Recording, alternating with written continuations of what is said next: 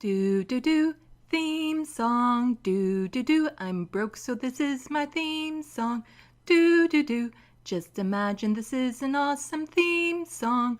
Do do, theme song. Left of the box.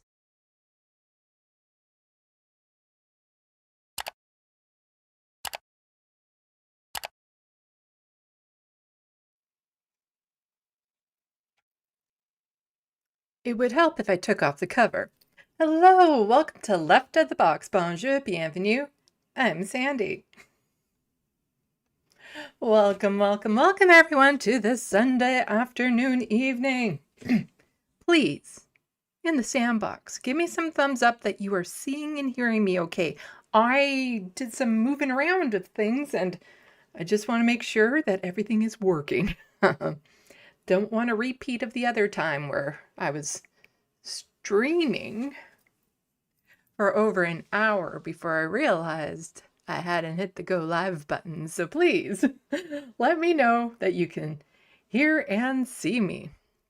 Because I found two of those big plastic folding tables on the side of the road in two separate places on two separate days, but in the same week. And they were both a little bit damaged. So I had a friend who was able to fix them up, and she fixed them up. And so one I decided to make into my computer desk so that I can make my computer desk, which is much, much smaller, into my painting station so that I'm not killing my back while I'm painting. And this gives me a lot more room. Abernathy. And hopefully Abernathy won't destroy everything now as he knocks something over. So, still not seeing any okie dokies you can see and hear me. But so far in the SandBox, we have Big Jerry, Looney Tunes, Diamond Weight Loss, and B-Cat. Welcome. Diamond Weight Loss is saying, can we do a remix of the Left of the Box theme song? I'm open to it, but I'm not commissioning it. And if somebody makes it, that's fine. It doesn't guarantee I'm going to use it. And also it would have to be AI free, like completely made by a human type thing. But yeah, I'm just going to wait till somebody lets me know that they can see and hear me. Abernathy. Abernathy's being a bit of a pain. But I did get a lot of painting done. Okay, Looney Tunes, you're back from a Discord run. Can you hear and see me? Somebody? Anyone?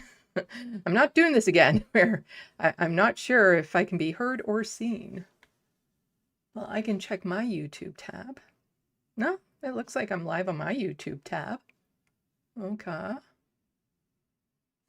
Just saying. I've been there. I've been there. Anyone? Anyone? The first 10 minutes of this will be me just saying, hey, anyone in the SandBox, acknowledge me. But I know there's a delay, so then that's always a problem. And then some people are thinking, well, maybe somebody else will say something. But you know what? It's good to just take the initiative. And let me know that everything is okie dokie. But yeah, so I had to rearrange the lights. I think it's fine. And I have more room, so when I'm wearing something a little bit more low cut, you might see a little bit more. I'm getting nervous. I'm getting nervous. I'm getting really, really nervous. There.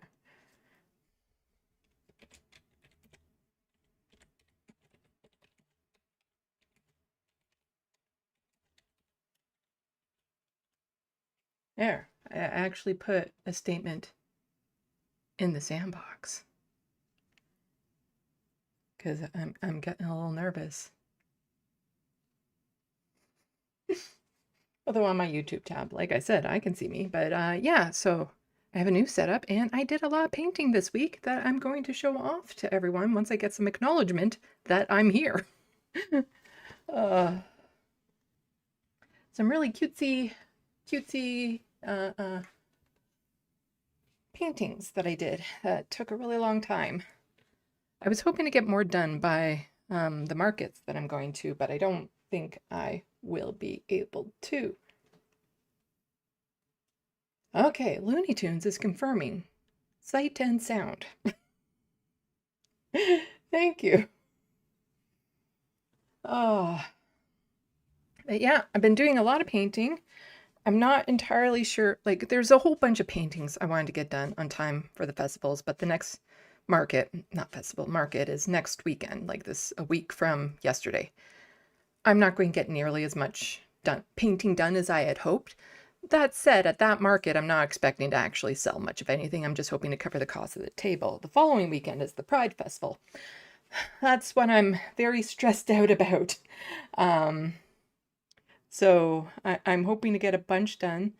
And I got 8x10 paintings done this week. And they look super cute. They're super cute.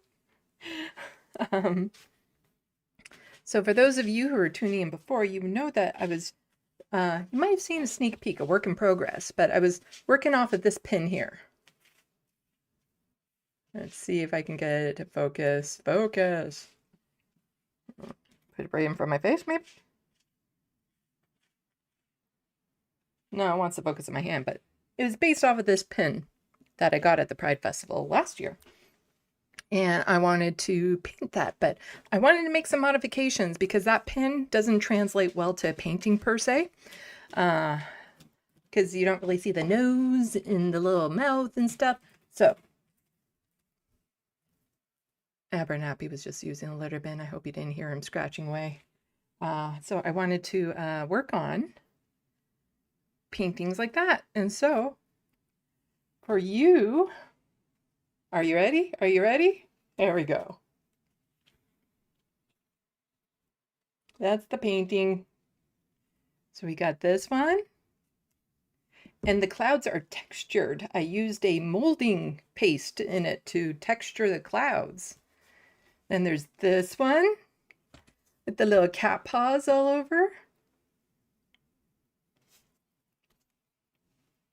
Then there's this one that I love because it's very colorful with the dots.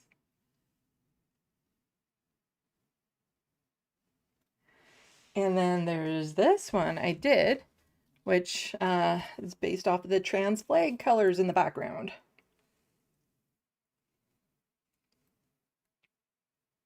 But I think they're super cute and bright. They're kitty cats. They have fangs. But I also wanted to do a twist on it. And so I redesigned that design.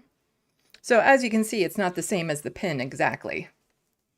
As a true artist, I only steal part of somebody else's art. So I changed the eyes, the paws, the tail, the nose, and the mouth, and all of that sort of stuff. But I wanted to make it even more different and fun, so I also modified it to this. You get a little doggy, a little puppy, so you have pride kitties and pride puppies. So that's the puppy in the clouds.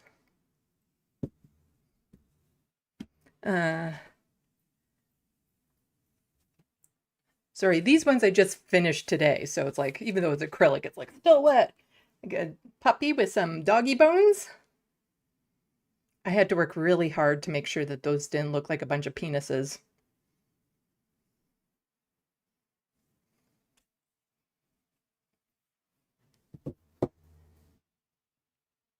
Then we got one with the dots, because I think the dots are awesome and colorful.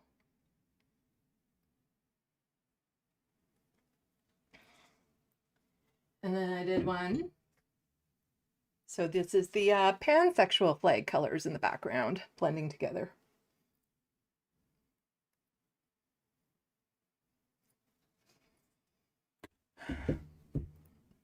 Unfortunately, they're not cheap. Because they take a long time for me to do. Because I'm very, very butt closed on how I do them. And so I think you all know me. I'm keen on the very fine details, and quite often when you're painting on canvas, after you layer the paint on nice and thick, little dots will start showing up because it didn't sink into the canvas properly. And then when it dries, it kind of pops open, which is super annoying. And so then I have to go over it and fill in as many of those little dots. It's usually really bad in the black that you can see it. So I would have to go over and fill in all those little dots and stuff, trying to make all those lines nice and crisp as possible on a canvas. It's still not that easy. And then like all the colors I had to blend because again, there's no paint company out there that has like the Pride paint palette. Not that it would matter too much because even then I had to modify it. I had to lighten the purple than what you would normally see in the Pride flag because otherwise you wouldn't see the black contrasted against it. And then some of them take multiple layers of paint to actually fill in properly and look like a solid color. Like this blue, that's a good 5 layers. And then of course, if I do a color and I'm like, I don't like that color, like I did actually with the red, I didn't like the initial red that I put on, so I lightened it a bit to make it a little bit more vibrant. So then I would have to repaint over that. And so, yeah, there's all those things that take time and whatnot. So yeah, it took me really long to do it. So they are going to be like $75 each. And that said, I'm not even making minimum wage. Yeah, it's gay kitties. Pride of kitties. Hello, Genie Bottle. Hello, Marty. Welcome to the SandBox. But, oh, did I miss someone? Oh, hello, David Christostrom. Christian.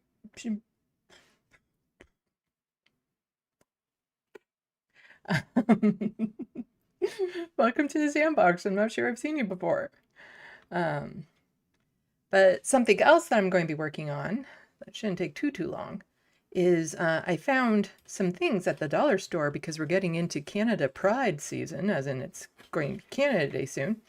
And so I found boxes of these little wood ornaments. So then what I do is I put a layer of gesso on top of it, like that, so it's a little bit more easier to paint. And then I'm going to do this.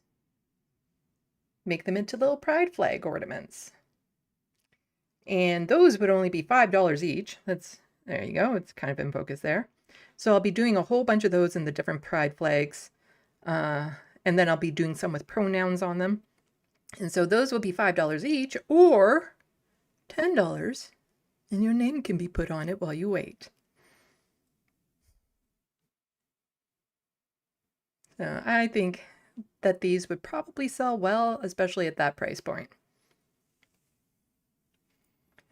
So I got a whole bunch of those. And luckily, I don't need to sell many of those to pay off what I paid for them originally, the supplies, because they're super cheap from the dollar store. But yeah. So we're going to see how far we actually get through the news today. I'm in a weird mood. I've been burning out.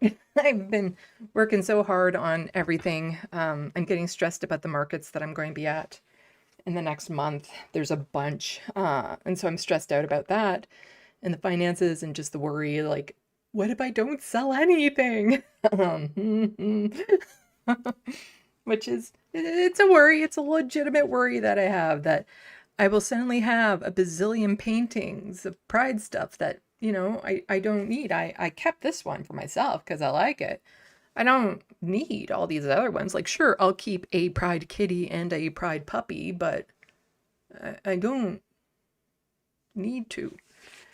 But you see, people can buy them kind of in pairs too, you know, because people can buy the pride kitty and the pride puppy in clouds. See? Although the blues are slightly different because I mix them at different times. But if they're apart slightly, then you won't necessarily notice. I'm trying to make it straight for the camera, but it's hard because it's in reverse. There we go. I think almost had it.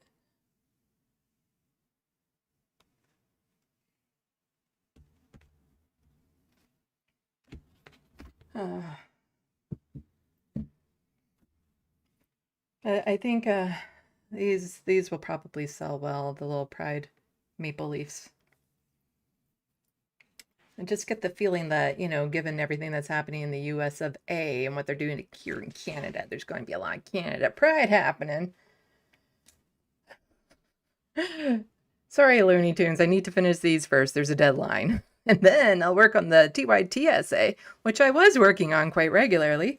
And I'm still doing like a touch of work on it here or there, but I literally spent 11 hours straight working on painting yesterday.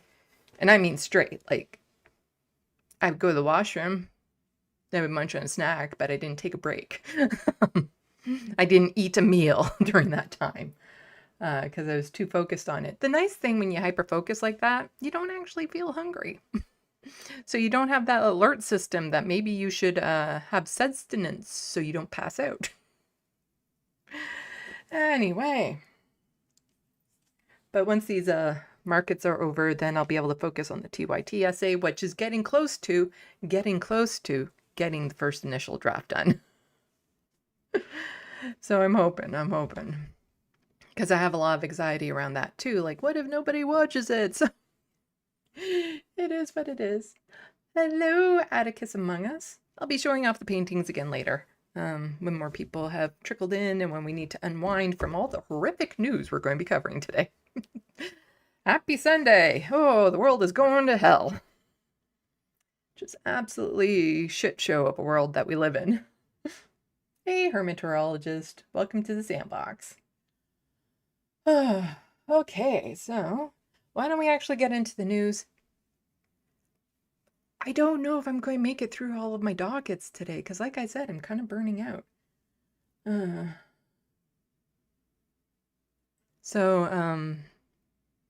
Like part of me is just kind of like, fuck it, and I'll do this tomorrow, but it's too long to do tomorrow, so I might try to split it up again, but I don't necessarily want to because I just want to focus on painting tomorrow, and there's other things I have to get done to get ready for the markets and stuff, so I'm just, my mind is a bit frazzled. And I'm hoping somebody would actually look at those paintings and be like, yeah, it's hand painted. $75 is not that much of an asking price. But why don't we actually get into some of the news? As always, I'm going to be starting with some international news. I suppose it's not always as always because occasionally I change things up, but this is going to be my typical layout. So, be starting with some international news, federal news, provincial news, and then stories of other subjects. So 4 long ass dockets that I might break up as I'm going through them. I kind of thought that maybe since I was painting so much, I wasn't on my phone as much, so I wouldn't have as many things clicked on, so I could have a shorter live stream. Yeah, that didn't happen. That really did not happen. I still clicked on way too many things, and I cut out some things, and yeah. Okay, why don't we get to it? So again, starting with some international news. Just a reminder, Cuba is turning into a complete shit show because of what the United States is doing, the embargo. Countries like Canada have the ability to do something, apply pressure, send resources, send food, send fuel, and are choosing not to. Can I say I'm surprised under Mark Carney? No. But it's shameful to be in a country this well off, knowing we have the ability to do something and this country chooses not to. So I'm not going to play the video because it's not in English, but basically this Patrick Oppman from CNN says, desperation of a Cuban mother that I interviewed last night who said she has no food for her children. And again, the power's out because the power is running out all the time. No medicine if you need to go to the hospital. And so this person here just says, America that just cuts off entire country from the outside world. No gasoline, no gas, no electricity, hospitals without facilities, children dying from lack of food. Cuba poses no threat whatsoever to the West, but no European country dares to say anything about it. And yeah, we've seen this before. of course, like with Gaza, where we know this is happening. The Western nations choose not to do anything. And it's super sad because this is preventable. Their suffering is preventable. This suffering was, what's the word? The suffering was, it's preventable. I'm trying to think of another word to say that it was imposed on them. But it was actively put onto them. And it didn't have to happen. And nobody is standing up to Trump to say anything about it. Not in Canada, not in the US. They're just letting it happen. Canada isn't even circumventing it by just, again, sending supplies and fuel and stuff. Things that we have plenty of that we can send. And they're not doing anything. And it's just sad to know that none of this suffering has to be happening right now. I always figured that we lived in the, we were going to move into a world where this sort of thing would be abolished from the world, end all world hunger, make sure everyone has the health care and food that they need and shelter and all that sort of stuff. We were going towards that Star Trek utopia, and then capitalism. Because it's still going on in Gaza too. And again, a lot of people so focus on what's happening in Iran and whatnot that tend to forget that it's still happening in Gaza. The siege, the blockade, Israel murdering Palestinians there, people dying from things that are preventable, again, like hunger and lack of medical care and whatnot. It's still happening. And they're just getting away with it because, again, Western nations that could do something aren't. And so this is from Dropsite News saying Israel is still blocking prosthetic limbs, oxygen concentrators, laboratory reagents, and other essential medical items under Israel's dual-use restrictions, leaving thousands of amputees waiting for surgery or evacuation.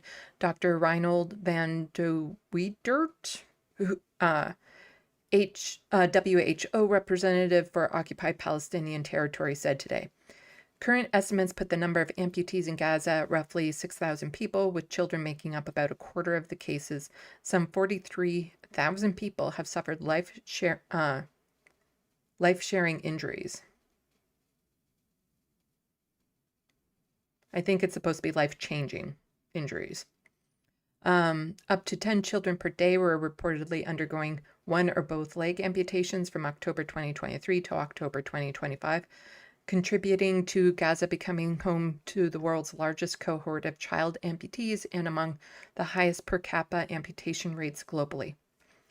The doctor further described catastrophic conditions inside Gaza, warning that hospitals are barely functioning, critical medicines and laboratory equipment remain blocked at the border, and disease outbreaks risk spreading amid overcrowding, rodent infestations, and collapsing sanitation systems.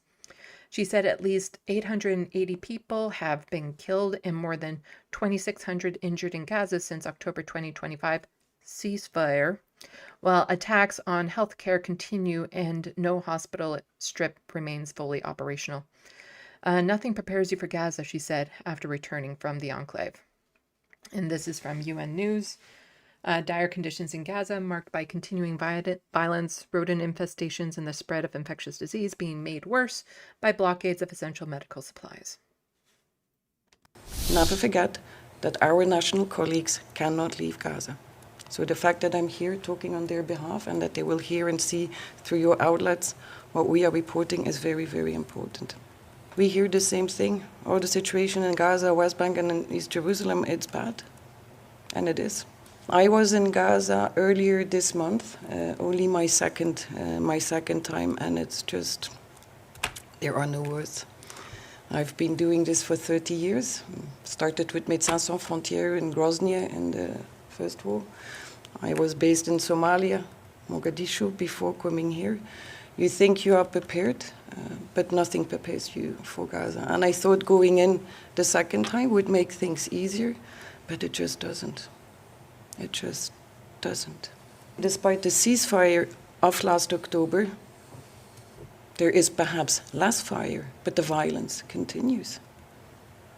We hear bombs nearby. There is gunfire every day. It's tense in Gaza as we speak.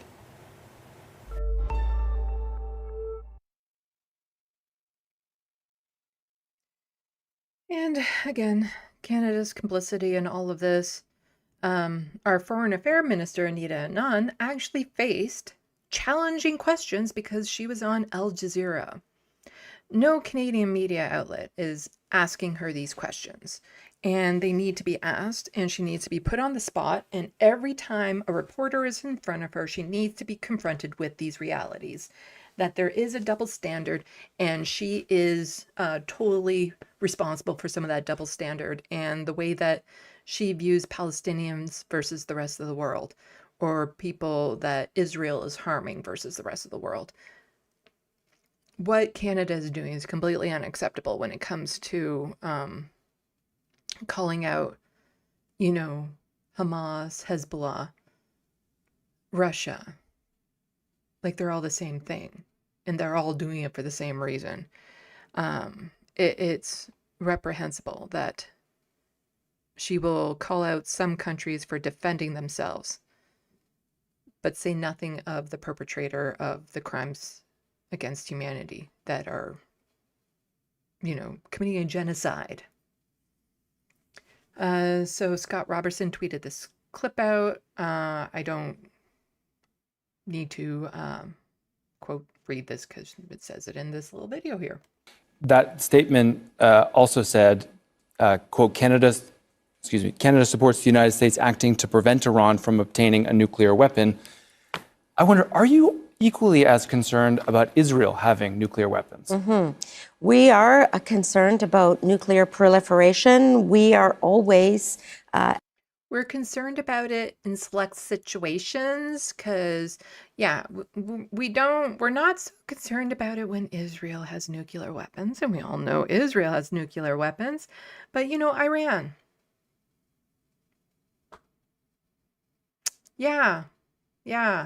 That's a thing. They don't have nuclear weapons, and they weren't trying to get them before. As a party to nuclear non-proliferation But specifically when it comes to Israel? We're concerned about the escalation of violence in the region. And so what Canada's position... If you're concerned about violence escalation in that region, then you need to talk to your buddies over in Israel. ...will always be is de-escalation, looking to have a ceasefire and to make sure that that ceasefire is permanent. And I want to underscore that although you read from the first statement that the Prime Minister and I issued, over the course of time, when we realized that the tenure of this war was taking a different turn, when there was greater escalation, when there was retaliatory strikes, we continued to emphasize the importance of that de-escalation. You do know what retaliatory strike means, right? Again, the violence could end, like now, if Israel and the United States stopped doing the violence. Then we could actually, not have any escalation there. And that is our position. But I'm asking because Israel maintains this sort of strategic ambiguity about whether they have a nuclear weapon, though it's widely believed that they do. And if they do, in fact, have a nuclear weapon, is Canada okay with that? And I ask that because, of course, just last year, Israel bombed 6 countries in the region, including the one that we're in right now. As I said, we are concerned about Selectively about nuclear proliferation, especially when countries are not party to the nuclear non-proliferation. Way to not answer the question. Have you expressed this to Israel? Treaty. I have been in touch with Minister Sarr after February 28th. We have not addressed this particular point. Okay. Of course not. And here's a little bit more from that interview. Again, I don't need to read the quote because she says it. But, this is just in regards to questions Anita and Nan on Israel leading the investigation into the death of Canadian killed by Israeli airstrike in Lebanon. A Canadian citizen named Hassan Haider. He was killed in southern Lebanon. Yes, he is. In April. Yes. His family says that he was killed by Unfortunately. an Israeli drone. You asked Israel to investigate his death. Why ask Israel? Why ask the murderer to investigate the murder that they murdered?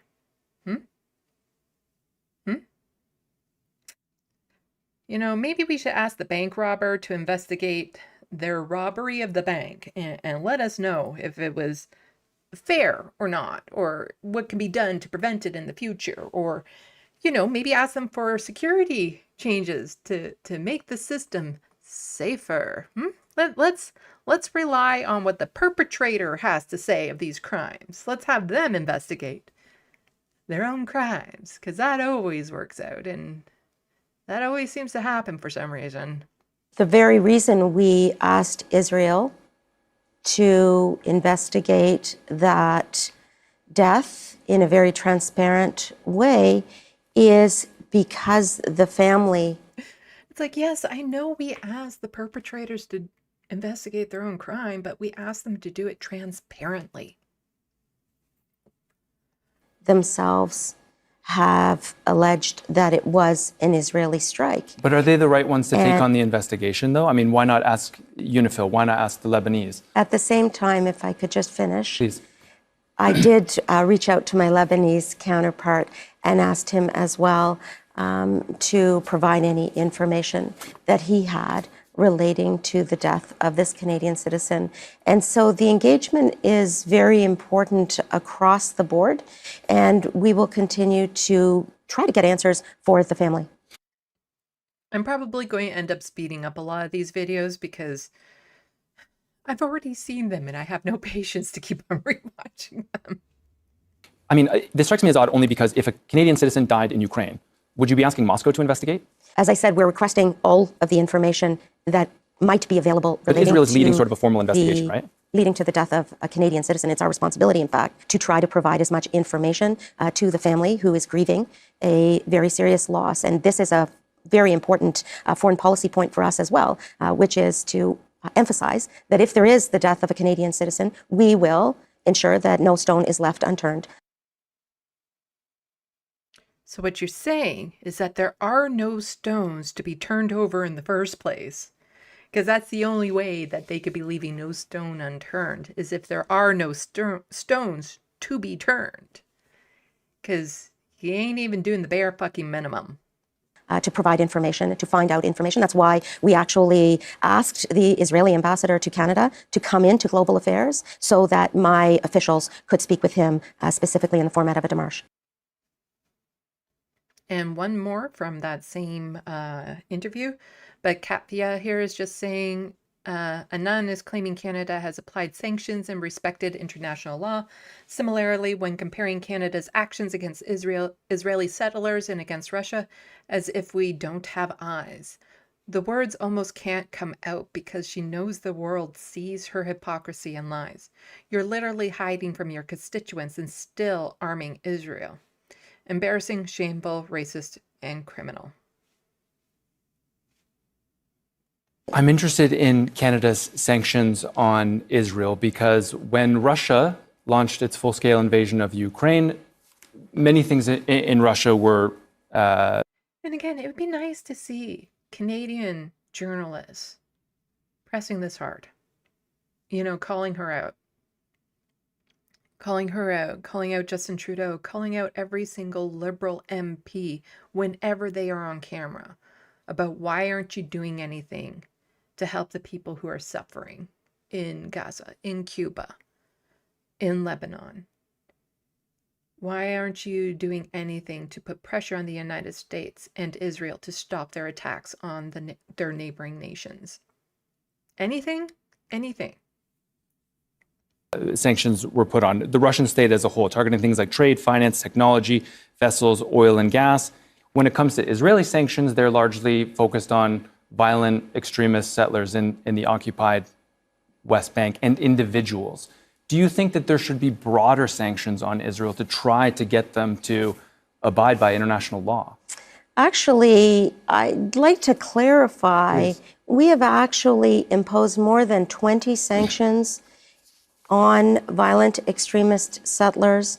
We've also Oh, on individuals, huh? Yeah. On violence. Yeah, okay. The Wild West with the 4-month membership is just saying free Palestine and save the orcas. Yeah. No, just we've sanctioned a handful of people as opposed to, the entire fucking country. sanctioned 2 Israeli cabinet ministers, and we also ensured that we are standing with the people of Palestine, recognizing the state of Palestine, supporting the Palestinian Authority.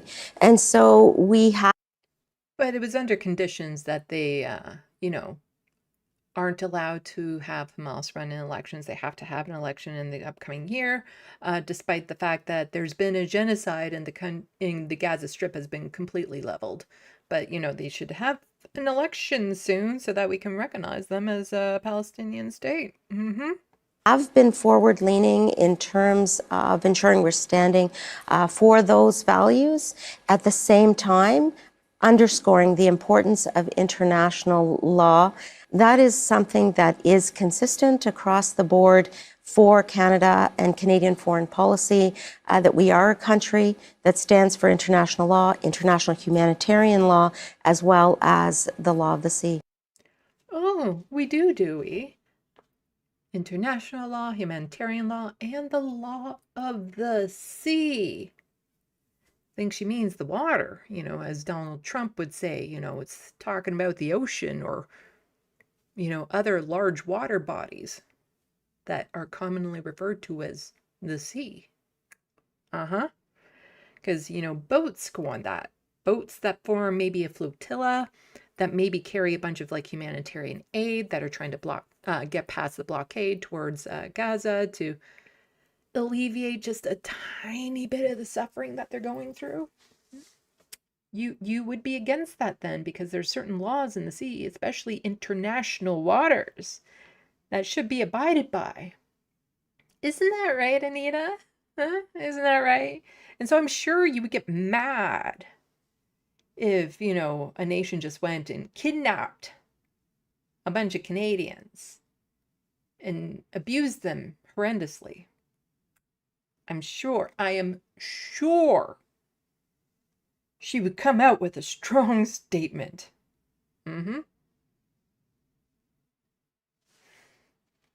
Not sanctions, not doing anything, but just, I say all of this because on that sea, there was the flotilla organizer confirms identities of 12 Canadians detained by Israel. And this is of the most recent flotilla that tried to get past the blockade. This is the moment Israeli naval forces intercepted part of the flotilla that was trying to get into Gaza. Armed soldiers board the boat and then take over. In all, there are 54 vessels with 12 Canadians and other internationals on board from the Global Samud Flotilla organization.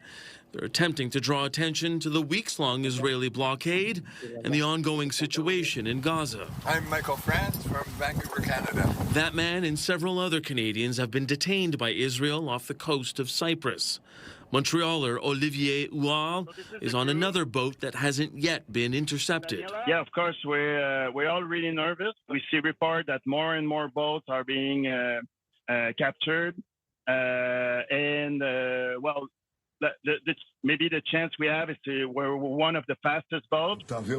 Prime Minister Benjamin Netanyahu oversaw the operation to intercept the flotilla, congratulating the Navy personnel, while the Israeli Foreign Ministry claimed the vessels heading to Gaza have no humanitarian aid on board. Mostly it's baby food and medicine. Shaheen Mahmood from Belleville, Ontario, says he's not associated with any government or political party. He just wanted the humanitarian aid to reach the people in Gaza. I have personally bought. And they know to some extent that the likelihood of them getting through the blockade is slim. And they know what has been happening to the activists once Israel gets their hands on them. And because nothing has been happening, there's been no consequences to the Israeli soldiers who have been capturing them and abusing them, sexually assaulting them. There's been no consequences as of yet. And so every time now, it escalates and it gets worse and worse and worse. And we're going to be hearing some firsthand accounts of some of the things that these activists had to endure. But they do this, these activists, they do this knowing that there's a strong likelihood that they will be brutalized by the IDF. But they're doing it anyway because attention has to be brought onto this. People have to keep on trying to bring much needed aid to those who are suffering. We can't just say, okay, well, it's too hard, so we just give up.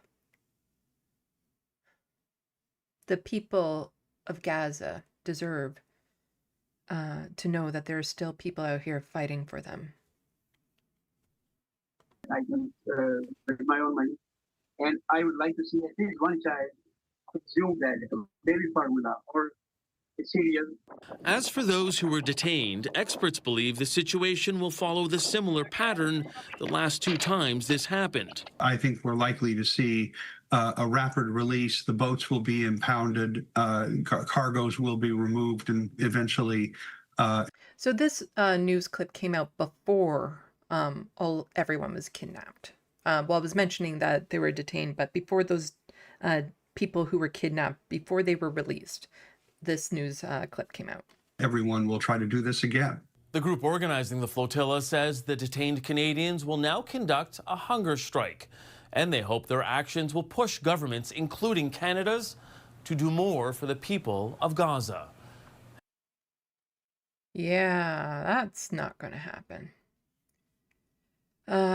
So here, Alex is just quote tweeting out from this Al Jazeera breaking news saying Israeli forces attack Gaza-bound aid ship with volunteers from Australia, Belgium, Canada, and France on board as it continues to obstruct flotilla mission, organizers say.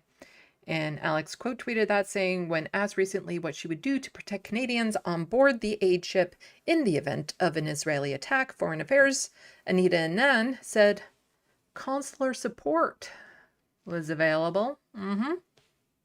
Good to know that consular support will be available should we get kidnapped by the IDF and brutalized. So I want to first and foremost indicate that we will always be offering consular support. You see, we'll be offering it, but if they actually receive it, well, that's out of our control, but it will be offered. To Canadians who are traveling and engaged outside of our country. And the flotilla is something that we are closely following and monitoring. At this point in time, we are continuing to examine what options exist in front of us. Yep, we're monitoring the situation, and we'll examine the options we have, and then not do any of them, like anything that would actually make a difference. We won't do any of those, but we will look at them.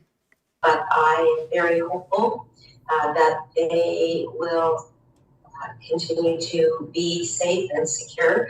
And of course, that is what we will be instructing our consular officials to offer support in any way possible to Canadians who are outside the country, including on the flotilla.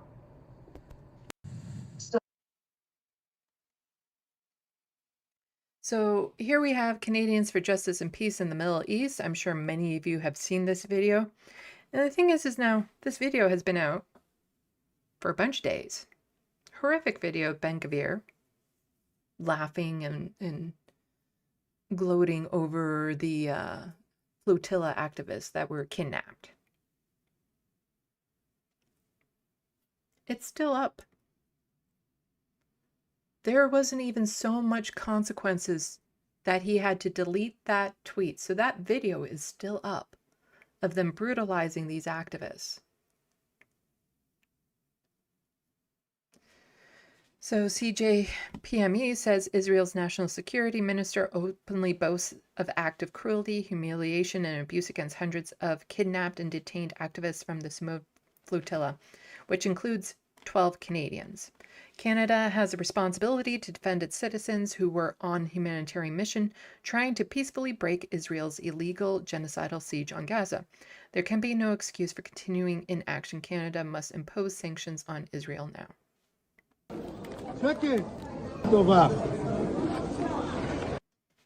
And he looks to be having a great old time.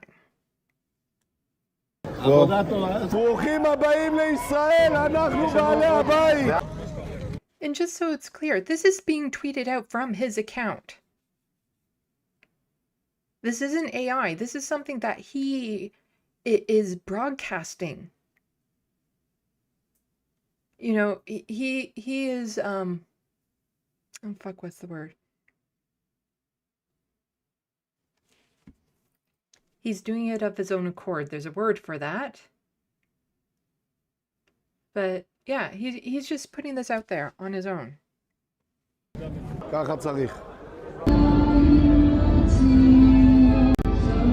Sorry, music.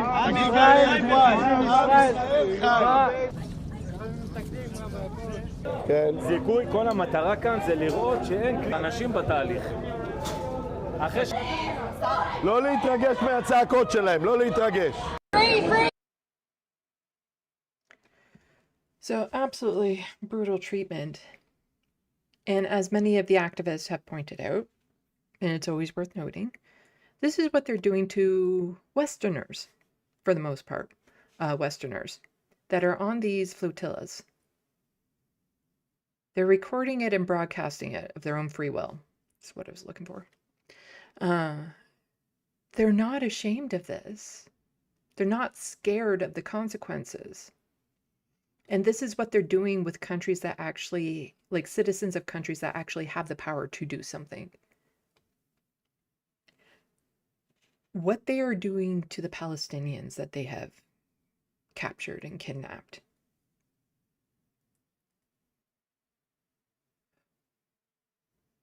When we find out all of the details of how absolutely horrific it was, you'll question humanity. Because me, I would imagine most of you watching, we don't have minds dark enough to comprehend what is happening over there to the Palestinians right now, the suffering that they're imposing. You know, future generations will look back on this and just be absolutely horrified.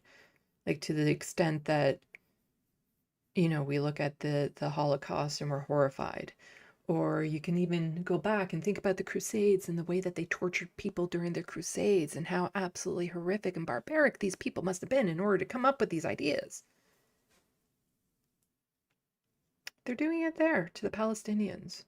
And the countries that have the power to step in and stop it are choosing not to.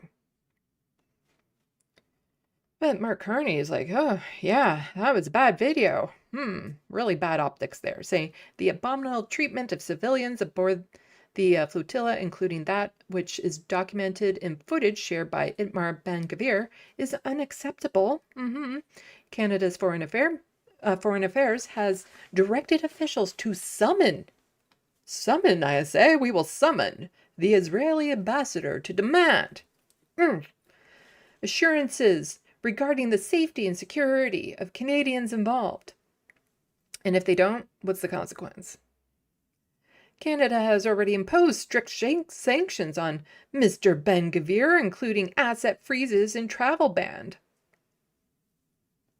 I'm sure he cares. I'm sure he was planning on coming to Canada sometime soon. In response to his repeated incitement to violence, The protection of civilians and respect for human dignity must be upheld everywhere at all times. And of course, Mark Carney is being forced to tweet this because, again, Canadians were on board those flotillas and kidnapped. But when footage comes out of Ben-Gvir celebrating the fact that they can now execute Palestinians they deem to be terrorists, in fact, it's mandatory, he doesn't say anything. When he sees other videos of Ben-Gvir celebrating the deaths and the abuse and the torture of Palestinians, he doesn't say anything. And I'm sure if he could get away with not saying anything about this, he would. So here's Anita Anand saying, oh, yeah, should probably say something. So Alex again is tweeting this out, saying Canadian Foreign Affairs Minister Anita says she has summoned, I say, Israel's ambassador to Canada, Ido Moed, regarding Israel's brutal treatment of Gaza aid flotilla participants, which include 12 Canadians. Israeli Minister Ben-Gvir shared the video. Anand notes, Canada, we sanctioned him like last year. Totally sanctioned him. Those are some consequences. If those were really real consequences, then he wouldn't be in a position to be sending out that video in the first place. Taking your questions, I wanted to mention an additional point, and that is that I have directed my officials to summon the Israeli ambassador regarding the mistreatment of civilians aboard the flotilla. What we've seen, including the video shared by Itamar Ben-Gvir, is deeply troubling and absolutely unacceptable. Canada has already imposed strict sanctions on Ben-Gvir, including asset freezes and a travel ban. So these are things that we have done in the past that aren't working, that aren't making any difference in this, and we're not going to mention the consequences that might be suffered from, harming these Canadian citizens. Nope. We just mentioned things we did in the past that didn't work.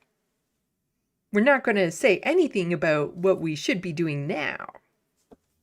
In response to his repeated incitement of violence, the protection of civilians and respect for human dignity must be upheld at all times. Taking your of which he has no respect for human dignity. So here we have Anita Anand again saying, I have directed my officials to summon the Israeli ambassador regarding the heinous treatment of civilians aboard the flotilla. Civilians must be protected at all times. The video shared by Ben-Gvir is deplorable and documents the mistreatment of civilians. Canada has already imposed, again, past tense, something we did that didn't work on Ben-Gvir, and we will continue to pressure the government of Israel to crack down on those inciting violence. And so Dimitri here is just saying, obviously, the sanctions you've imposed on Ben-Gvir are grossly inadequate. Why haven't you sanctioned Netanyahu, Gallant, or Israeli military officials? Why do you continue to allow Canadian-made military equipment to be sold to Israel? Why is your government purchasing military equipment from Israel? Why haven't you sanctioned the Israeli military industrial corporations like Elbit Systems or IAI? Your sanctions on Israeli officials and the corporations are a joke compared to the sanctions you've imposed on Russia. The reason for this is that your government supports Israel's genocidal crimes. And at this point, if you aren't doing something to actively end it, you are supporting it. We all know what's happening over there. And if Canada isn't doing anything to really get Israel to stop, it's support at this point. You are complicit in those crimes and should be charged and tried for your complicity by the ICC, and I am all for that. But Rachel Gilmore, because, Anita is still trying to cover her ass here by saying, at my direction, global affairs officials summoned. So you see, my last tweet, I was saying we were going to. Well, now I said we did summon the Israeli ambassador regarding the treatment of Canadian citizens on board the flotilla. I can confirm that all Canadians who were on board are safe and are in the process of being transferred to Turkey. Consular officials will be present to meet and support Canadians upon their arrival in Istanbul. Officials at the embassy in Tel Aviv have been engaged throughout and remain standby to provide immediate assistance. Canada expects full respect for the rights and safety of all civilians.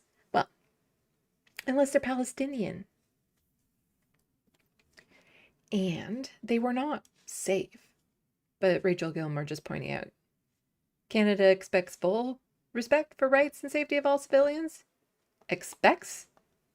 How about we ensure in detail exactly how you'll achieve that? Again, Anita is always talking about the past tense. Well, we did do these sanctions. Shucks darn, they didn't work. Don't know what to do now. We tried one thing, it didn't work, and now we're all out of ideas. Bad Lefty hates that voice. Yeah. But here we have, we're going to get into some of the testimony of the people who were kidnapped. That kind of goes against the narrative that the Canadians who were also kidnapped were safe. They weren't. They might have been safe from execution, but they weren't safe from harm. So Sarah's saying here, harrowing testimony from Australian filmmaker Juliette Lamont, kidnapped by the Israelis on the global smooth, battered and sexually assaulted. So be warned, some of the testimonies of the people who participated in this flotilla, it gets quite graphic, and they were severely, severely abused. Personally, I was sexually assaulted when we were intercepted and taken to a prison boat. I was cable tied with my hands behind my back and shackles to my ankles. I was thrown. And we saw them in the bank of your video where they're crouched over and their arms behind their back. Like, that alone is torture. How many of you can hold that position, like even get into that position to begin with? And then to be held like that, like no support, not being able to even like roll onto your side. The pressure would continue to build. Just absolutely brutal, brutal treatment of people whose crime was, we're trying to get, baby formula and diapers to suffering families and children. To the deck of the prison boat, where I was then stood upon. I was slapped with guns to the back of my head, and a whole wash of water was thrown under my body, to the point that I thought that I was going to drown. I feared for my life, but the reality was I was sexually assaulted. I was thrown into a darkened shipping container. 5 men beat me and sexually assaulted me in that container ship. And when I was spat out into an open area in which we had to live for the next 3 days, we had to watch 180 people go through the same thing, hearing their howls of pain and torture and abuse. And this will be a lifelong memory. But what it showed is the absolute disregard for human life, for human care, for human dignity. And this is something that innocent Palestinians go through every day. And this is what's happening to people that they know they will be releasing. They know that these people will go out there and give testimonies of how they were treated. But they do this brutal abuse anyway, because they know they can. Nobody is stopping them. It's only escalating. We've had similar reports from other flotillas, and it just seems to be getting worse and worse every time. There was a word for that. Accelerating? It's only accelerating? No, that's not really the word I wanted. Anyway, other people from other flotillas have said that they were sexually assaulted. And the world turned a blind eye to that. So they're only emboldened to do it more.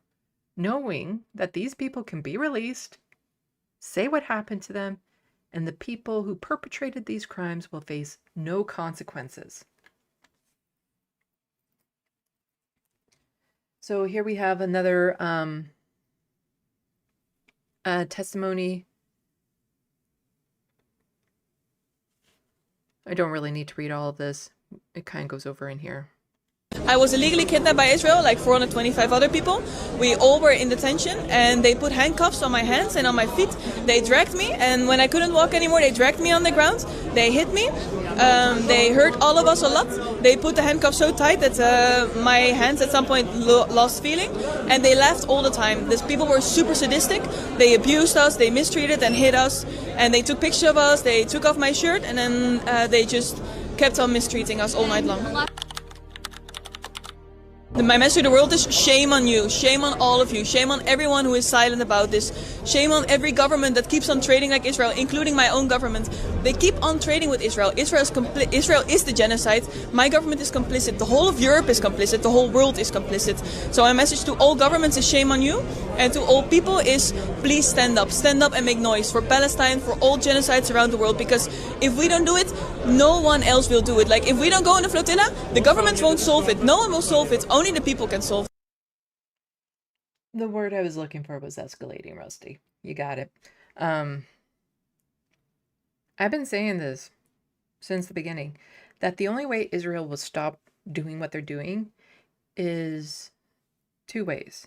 They complete what they set out to do, or other nations force them to stop.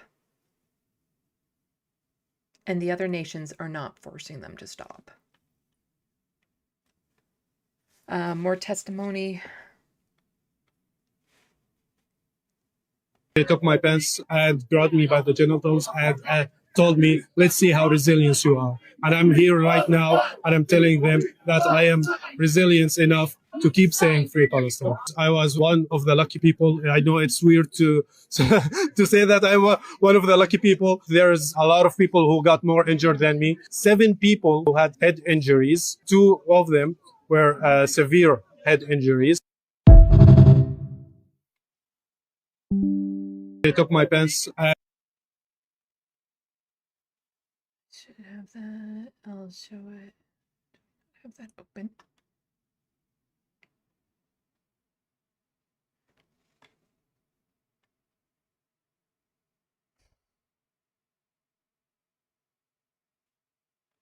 Sorry, I don't actually have the file open that I need to have opened for this. Do I have it here?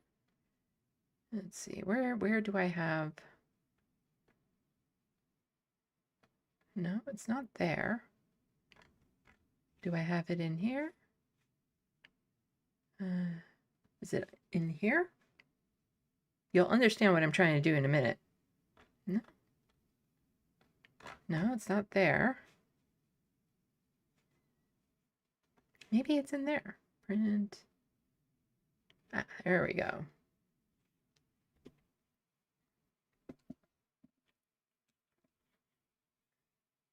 Haha. Okay. When I'm done this part, you'll see what I just did. But thank you, True Democratic North. And when we get back to the main screen, I will pop it up.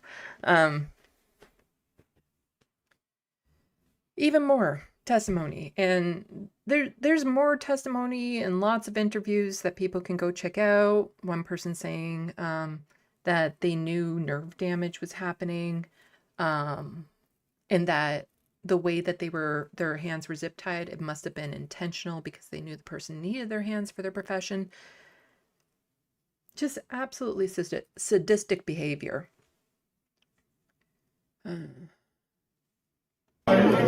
From the moment we arrived in the prison ship, they were abusing us. They shot a...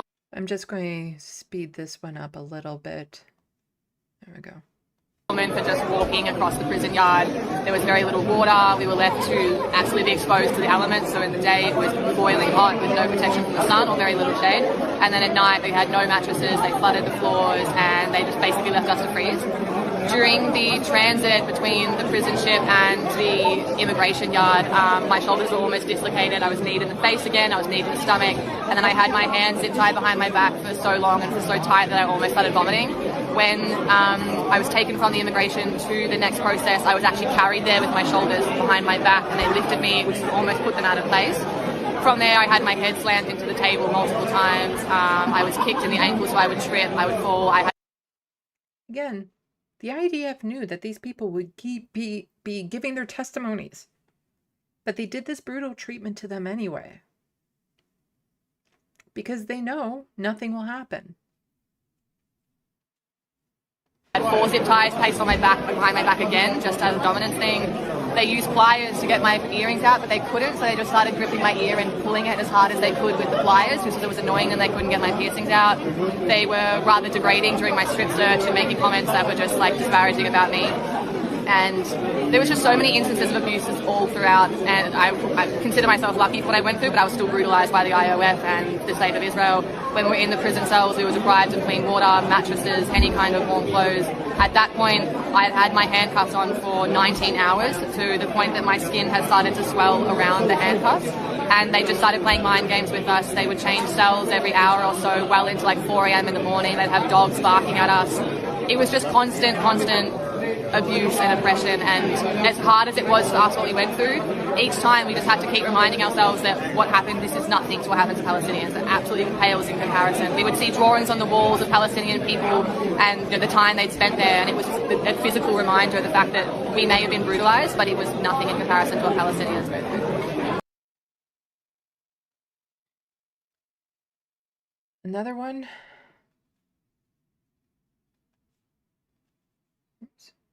Crazy thing is that from when we were intercepted, we were met with such levels of violence. Our boats were shot at, and from the moment that we entered the prison ship. So we have people from all over the world participating in this flotilla, giving their testimonies, and still no consequences to the people who perpetrated this abuse. Ben Gvir could just send out the video and boast about it with no consequences. The only consequences he faced were sanctions that happened once upon a time. To touching down in occupied Palestine, we were violated in all different manner of ways, and the fact that Israel would do that to us, with the world on us, I can only imagine what they do to Palestinian prisoners every single day, with the lack of media attention, with the lack of journalists and the eyes around the world on them. Yeah, like we were brutalized, most definitely. Crazy thing is that. So this is from the Global Samoa Flotilla account. At least 15 cases of sexual assault, including rape, shot with rubber bullets at close range. And they're listing some of the things that happened to the activists. Tens of people's bones broken. While the world's eyes is trained on the suffering of our participants, we cannot emphasize enough that this is a mere glimpse of the brutality imposed daily on Palestinian hostages. Don't let up. Statements of condemnation are not enough. This moment must be seized by people worldwide to apply the necessary pressure to end this colonial violence. Pressure officials. Escalate boycott and divestment tactics. Organize direct action. Please, if you can be a lightning rod moment, let it be that. Join us wherever you are and rise up so we can end the occupation, end this colonialism, end this violence. Free Palestine now. They said this to us repeatedly. So we are clear that Israel was ready to escalate. The IOF were ready to escalate. They didn't need an opportunity. There was a woman that crossed the line that they had said nothing about, and she got shot with a rubber bullet for that fact. They were using any moment they could to use violence, even if it was pulling us from one place to another, trying to force us to fall. If somebody said free Palestine, they were very clear. You use words, we use guns. They said this to us repeatedly. We know that on one of the prison boats, as people were being brought into the open space, they were held in groups of 2 or 3 with about 5 commandos, brutalizing them one by one as people were entered into that container. We know on just one of the boats in one of the sections there were at least 15 cases of sexual assault that have been reported so far. There were over 30 broken bones, broken clavicles, broken ribs.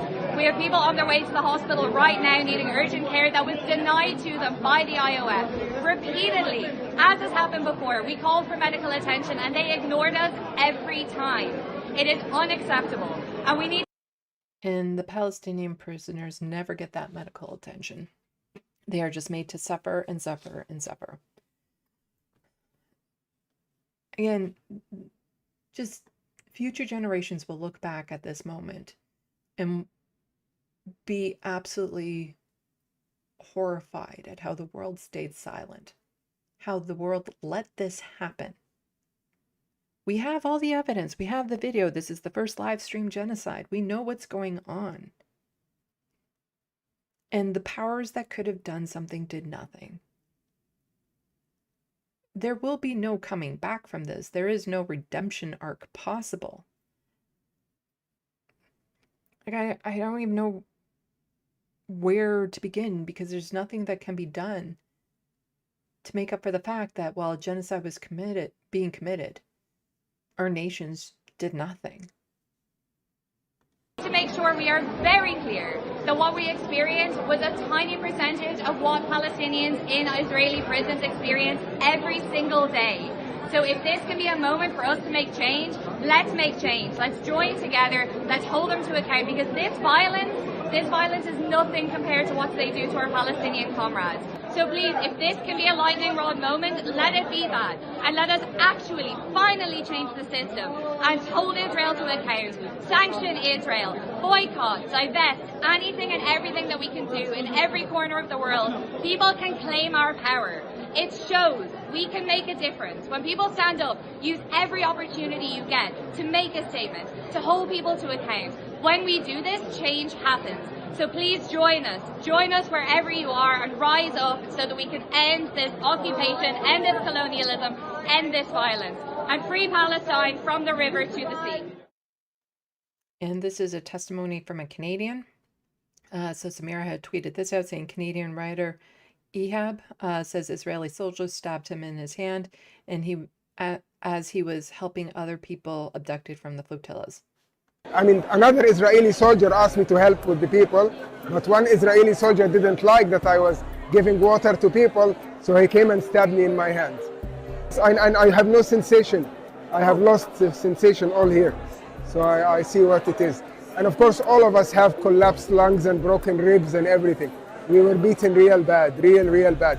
It wasn't beating as self-defense, it was beating as punishment. They were punishing us. I mean, Meanwhile, this. So while all those people in the flotilla were being brutalized and abused and assaulted, sexually assaulted, there was this celebration going on. So Orange is just pointing out the bar outside our concentration camp was destroyed, but we've rebuilt it as a bar outside a death camp. Finally, we can dance again, because they're celebrating the kibbutz being reopened after the October 7th massacre. After 2.5 years, it reopens its pubs that was destroyed during the October 7th massacre. This is how we win. We restore and rebuild. And then we drink.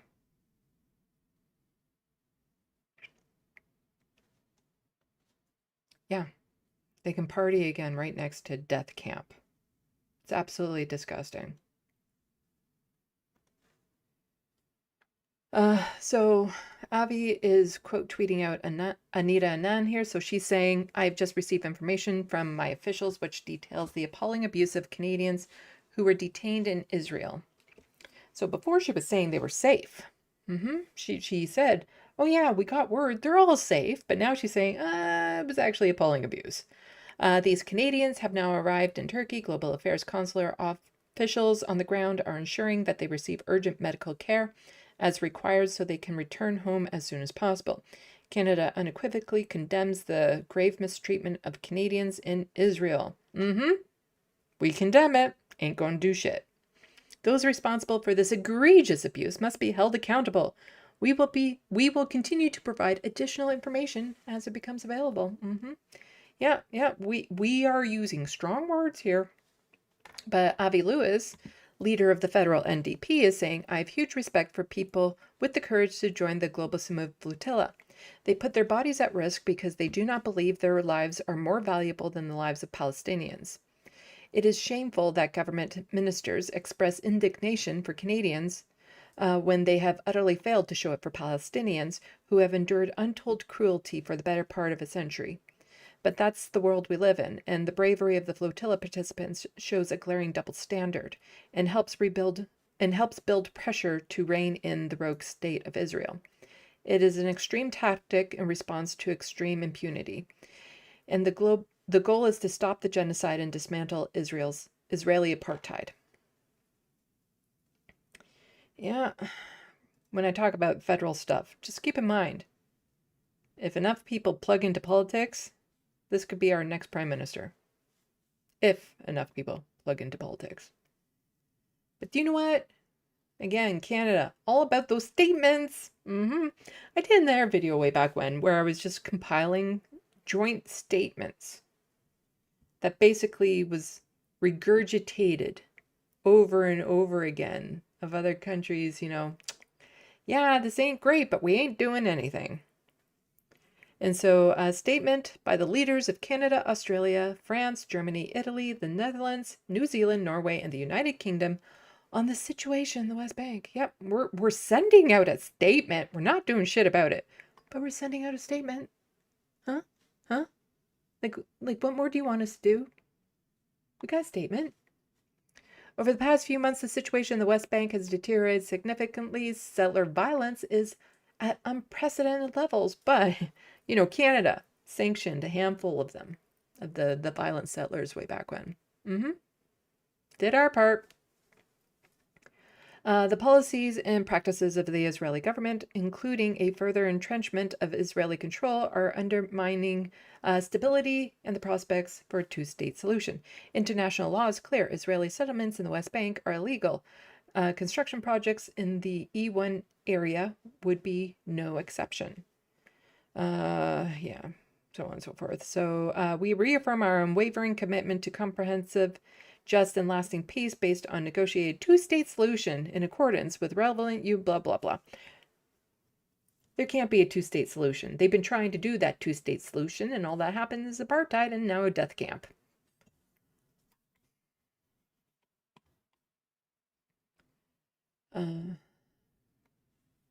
But here's something that we could do, because apparently Canada-Israel relations are at the worst they have ever been, Ambassador says. Gee, I wonder why. But Jeremy Apple here is pointing out Canada signed a free trade deal with Israel in 1997, which, last I checked, is still in effect. And contrary to self-serving disinformation by the Canadian government and pro-Israel organization, Canada still sells weapons to Israel. So we could end our free trade agreement and we could stop selling weapons. That is the very bare fucking minimum that this government should do. I would say sanctions, say that they'll actively serve the ICJ warrants and hold people accountable, stop negotiations with those terrorist states, put real sanctions on them. There's a lot that Canada could be doing that they would actually feel that could actually hurt them, but they'll say strong words of condemnation, but they won't do anything that will actually make a difference. It is shameful, completely shameful, to be in a country like this.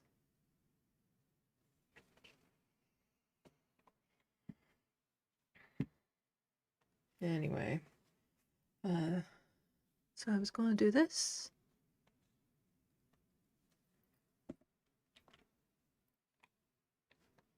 There we go.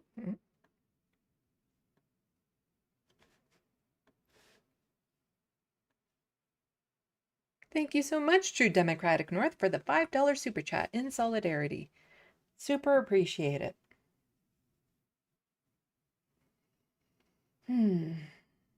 Okay, so we're going to be moving on to some federal news, but before we do that, I'm going to close a bunch of tabs because, again, I have like a bazillion tabs open, and my computer always gets mad when I do that. I think this was the longest docket that I have. No, actually I don't. Never mind. And then I will be going to federal news. Okay. But before we do that, we're going to check the sandbox. I need to fix my monitor here. It's bugging me. Oh, if I do that, then it's going to pop like completely out and fall to the ground.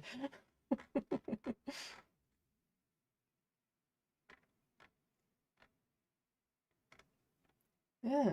And people who are joining later, I worked hard and got a bunch of paintings done this week that I will show off again later on in the stream. So stay tuned for that. The people who are here early got the sneak peek, and they are super cute paintings. So you'll have to, well, you can rewind and see them then, or stay tuned and you'll see them again later. But let's see. So got a bunch of people who have jumped into the sandbox.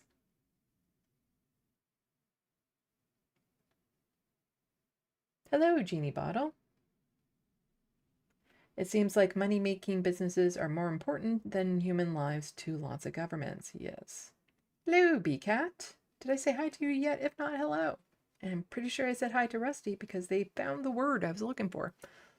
Hello, Edgebox and Bad Lefty. God, this fan, I have a fan on right now and it's driving me freaking insane because it's rattling. Not a loud rattle, but a little rattle, and I hate it. I hate it. Look at me. There we go. I'll just turn it off for now. Might have to turn it back on. It's getting warm in here. Let's see.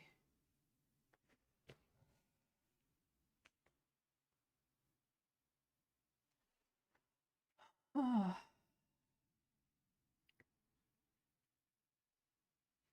Bad Lefty saying big hostage video vibes, and that was in response to the first video of Anita and Nan being like, oh, yeah, we care. We totally care.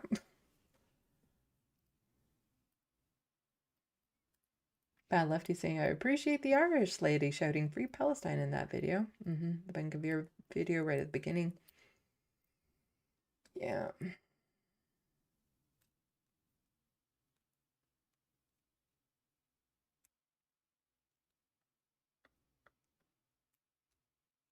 Edgebox history will not be polite about this era, that's for sure.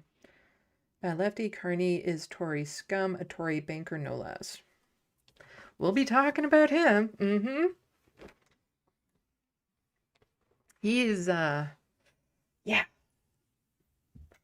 know, he's not rolling back rights for, you know, abortion or queer folks. He's also not stopping the provinces from doing that.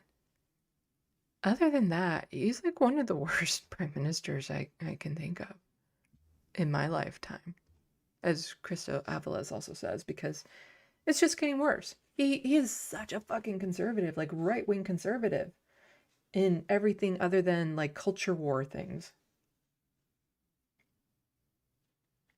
Hello, John Litham. Welcome to the sandbox. YouTube didn't send the notification. How dare they not?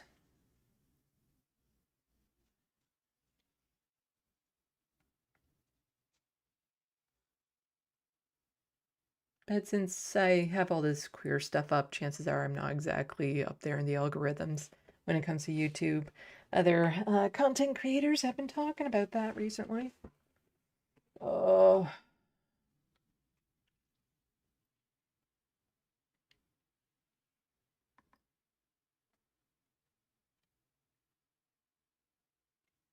Let's see. Hello, reference frame. Welcome to the sandbox. I saw that. True Democratic North. I was watching Bosch. I checked in on him earlier today, too. I do watch Bosch. I also watched a bit of the Vanguard. Checking out what was happening to Hassan Piker. Wow. Hello, Genie Bottle. Talking about soccer versus football.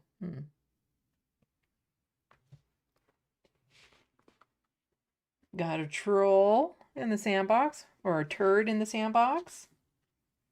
Looks like that turd was taken care of by mods. Thank you.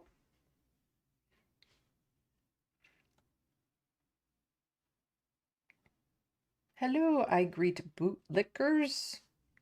Welcome to the SandBox. Not sure I've seen you before.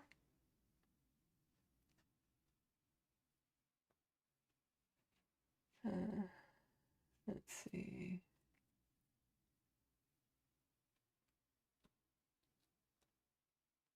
Oh, and people, don't forget to turn it to live chat versus top chat. It's always annoying when that happens.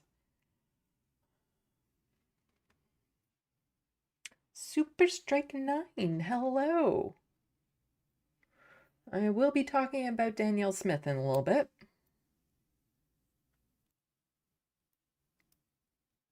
Let's see. Bad lefty, birds of a settler, colonial feather flock together. There's like a poem in there. Super Strike 9 saying, I want Canada to have zero relations with Israel, that genocidal apartheid state. That would be nice. It would be nice. It would be a statement, that's for sure. Let's see.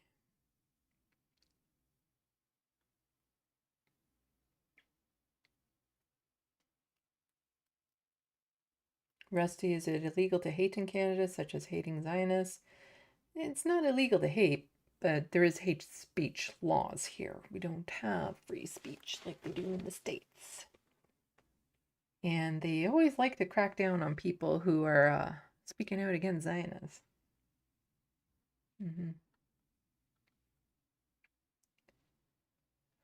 Let's see.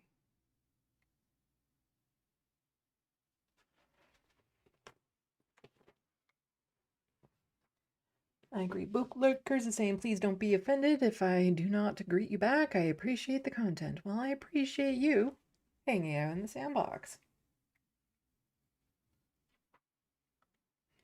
Okay, so before we move on, I do want your opinions on the paintings because I just realized something because I was working on the Pride puppies today. Like I just finished them, but I did the Pride kitties earlier. So this is the Pride kitty in the clouds. And this is the Pride puppy in the clouds that I made. So this design is based off of the pin, and then I modified it even more to make the Pride puppy. But you notice how the Pride kitty here has the little white dots in the iris there? Should I add it or remove it? So should I add it to the puppies or remove it from the kitties? They have very different looks, I find, if I have the dots or not. So should I add the little light dots to the pupil of the puppies? Or remove it from the kitties, or just leave it as is. Where the kitties will have the little white dots, but the puppies will not.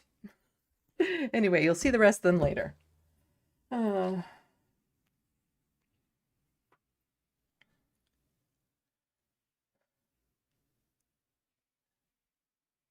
Happy Man 1000. Well, whose box is it then? It's the SandBox.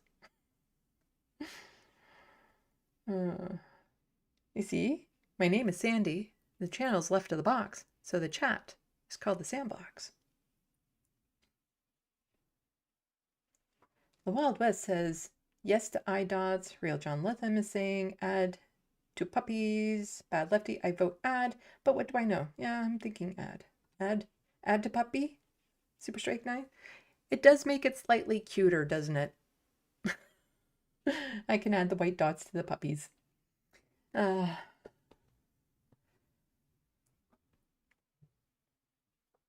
Atticus Munga saying there's another leftist streamer who has been seeing a decrease in viewers outside of regulars in the last month or so. He attributes it to change in algorithm. Have you seen any change?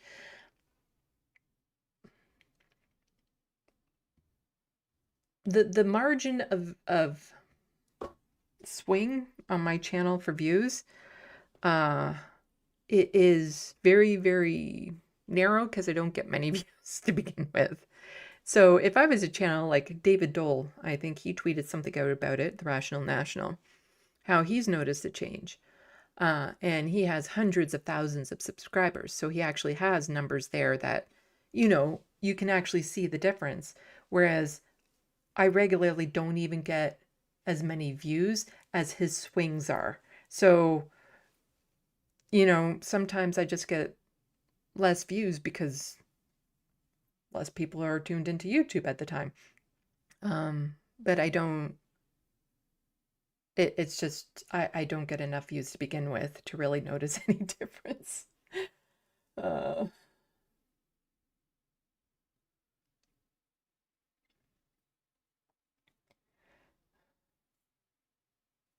Wild West, some of us have been left in the box too long. Real John, there have been quite a few lefties who have seen decreases. One claims it was because Midas Touch takes up all the bandwidth, which seems improbable. Yeah, I don't think it would be Midas Touch's fault. Super Strike adds cuteness by +3 in my opinion. Why +3? Why not, LOL? Talking about the little dots in the eyes, yes.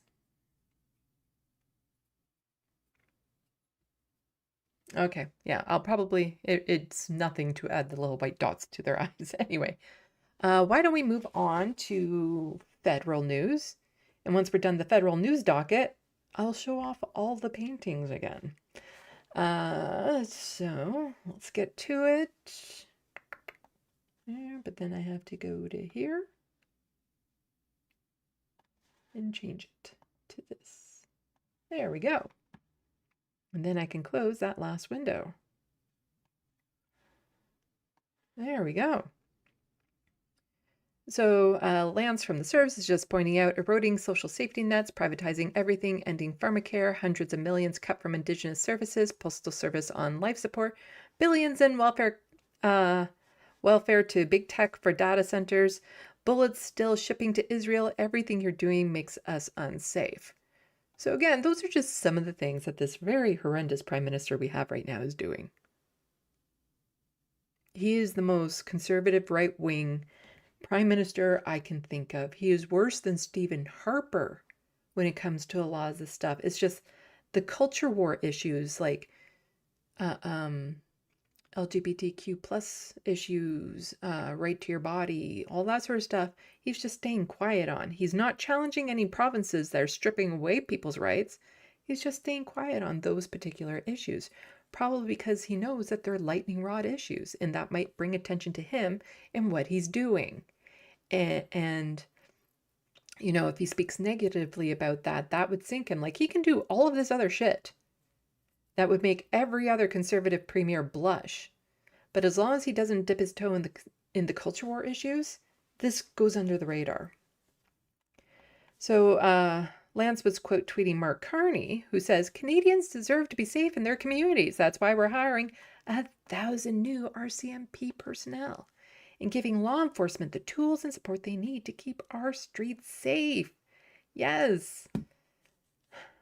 By adding more military to our streets. It's Mark Carney is well on his way to Americanizing Canada, and having militarized police forces is one of the ways he's doing it. But Terrell here is pointing out, this is modern day colonial propaganda. Mark Carney hasn't even mentioned or marked the 150th anniversary of Canada's greatest shame, which all Canadians benefit from to this day, the Oppressive and Racist Indian Act, which is still in place. Because from the Prime Minister account, for over 150 years, the Royal Canadian Mounted Police has served and protected Canadians. This is all just propaganda bullshit that he's pushing. And the Government of Canada is assuring that the RCMP has the support and resources it needs to continue that work for generations to come. Well, you know, the reason why the RCMP was created in the first place was to police Indigenous peoples. Literally part of their job was to go and kidnap children to take them to residential schools where a lot of them were brutalized and some of them even killed. That was their job.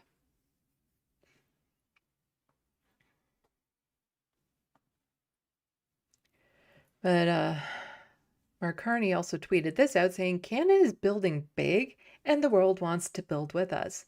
Again, when he says things like this is just such a conservative slogan. Like, I would imagine Donald Trump would say something like that, but he has an article. Well, he doesn't even link to the article. He just shows the headline from the Globe and Mail saying, Canada has become most attractive market for infrastructure investment, global survey finds. And as this person points out, Saskatchewan Potato Utility, inviting people to pick through and take my best stuff. Wow, they really love hanging out with me. Yeah, I wonder why. Maybe it's because he's selling off our fucking country. All the things that Canada used to have pride in, all the things that used to benefit this country, he's just selling off. In the same way Doug Ford is selling off Ontario. It's disgusting. And as Adian points out, proceeds to privatize everything because Mark Carney again says Canada works, and by working together, we'll make it even better. And so he does this by cutting public sector workers, by, again, he's not going to be continuing with the pharmacare.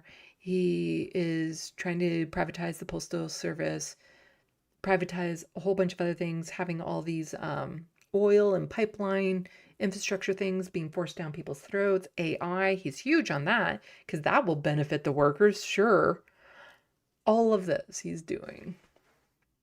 Can't remember if I can play this or not. Depends if there's music. Canada's working. We're working in a spirit of cooperative federalism to make the country better. And that's why we passed Bill C5, where we can override environmental rules and regulations, and also, push things through Indigenous land. Yep, that is working together. We're renovating the country as we go, and Alberta being at the center of that is essential. It's essential for the workers. I think of the workers of... Okay, enough of that. We'll be getting more into Alberta and the provincial docket. But here we have, again, just pointing out, elbows up, Canada is letting the Pentagon take unprecedented stakes in Canadian mines. So all those things, by working together for Canada to make the country better, it's, again, just selling things off to other nations, Americans in particular. I won't be reading the full article, but I will be tossing it in SandBox so that you can read it. But as I say, now available in Canada, knee pads for elbows. So by fast-tracking critical minerals, Canada is not simply building a green economy, it's further integrated into the U.S. war industry. Even as Prime Minister Mark Carney touts his plan to protect Canada's economic sovereignty, the country's critical minerals are making their way into U.S. weapons. According to legal experts, the U.S. is taking possibly unprecedented measures to secure ownership over Canadian mines. How about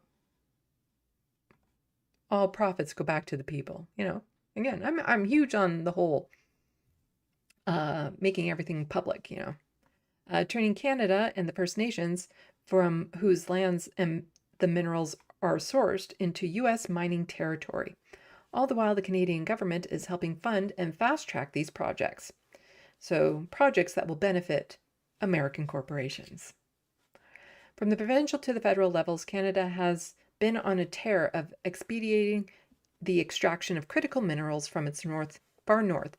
These minerals were branded as urgently necessary, first for the transition to clean energy, and then amid U.S. annexation threats for Canada national security. Yeah, and also to move into AI data centers, which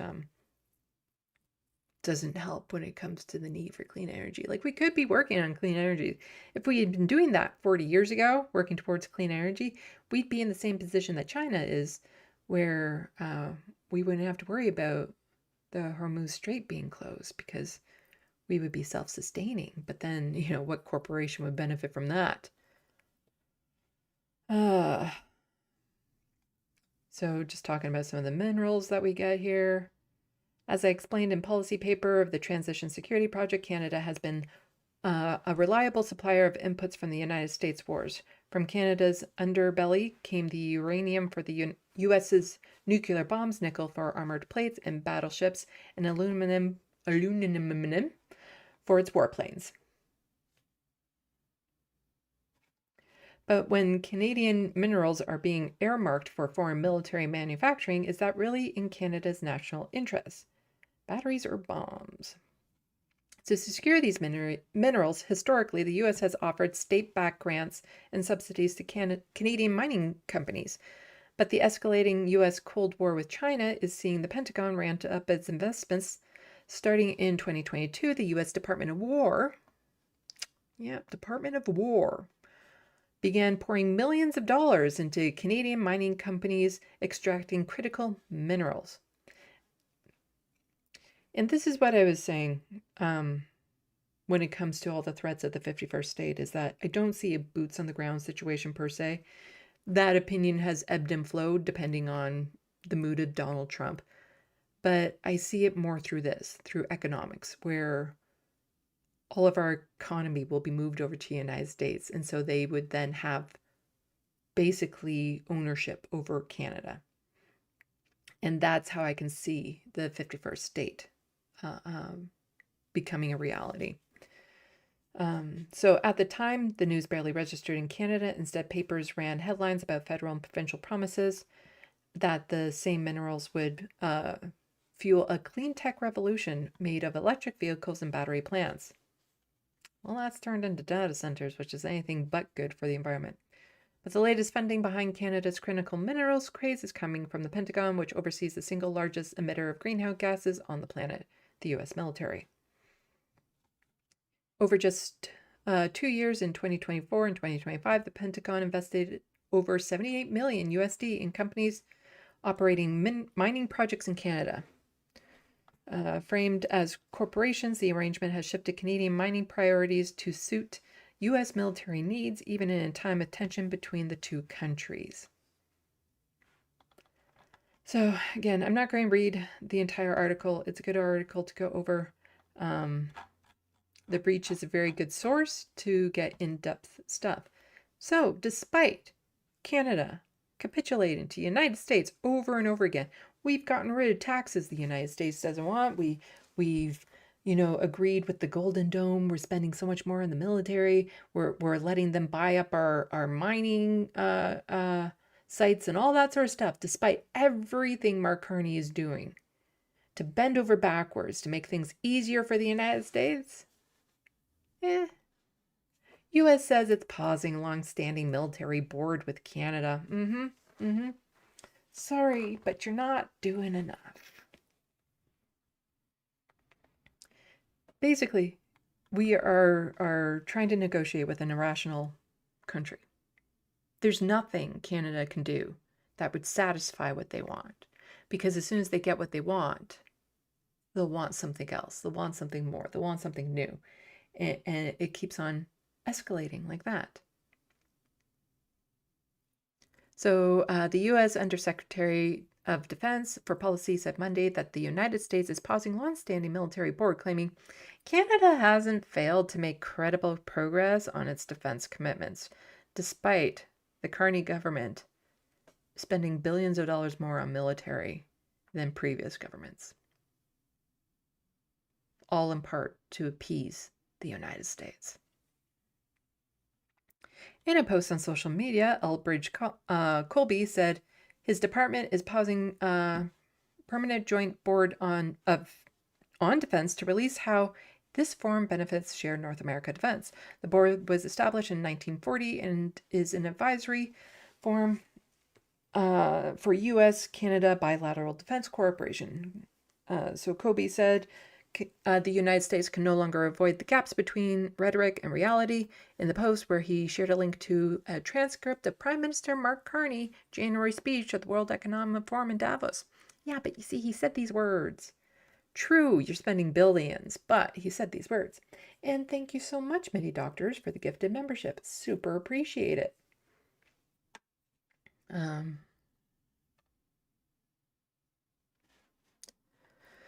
Let's see. So Carney has, with geopolitical uncertainty highlighted by conflict in Iran and the closure of the Strait of Hormuz, it's unclear what led Colby to announce the pause of defense board with Canada. Carney has significantly increased Canada's defense spending, surpassing North Atlantic Treaty Organization targets. Canada spent $63.4 billion on national defense in 2025, meeting its NATO commitment to spend 2% of gross domestic product on defense for the first time. Carney has called it the single largest year-on-year increase in defense investment in generations. But it's not good enough. So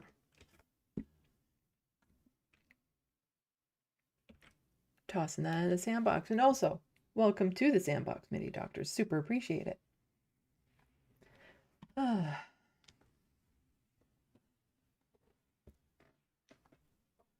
But here we have Avi Lewis, who's actually, again, just speaking out, saying things that Canadians need to hear. Be nice. You know, we have an option other than Mark Carney and Pierre Poilievre for Prime Minister at this point, and I'm liking what Avi is saying. So here he says, memo to the global community, Canada has officially abandoned climate action. PM Carney has systematically dismantled all the insufficient policy we had in place, a clear-eyed and devastating piece by my brother, Seth D. Klein. And this is the article here from The Guardian. Canadian Prime Minister Mark Carney is not the climate guy you thought. I didn't think he was. So this is just validating my fuck, what's the term? There's a term. My biases. Yeah, this is just validating my biases because I never thought that he would be good for the environment, especially with all that AI bullshit that he's pulling off. As soon as he said that they're going to have an AI minister, it's like, well, there goes the environment. You know, it's not like things aren't crazy in the environment right now. Like, it's just, again, it is absolutely mind-boggling to me how much of a back burner the climate has been taking, despite how every year it is getting worse. And even if we were to do everything right now, it would still be decades before we could actually start to reverse the damage, because it's like that, you know, big ship that's going. Once you put the brakes on, there's still enough momentum to carry it forward for a little bit before it can start turning around. And that's what we are with this. Like, even if we were to start doing everything right now, it would still get worse before it gets better.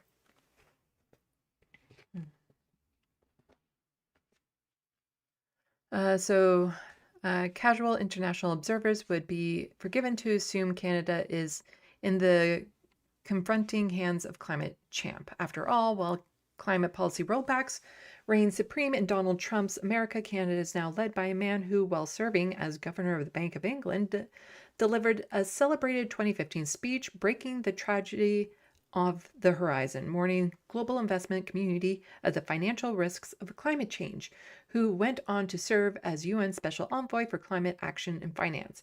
You see, I didn't know this about Mark Carney before the election, so that's why I had no thought about him being a climate guy. But if you knew this, you might think he was. And whose 2022 book, Values, had much to say about the existential threat of climate change, a man who recently dazzled the world with his Davos speech on how middle powers can stand up to global bullies. Look, we get it. Next to the US president, Carney seems so debonair, thoughtful and calm, a lifeline of stability in a volatile new world. Many within Canada were only recently of the same view. Indeed, only a little over a year ago, hundreds, if not thousands, of climate activists joined the Liberal Party of Canada and helped him get elected, so on and so forth. So far, a different reality is coming into focus. As plank after plank of Canada's climate strategy is dismantled, more and more of those climate-anxious voters are feeling major cause of buyer's remorse, disorientated by the dissonance between who they thought they were supporting and the climate plan that is now in complete shambles. Okay, I'm going to skip over part of this. Yeah, I'll toss this into the sandbox as well for people who want to read the whole thing.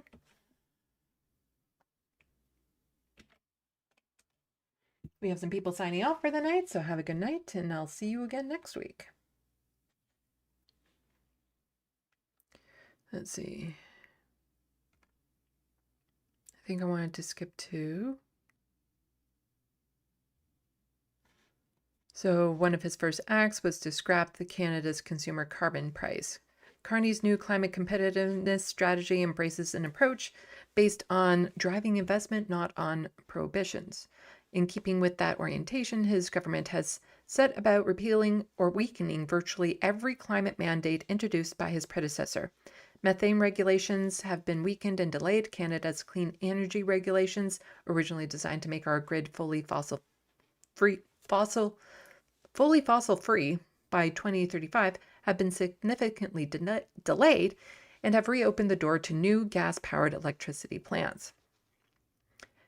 A planned oil and gas emission cap, on which the climate movement spent years consulting, has now been scrapped. Anti-greenwashing legislation has been flagged for rollback, and zero-emission vehicles mandates have been significantly delayed and weakened, contributing to a dramatic drop off in EV sales in Canada. And it goes on to list more and more things that Carney is doing to roll back things we had in place to help with the environment, how he's now engaging in things that will be detrimental to the environment.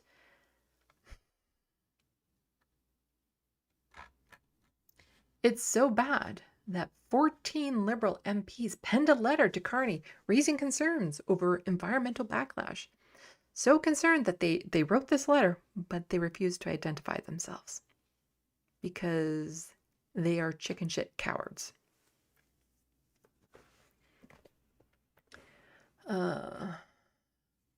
Liberal PM Stephen Guilbeault may be the most outspoken, but he's not the only member of his party unhappy with Prime Minister Mark Carney's environmental rollbacks. And I've talked about Guilbeault before. He has stepped down from caucus, but he's still sitting as a Liberal MP because he loves that paycheck. Putting that above the people and the environment that he cares so deeply about. Because, there are things that they could be doing. 14 people. 14 Liberal MPs. If they wanted to, they could actually force the Carney government to care about the environment. They could split off, sit as independents. Somebody was saying maybe cross the floor to the NDP, which they actually can't do because the NDP wouldn't accept them. But they could sit as independents, maybe form their own party, and that would be enough to drop the Carney government back into a minority position, and they would actually have power that way. If they cared so much about the environment, they could do this and actually have power. Like, they could form a party right now and have party status. They would have more seats than the NDP right now if those 14 got together and said, yeah, we're going to do this because we actually care. So Carney signed a new agreement with Danielle Smith, and we'll talk about that later. 14 Liberal MPs sent a letter to the Prime Minister at the end of April before the agreement with the Albertan government was even signed to offer some recommendations, but also to express their unease with the situation. Despite signing their names at the bottom of the letter, the MPs do not want to be publicly identified, stating that their approach is intended to be constructive and respectful. We remain deeply concerned. The government's credibility will be seriously compromised, said the signatories of the letter, which was obtained by Radio-Canada. Yeah, so concerned, but we're going to hide because we don't want to be challenged on this. We want to keep our sweet paycheck. We don't want to be singled out. We don't want to be kicked out of caucus. Not that Mark Carney would be too eager to say, okay, you're no longer a Liberal MP, because he likes having that majority. So Bloc Québécois calls on disgruntled MPs to speak out. The Bloc Québécois is aiming to use the few remaining weeks of the parliamentary sitting before the summer recess to convince Liberals who are sensitive to climate issues to speak out.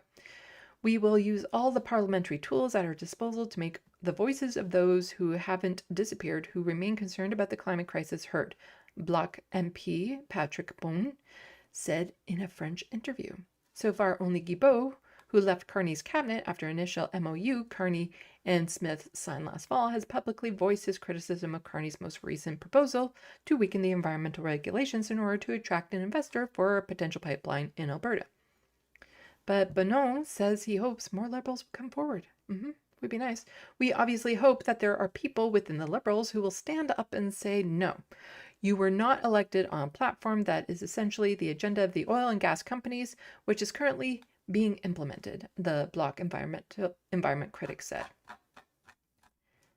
These 14 Liberal MPs, including Guilbeault, are spineless cowards.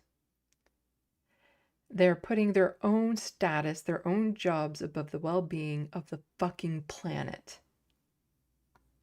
Those 14 have the ability, they could do something about this, like concretely do something. And they're choosing to be like, this is the absolute bare minimum that we can do without getting in trouble. So, Danielle Smith also calls them cowards. Fuck, we agree on something. So she lashes out on the 14 cowards. I don't need to read this because she will be saying it in this little tweet, in this little clip here. So you don't think you're to blame here in any circumstance? As I say, I'm trying to find the solutions. I think, quite frankly, the people who are to blame are the 14 cowards who signed a letter to the Prime Minister trying to derail our MOU. They should man up and say who they are. Yeah, they should man up, as I used, misogynistic language and say who they are, because I've made this about me. This isn't about the environment. It's not about, the global crisis that we're all facing right now. It's about me personally, and they want to interrupt my oil and pipeline. That's all this is about. It's not about the well-being of the fucking planet. They're targeting me personally. And say why they don't want this deal to go ahead and why they don't want us to work together to try to solve the legitimate issues that their party created. I think it's people like Avi Lewis who continues to campaign to keep all our fossil fuels in the ground. I think it's leadership. Good. In British Columbia who continues to try to put barriers in the way of us getting our product to market. Good. That is the reason we are having this crisis right now. And I would say, to quote the Prime Minister, I would hazard to guess that there's other reasons why we're having this crisis right now when it comes to the environment. People do no longer want to hear what politicians are against. They want to hear what they are for. Okay, we heard enough from her. We're going to be hearing more from her later on anyway. So Avi Lewis quote tweeted that saying, "This is laughable coming from someone who has been winking at the MAGA-aligned separatist movement for years. People who are losing sleep over climate change are not the ones tearing our country apart. We're trying to save it. This summer, Canada could well be burning faster than we can build it." I'm worried about the summer. I checked the weather app. The weather isn't going outrageous this week, but I know the heat's going to be coming at some point, and I am dreading it. I'm dreading the harm it does, the fires, what it does to the air, the wildlife, the environment in general, the people that will be harmed by it. It's only going to get worse. And I'm also worried about the continued Americanization of Canada, because when I see certain things happening down the States, I think it's only a matter of time before they happen here. And just how anti-environmental Mark Carney has gotten, when I see a story like this, I get worried. So More Perfect Union tweeted this out. A woman in Texas was arrested after she made a Facebook post sounding the alarm about water quality in her town. The water in Trinidad, Texas sometimes runs brown. When Jennifer Combs posts about it, the cops came and took her to jail.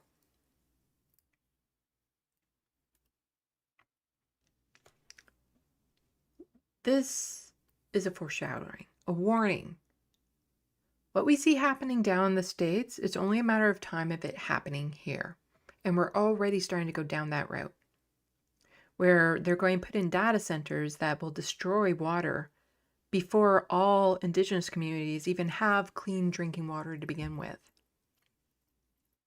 This is just going to be getting worse and worse and worse. But I wanted to actually share this video because, again, this is a warning. We see it happening down there. It's only a matter of time before this type of thing will happen here. To ever expect something like that Facebook post. I am going to speed it up a little bit because this is a bit of a longer video. could get you arrested? Not at all. A Facebook post made by Jennifer Combs, a wife, mother, and citizen journalist, led to her arrest by Trinidad Police Department on May 8th. Did you have to spend the night in jail? I did. What was that like? Horrifying. Absolutely horrifying. And you've never even had a speeding ticket? I have not ever had a speeding ticket. It was one of the most probably humiliating things I've ever went through in my entire life. It was very, very bad. So what was the Facebook post about? The city's water supply. The best way I could describe it is it looks like the Trinity River is flowing from their water taps. The post from her page Southern Bell Watch reads, in part, "We have received reports that some citizens have been hospitalized due to bacteria in the water. This is a serious public health concern that deserves immediate attention. If your water looks discolored, contains sediment, has a strong odor, or you have experienced related health issues, please send us a message. We are gathering information and reporting findings to the state." And we've had our issues up here in Canada too. And keep in mind that Mark Carney is pro-privatization, so is Doug Ford. It's only a matter of time before they're going to try to privatize our water again. And when that happened, we had the Walkerton crisis where a bunch of people died and thousands were sickened in a community, some sustaining lifelong injury from that illness. Also, some corporations can make a few extra bucks. Police chief had screenshotted it and posted it on the Trinidad Police Department page. The April 6th post by Trinidad Police calls what Combs wrote false information that creates fear, panic, or unnecessary emergency response within a community, eventually charging Combs with felony false alarm or report. Charging her with a felony. A felony for false alarm? It's the whole yelling fire in a crowded theater when there's no fire type thing charge. When they have video evidence of what the water looks like coming out of the tap. Like this is an extreme stretch. So here inside Trinidad City Hall, the water looks clean, but some say it's a fluid situation depending on where you're at and when. This is bathtub. How would you describe the city's water situation right now? The city's water situation is a struggle, without question. Trinidad Mayor Dennis Hawes does not dispute that they have water issues. A lot of this stuff is original pipes that were put in here in Trinidad in the 50s, probably. We have to get to a position where we can fix that infrastructure, and it's very expensive, as I'm sure you can imagine. On Wednesday, the Texas Commission on Environmental Quality confirmed to Fox 4 that it received a complaint regarding the water quality and an investigation is ongoing. It's unclear whether anyone has gotten sick from the water. I've seen some Facebook posts where people have said they have gotten sick, but to me personally, I haven't heard anything. With their healthcare system down there, it's not like people who were sick could necessarily go to the hospital if they needed to. In a post on May 10th, Trinidad Police Chief Charles Gregory doubled down on his decision to arrest Combs, calling the case cut and dry. He says claims citizens were hospitalized due to bacteria in the water are simply false and have only caused unnecessary fear and confusion in our community. I really haven't seen anything like this before. Seeing the water that color or brown would cause fear. Just David. SMU constitutional law professor Dale Carpenter questions if a crime was committed and believes Combs' First Amendment rights may have been violated, even if it turns out Combs. Okay, so that is Mark Carney on the environment and where we're going. And again, this is a warning. We see this happening downstates. It's only a matter of time before this type of shit happens up here. But again, Mark Carney, it's not just the environment that he doesn't care about and is actively working to harm. It's also workers. So Krista Avalos is saying Carney is the worst prime minister of my lifetime, and he's quote tweeting this Toronto Star article. Carney government eyeing curbs on right to strike. Labor leaders warn. This sounds important. Why don't I do this? And oh, right, shit.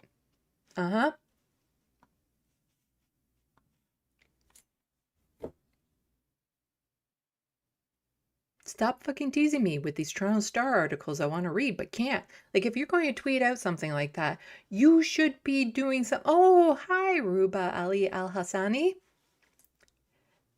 You also tweeted out this article, but did the courtesy of providing an unpaywalled article link. And so she says, at what point will the Liberal Party and its member challenge these ultra-conservative politics? The right to strike is fundamental to any functioning society. And here's the unpaywalled link that I will also share with all of you in the SandBox. So you can get around that freaking paywall that Journal Star has in place that a lot of the lefties up here love to quote from without regard for people who can't, you know, put money into a newspaper like that. Anyway, So Carney government eyeing curbs on right to strike, labor leaders warn. The Carney government is contemplating changes to the Canadian labor law that several unions say aim to designate more workplaces as essential services and curb the right to strike while undermining collective bargaining for others. I'm not going to read the whole article. It is really long, but I will skim through parts of it. So the Carney government is contemplating changes to Canadian labor law, and I just read that. So a little notice discussion paper distributed April 17 seeks input from targeted stakeholders, employers, and unions representing in federal regulated workplaces such as airline, ports, railways, and telecommunication and banking, and limits written submissions to organizations invited by Employment and Social Development Canada.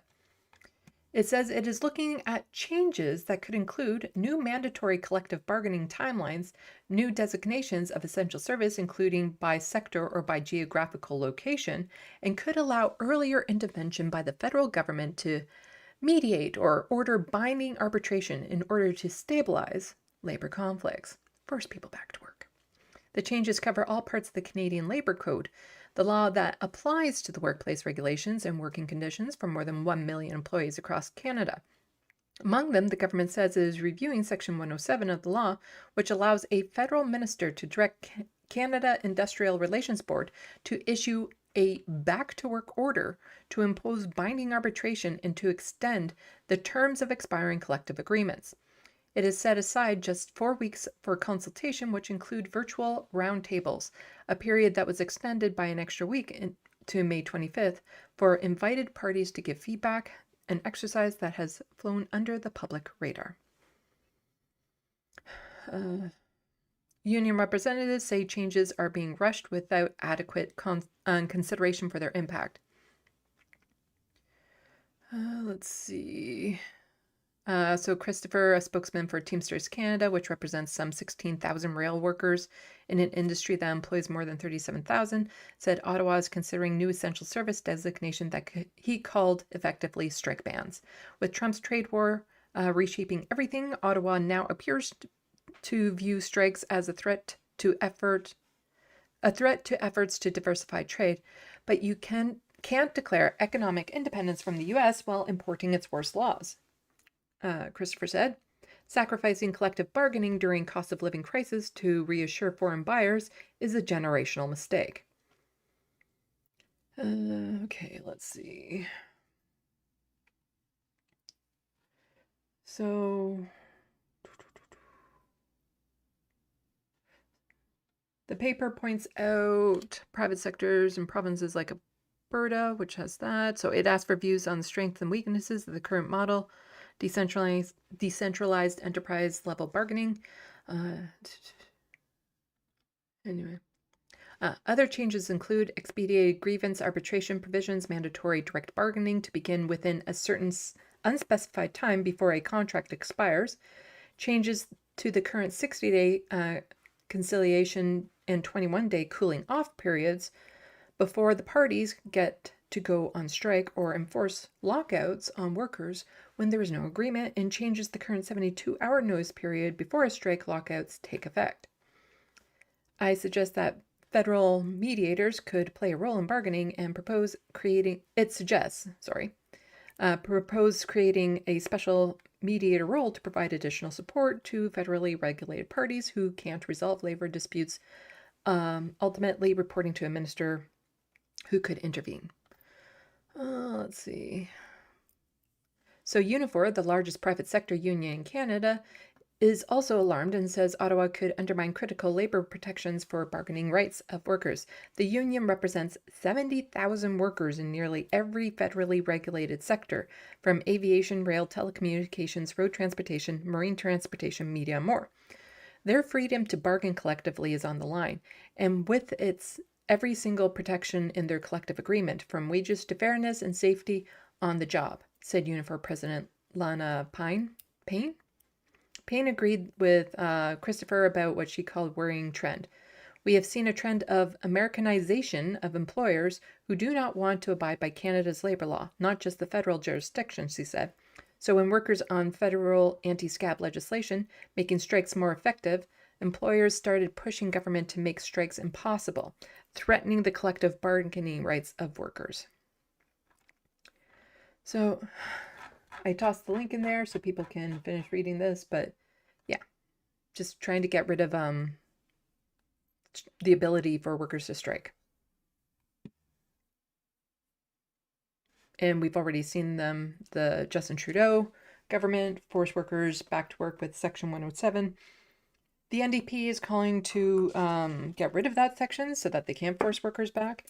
We should be encouraging more unions, not, taking away any bargaining that they have because, UN top court finds key labor treaty protects workers' right to strike.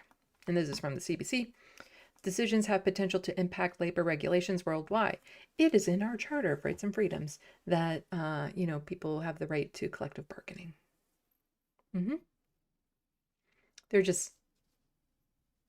They're finding every single loophole around it so that they aren't directly saying we're getting rid of it, but they're making it impossible to actually implement.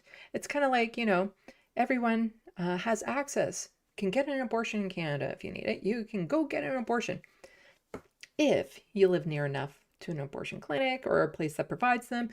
If you have the money, because it's not necessarily covered under our health care, if you can get the transportation, time off work, all of that sort of stuff, then sure, you can have it. With all those other things kind of barriers in the way for you to get it. So the United Nations Top Court issued a landmark advisory opinion on the right to strike on Thursday, finding that a cornerstone labor treaty protects the ability of workers to walk off the job. The International Court of Justice, something that Canada will pick and choose when they actually agree with, was asked in 2023 by International Labour Organization, a UN agency, to settle an internal dispute over whether one of the ILO's conventions gives workers the right to strike. Advisory opinions aren't legally binding, but carry significant weight. The decision could have worldwide impact on labor regulations, enshrining the right to strike in labor standards and international trade agreements. So, yeah, I'm tossing this into the sandbox so that you can finish reading up on it if you like. Because there's still a lot to go through, and my voice can only handle so much reading in any given live stream. Oh, right, this should have been in a different place, or I was getting rid of this. I didn't need it, but this goes back to the 14 Liberal MPs. But I already talked about this, so I forgot to close that one earlier. Anyway, more from Avi Lewis. So Prime Minister Carney's public service cuts are dismantling food safety in Canada. So water safety, food safety, environmental safety, worker protections, right to strike, all of that is going away. So yeah, soon we won't be able to eat or drink safely and breathe the air safely. It's not like these aren't necessary to living or anything. So he says, PM Carney's public service cuts are dismantling food safety in Canada. From food inspectors to agricultural research, the government is abandoning workers in the public interest. And tech won't save us. You can't algorithm your way out of listeria outbreak. Yeah, how is AI going to help this? Thanks to the Agriculture Union for sounding alarm. It was a pleasure meeting with VP Patrick St. George last week. Now tell Prime Minister Carney to reverse the cuts and stop putting profit over our health. And this is the petition here, which of course I'm throwing into the sandbox. So it says cuts today, unsafe food tomorrow. And that's one of the things, again, this is the Americanization of Canada, because one of the things that I know enough about to be like, I'm glad I live in Canada, is that we have better regulations around food safety. We don't have as much additives to it.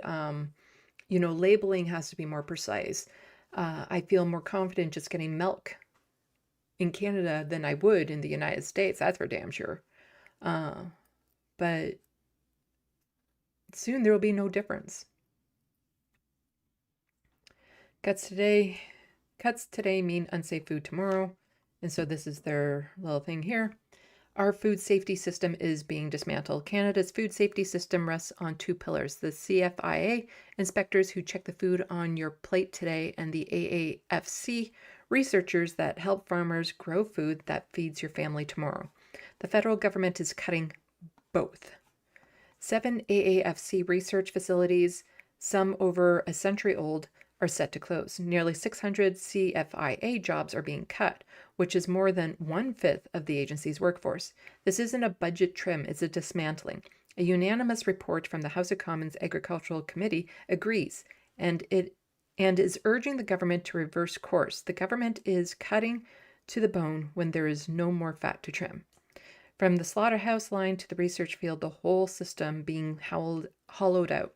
And Canadians will pay with their health, their wallets, and their trust.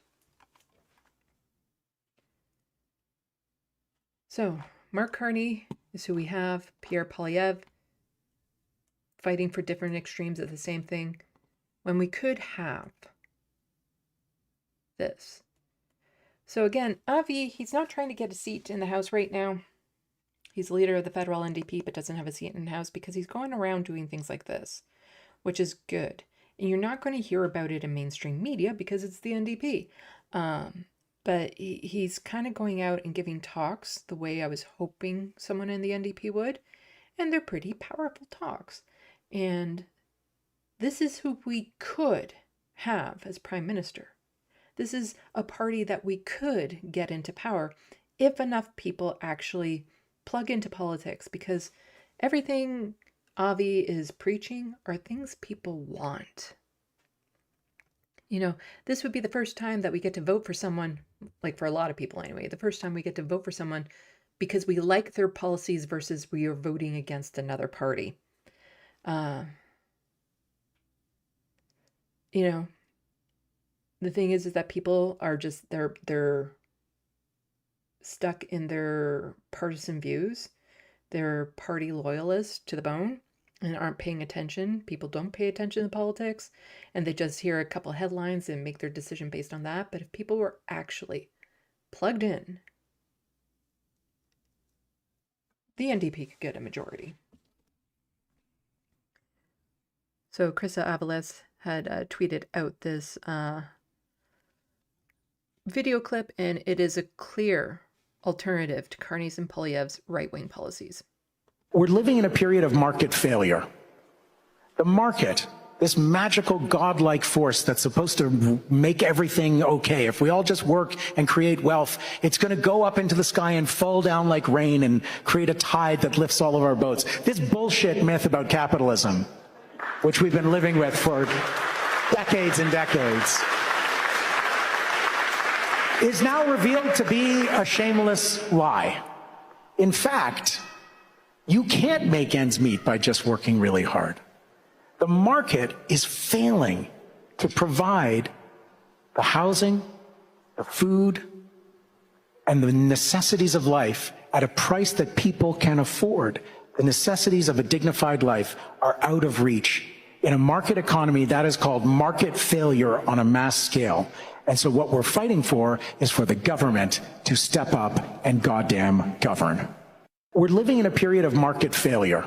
Because right now, all the government is doing is serving the capitalists and corporations. It'd be nice if they actually did fucking govern for a change. That is somebody we could have as prime minister here if enough people actually start plugging in and paying attention. Gotta remember not to close the petition before I sign it. There we go. Let's get the next docket ready to go. Be talking about provincial, but I promised that I would show off my paintings again. Where's the, I had the little pin. Oh, there we go. So I'm going to a couple markets in the near future, vending markets. I'll be having a booth. Originally it was to sell my books, but now I wanted to add art into it. The drawings aren't really selling that I'm doing. I'm trying to advertise my portrait business. I haven't gotten a single hit off of that. I've done some what I call hidden message art, which again, it's not really moving. So I started to do some paintings. So I'm getting super stressed out. The first vending market is this weekend. I'm only hoping to basically cover the cost of the table. Last time I did this particular market, I didn't cover that. but it is going to be Pride themed this time, and that's more along my lines of what I'm selling. And so I've been doing some bright, colorful paintings. I've already shown off some of the flags and the Pride tulips that I've done. But I wanted to do something a little bit bigger, brighter, and I love colorful stuff. I do. So I love these paintings myself. I don't need all of them, so I'm hoping to sell them. But I wanted to base some paintings off of this pin here. This cute little pin.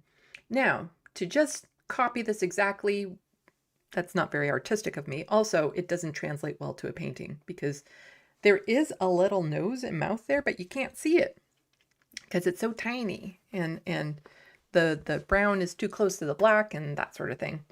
And so I modified it, and I modified it to this. Changed the tail, the paws, the mouth, the eyes, a whole bunch of stuff. So we have a pride kitty in the clouds, a pride kitty with dots, which I super love because it's just colorful. Then we also have pride kitty with paw prints, and one with the trans flag colors in the background. Now, I asked briefly, and I think I got a consensus on it, because I put the little white dots in the pupils, but I forgot to do that with the puppies because this is the modification of the modified image because I wanted to make puppies as well. And so this is the puppy, and I haven't put the little white dots in their eyes yet, and I was wondering, what do people think is cuter? And so far everyone is saying the little white dots added into their pupils works. But so I have the puppy in the clouds like this. So I just finished working on these ones today, but I still need to add the little white dots to their pupils. But the thing is like, it takes so long because a lot of these colors I have to mix. Believe it or not, there's a purple and a blue there. So whenever I do a batch of pride stuff, it's never going to be the exact same because I'm mixing the colors all the time. And sometimes they need multiple layers in order to come in this solid of a color. The blue is really bad, the green is really bad, the brown was really bad. And so it could take up to 6 layers to fill it in properly. So it adds to the length of time. Oh, and the clouds are textured. I put some molding paste into it to make them a little bit more fluffier looking. So I also have puppy with the pansexual color flag behind it.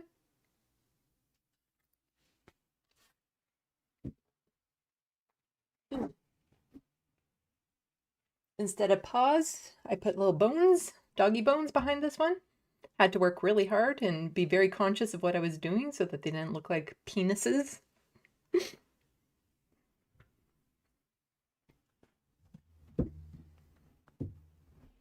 And also a puppy with dots, because I love the dots. Just adds a lot of color and it's fun.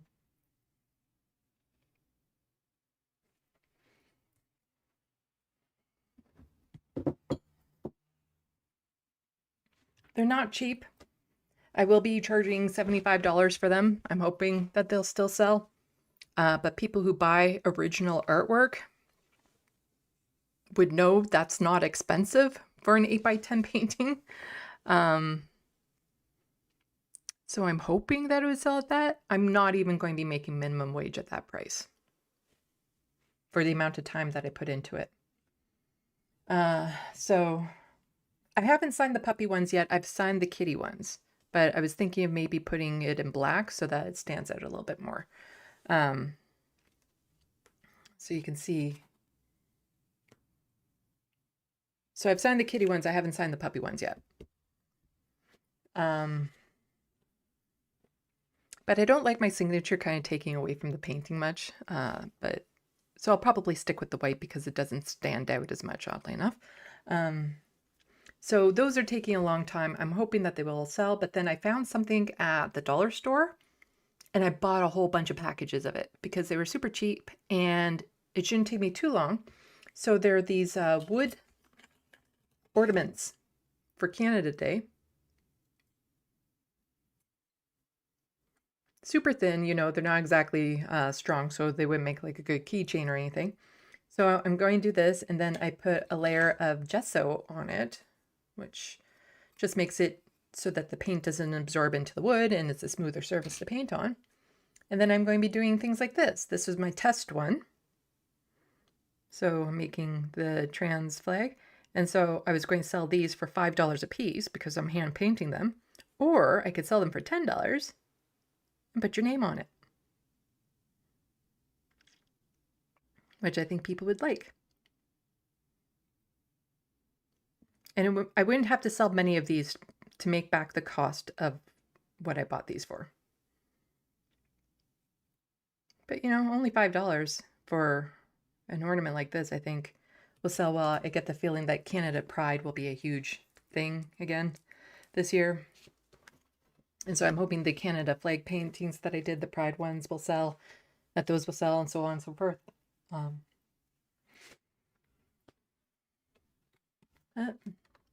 Why don't we check the SandBox? Because I haven't done that yet about this.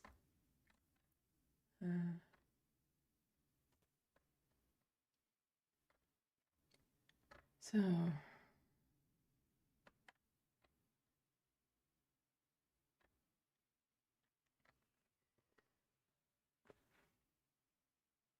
Super Strike 9 saying Carney was and is lesser of two evils candidate.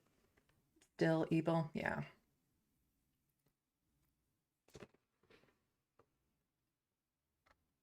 Let's see. Oh, okay, so I saw those about the dots being added.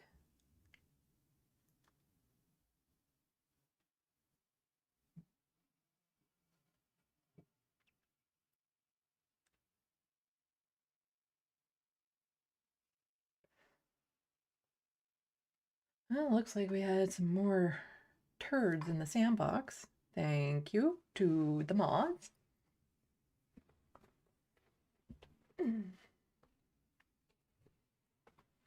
People talking about TYT unprompted by me. Once these markets are done and I can focus, you know, I'll be getting that TYT essay, the initial draft at least, done. And that's the hardest part. That is the hardest part.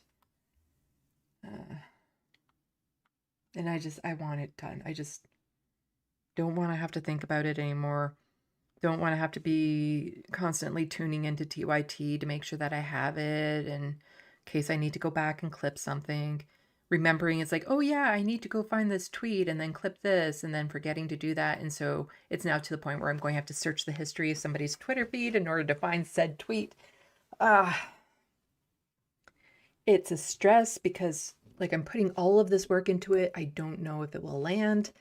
I don't want to harm some individuals, and I'm worried that they might face backlash, but I've thought about how I could cut them out completely, and I can't without still being able to make my point, and I'm just worried that people are going to think it's stupid, and after putting all this work into it, the same, like, I'm worried I'm not going to sell a single thing at these markets after putting all this money and time and energy into it.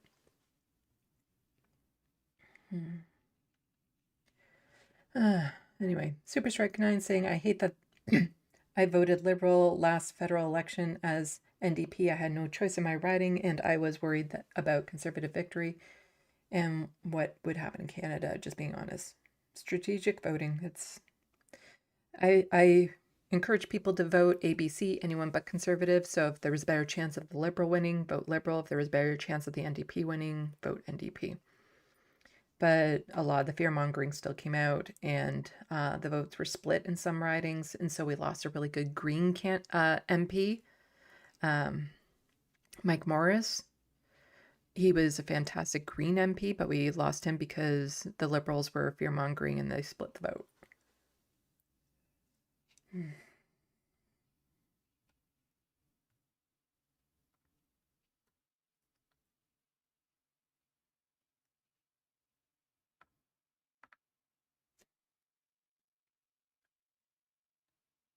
Let's see.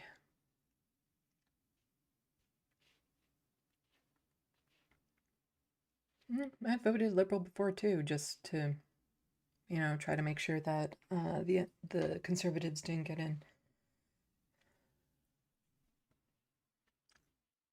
It's just, it's super frustrating when the Liberals are constantly like, oh, don't split the vote, so vote for us, but then we'll do that even in ridings where it's clear the NDP has the advantage. And then that's when the votes get split. Super annoying.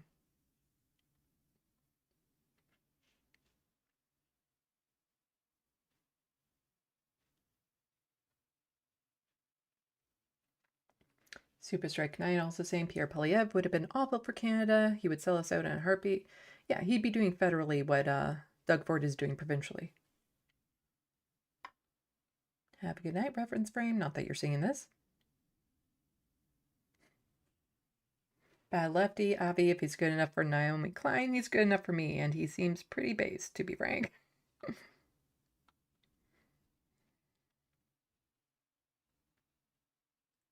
Let's see.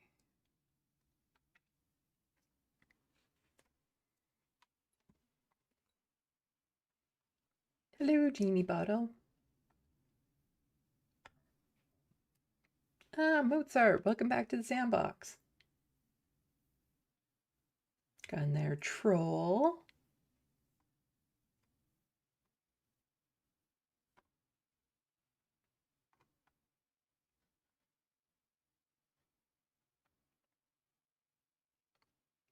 Let's see. Atticus Among Us, predictions of a Super El Nino. I've seen some videos about that, and they're saying that it might not do much this year, but actually make things worse next year. But depending on where you live and all this sort of stuff, it's like, I remember recently I was hearing a conservative right-winger bitch about, ooh, they had to change it from global warming to climate change because, you know, they don't know what they're talking about, blah, blah, blah. It's like, no, we had to dumb it down for them because the globe is warming. It is, but it's inconsistent warming, and so it's going to change in different places. And so while the average temperature globally is going up, it doesn't mean every single spot is going to get warmer. Some might actually get chilled. And so that's why we had to change it to climate change to help them understand what's happening. And at this point, just expect every season to get worse than the last. Like in Canada, we don't even really have 4 seasons anymore in my area, because it used to be very distinct: spring, summer, fall, winter. But now it's kind of like spring and winter, but with jumps in between, depending, and delayed in seasons and stuff. Like everyone keeps on bitching, oh, winter is never going to be over. And they tend to forget that it started later too. So it's just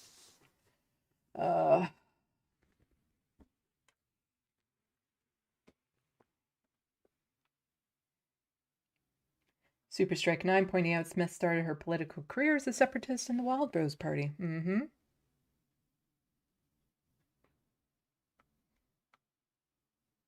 Bad lefty, that was incredible in the USA with the First Amendment. Yeah, but you can't post about how bad the water is.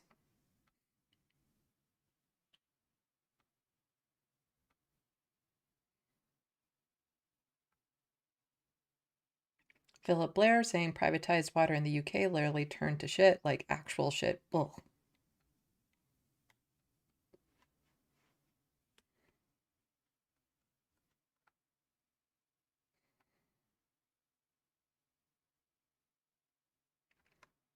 Let's see. Wow, got another troll in here? Getting a lot of trolls today. Maybe I'm doing better in the algorithm. I got so many comments under my one live stream about Believe Women. Obviously from men who didn't bother to watch the video and just got offended by the title, but oh my god, what fucking babies. I'll actually be talking about some of that later on in the odd docket out, but again, I'm going to have to see where my energy is, because I'm crashing out. I've been working so hard the past few days, especially on the paintings and stuff, and I haven't really had much in the way of downtime. And this week I'm just going to be super stressed out getting ready for the markets. Because it's like before I was thinking, oh, I still have 2 weeks, and now it's like I only have a week. The market next weekend, I'm not terribly stressed about. I just hope to make enough money to cover off the cost of my table. But the following weekend I'm stressing because it will be big, and I don't even know if I'm going to have help at my booth. Oh. Bad Lefty saying it's illegal to import a lot of USA food to Ireland or Europe. I knew that. Also to Australia. Also to Canada. Because we have certain health standards that they don't meet. And Looney Tunes just saying by law. Didn't know that. Yeah. But yeah, there's certain imports that are just banned because we don't want to take the risk. But yeah.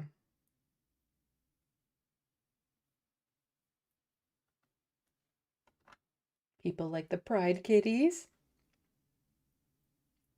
So I didn't design all of it. I modified the design of this kitty. So I changed it like any true artist would. But then when it came to the puppy, I kind of designed that one based off of this one because there was no similar Pride puppy that I could find. So I made one.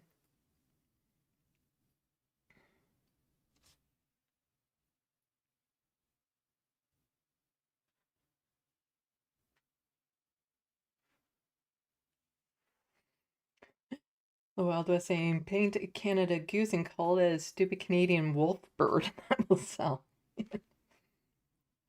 I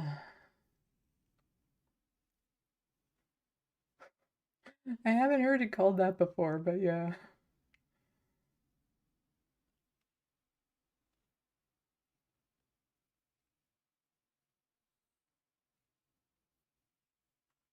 And Atticus Manga saying, oh my God, Sandy, we've been experiencing the same thing with reduction of seasons. Yeah. It's like 1 week we had frost, the next week we had a heat warning.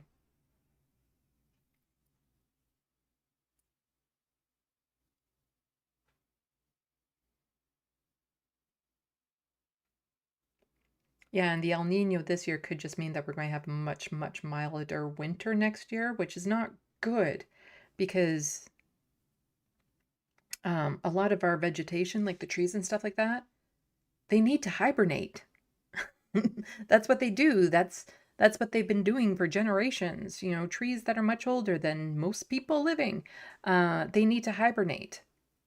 And, you know, in order to be strong for the next season. But when the temperature gets all out of whack and they come out of hibernation and some of them will bud early and then that goes away and stuff, it weakens them so that then when the summer storms come along and the downbursts and stuff like that, they're much more easier to be broken and stuff because they aren't as strong. They're also usually dehydrated because we aren't getting enough rain, but then all of a sudden just big burst of rain. So instead of getting gradual rain over a month, it all comes down in one downpour, which isn't great because then a lot of that just runs off because water doesn't absorb into dry soil the same way it absorbs into moist soil, which I know doesn't necessarily make sense, but when the soil is dry, it causes like a hard surface that the water will just rush off of. Whereas if it's already wet, it just soaks in even more. And so like, I just know that in the past 10 years, I've seen so many trees destroyed that if it had been happening at that rate for the past 40 years, there would be no trees. And so it's obviously getting worse. But yeah.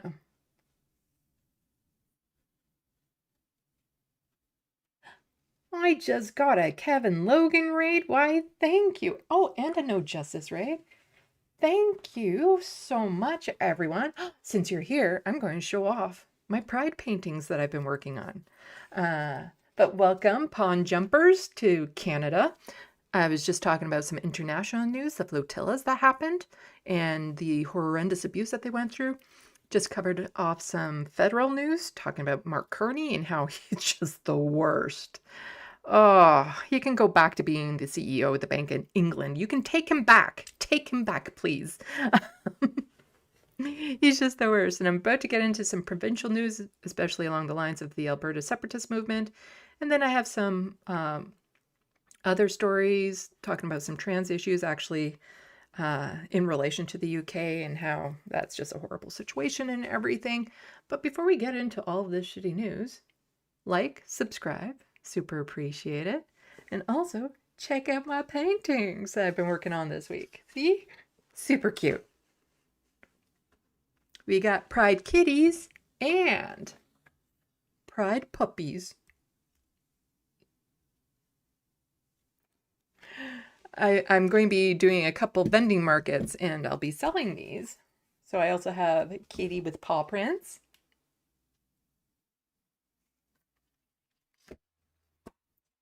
Katie with the trans colors behind it. And one with dots because I just love the dots. I just love color. And then I did similar things for the pride puppies. So we got a pansexual colored flag behind this one.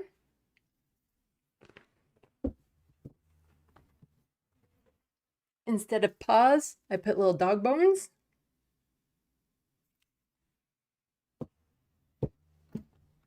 But I also did the dots. But on a yellow background instead of like a cream background. And I'm also going to be doing up a couple hundred of these. So I found these wood ornaments at the dollar store, and they come in packages of like 50. And so I'm going to be painting them into pride flags like this. And I'll only be charging $5 for these, but $10, and I'll put your name on it.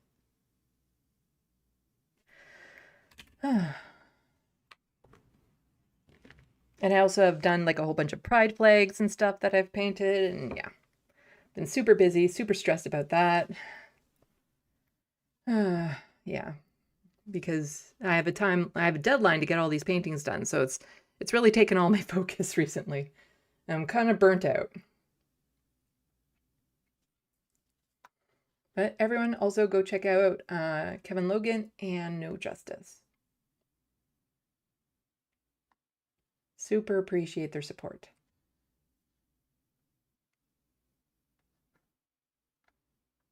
And we got some pond jumpers saying hi.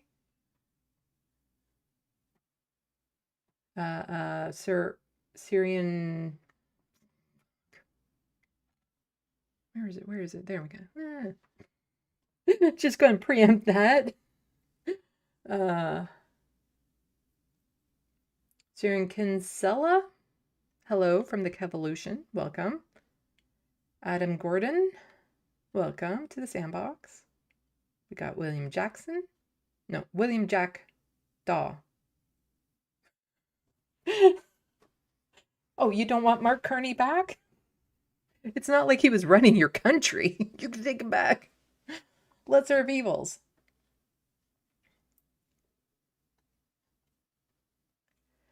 Adam Gordon, you're going to love my sign off.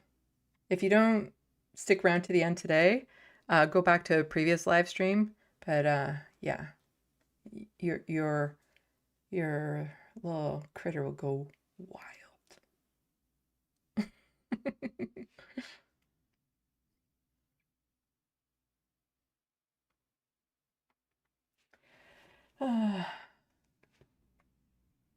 William Jackdraw says, I'm not sure they are quite gay enough, though, to be honest. Yeah.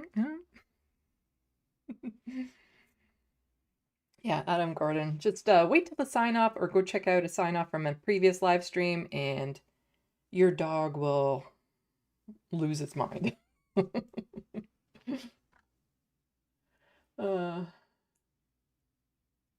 Syrian Kinsella saying, as a cis straight man, those are cute as fuck. I love them. Bad Lefty, a couple hundred? Yeah, I'm going to be painting a couple hundred of these.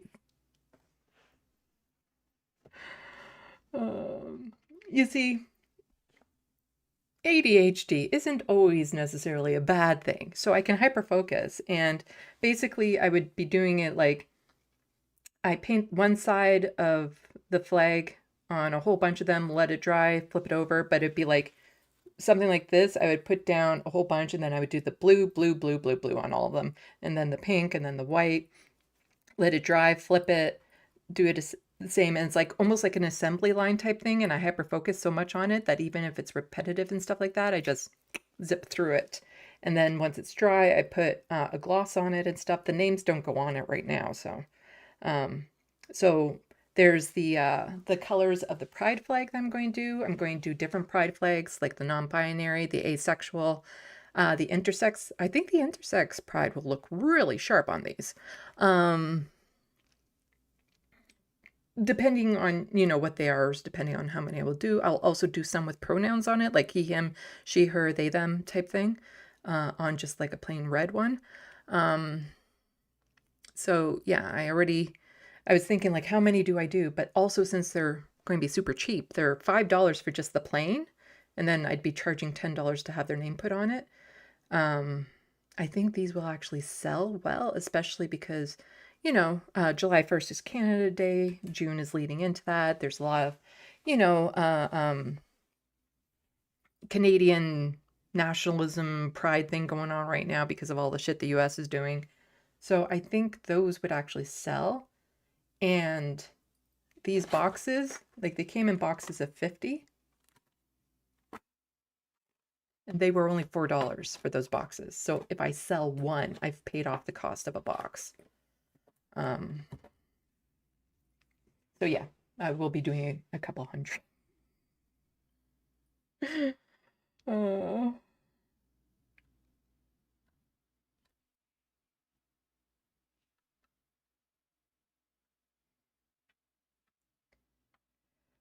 Adam Gordon saying, don't be stressed. You can only do what you can do. You're saying that to somebody with ADHD, autism, and OCD. I push my body to the limit sometimes. Like I worked 11 hours straight yesterday on those paintings. And when you hyper focus so much, I didn't even get hungry. So it's like, there's no cue for me to stop.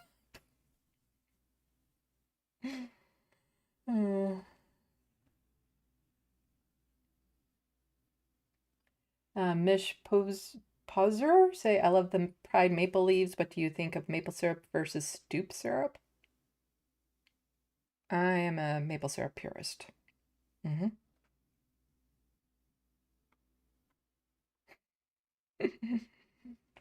Oh.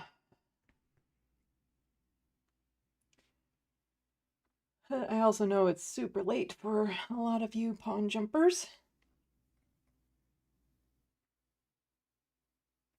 Adam Gordon saying the paintings are incredible. I love them. Where can I buy one, please? No cats. Well, you can order one, but be shipping it overseas, and I kind of put the cost of shipping onto the customer. So yeah, but like I will be doing commission stuff. So if somebody wants like a pride kitty or a pride puppy, I can do that. For a little bit more, I'll design if they want a different animal. I also do a bunch of the pride flags. I don't have them in this room with me right now. So they're on 5x7. So I'll do like the trans pride flag, but with the trans symbol on it, or like the non-binary pride flag with a pansexual heart like this one. That one I'm keeping for myself, or an infinity heart and stuff. And so I can do commissions of those. So if you want a certain flag with a certain symbol, sure, I'll do that. Also the Canada Pride flag, which again, I think will sell pretty well. And I'm almost tempted to do another batch of those. Like just do these maple leaves here and then do the more pride flags. Versus trying to do any more larger paintings. I have a whole bunch of the canvases that I need to use up, but yeah. Well, if you can record your border collie puppy listening to the end of my streams, I'd love to see it. Oh, it's pronounced like Kieran, and it's the Irish spelling, although slightly off as my dad misspelt it on the birth certificate. So Kieran Sella.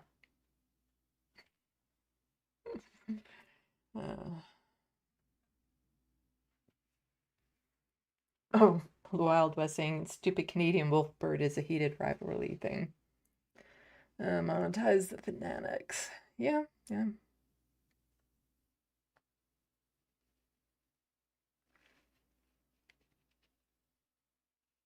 Well, Rusty, Canada is a make-believe country. Anyway, why don't we get into the provincial news docket? I've already been at this for almost 3 hours. I'm exhausted and I still need to eat dinner. Oh.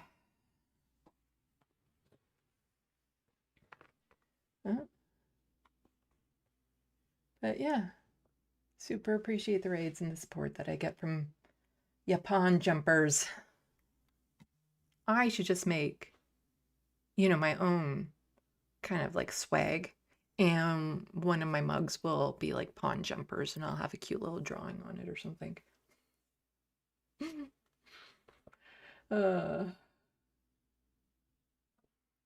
Anyway, let's get into some provincial news. You pawn jumpers might not know, but, Alberta is trying to separate from Canada. And Danielle Smith is insisting she doesn't want this to happen, but she is doing everything fucking possible, including ignoring the courts, to make sure a referendum can happen and support the Separatists. But she did come from a Separatist party to begin with, before she took the reins of the UCP in Alberta. Yeah. And the thing is that, and I've explained this before, it doesn't matter if there's a referendum and 80% of the people vote to separate from Canada. They cannot do it. Like, it's just, there is nothing in place for them to be able to do it. Not to mention, it's not their land to separate. The indigenous communities, they have treaties with the crown, not with the province. And so Alberta doesn't own any land.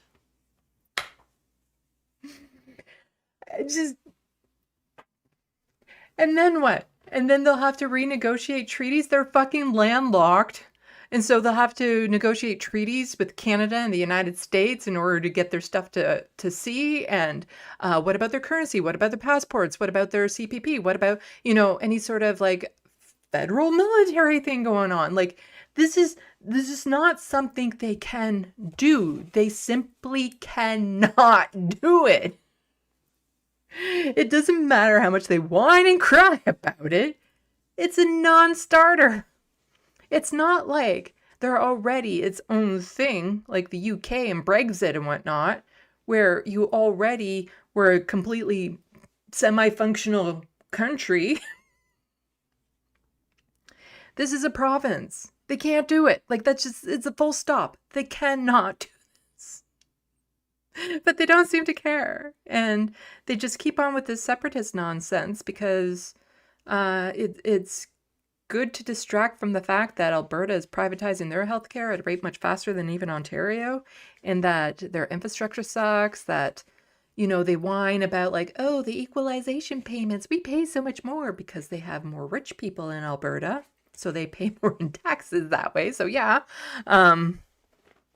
all of this stuff, all of it, the fact that, trans kids are under attack in Alberta, that the cost of living in Alberta is sucking even more. Like, all of it is just a distraction from the complete and utter failure of her government. But she just wants people to stay red hot focused on this whole separatist thing and stoke up, anger and hatred and division. Yeah, bad lefty. The crown can also get fucked.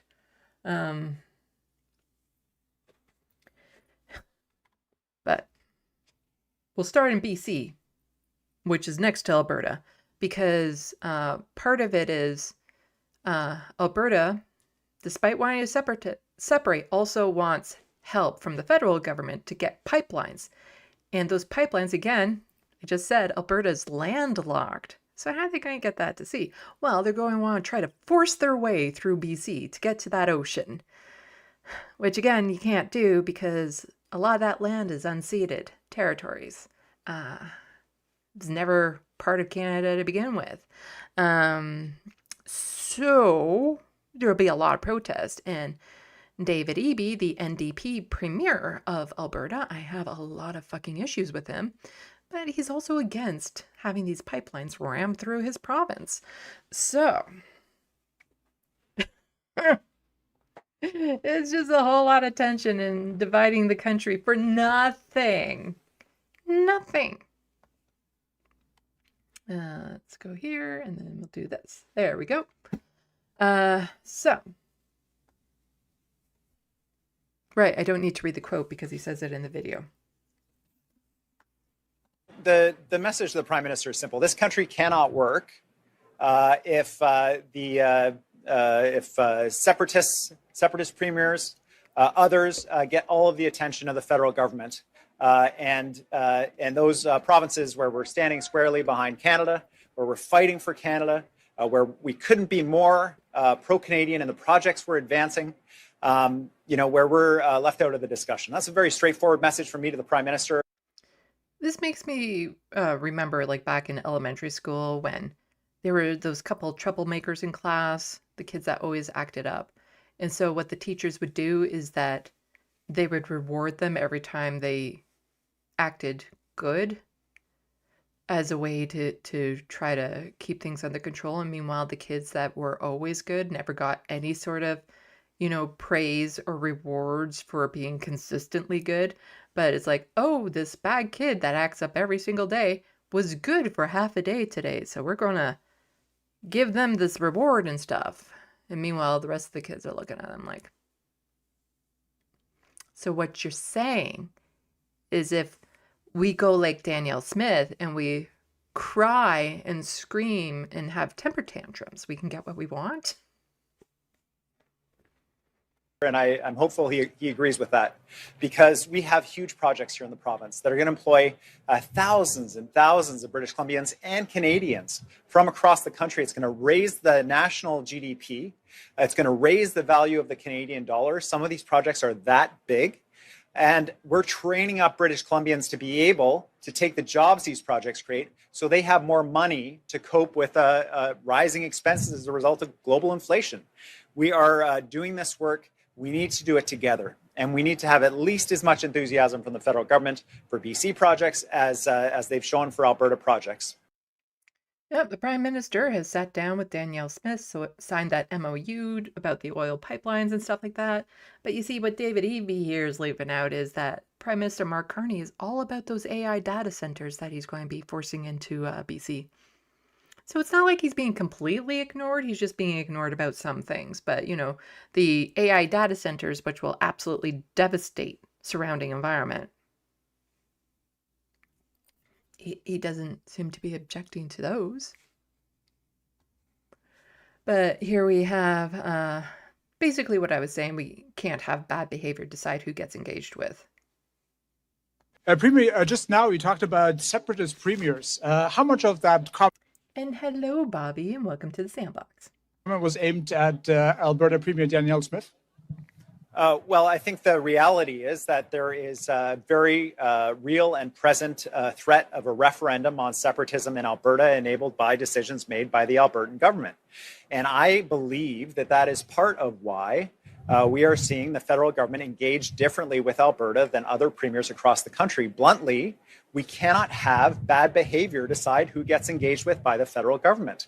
We need to hold this country together. We need to fight for this country every single chance we get. We need to stand up for Canada, and we need to make sure we're supporting every province and territory with equal respect. And that is what will provide a unified country. And that is something that the British Columbians need to see from the federal government, and I'm counting on seeing that from Prime Minister Carney. Premier, Got a question from the SandBox that I just kind of caught out of the side of my eye. And what do I think of, where was it?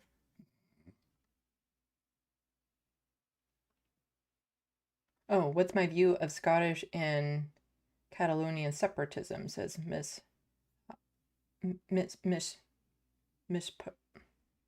says that person. Well, it kind of falls into the land back thing for me. I'm pro land back. So, give the fucking land back.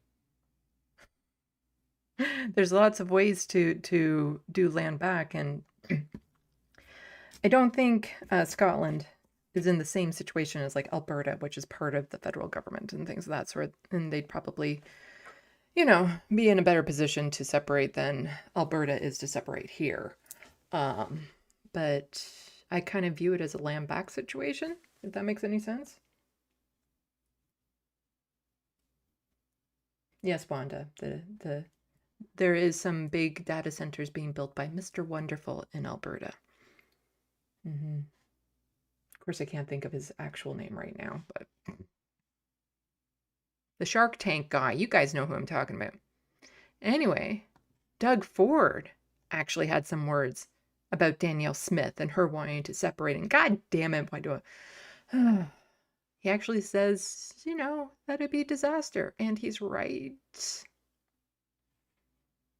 I'd never do it. Premier Smith knows how I feel. It's good to know that Ontario won't separate from the rest of Canada.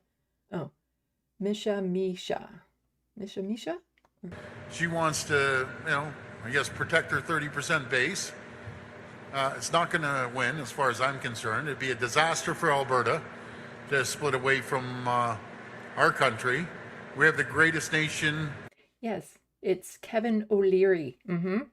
You see, those who are new to the SandBox will know this game that I play. It's totally a game where I can't think of a word and then I put it on everyone else to come up with that word that I was thinking.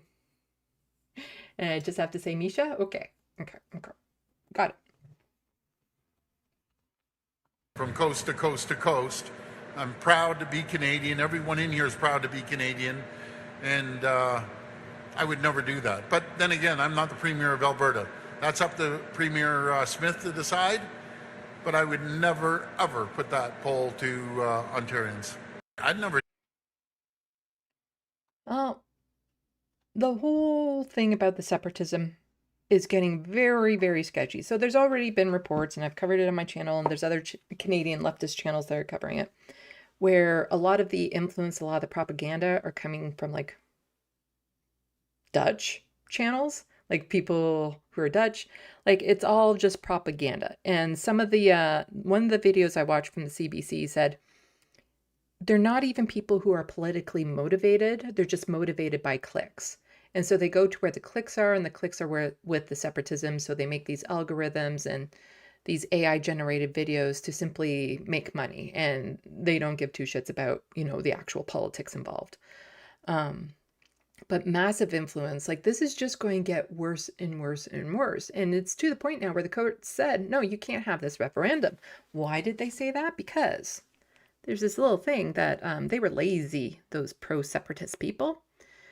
So you can't have two competing referendums at the same time. And while the separatists were like, we want to separate, we're crying, look at us shit our diapers type thing. Another group swooped in there and put forth a petition to say, we would like to stay in Canada. So the separatists can't really have their referendum. And the courts have ruled that. And they're saying, yeah, we don't care. We're still going to do it.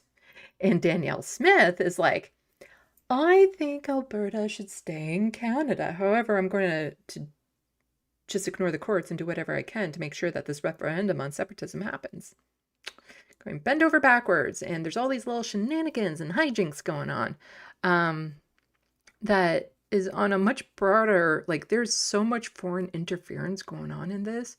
There's interference from the States, you know, people on the right and the States are getting in on this and making it a big deal and stuff. And it is just so frustrating that this is where the focus is, as opposed to the corruption involved with it even, and everything else that is happening in that province. So the breakdown, if you're in Alberta or just want to know more about Albertan news, is a wonderful account to follow on the Hostile Fart Sauna, because they're always on top of this sort of stuff. And they're saying, holy cow, how much was the fix in? The UCP released a media release announcing their separatist referendum before the committee had even voted.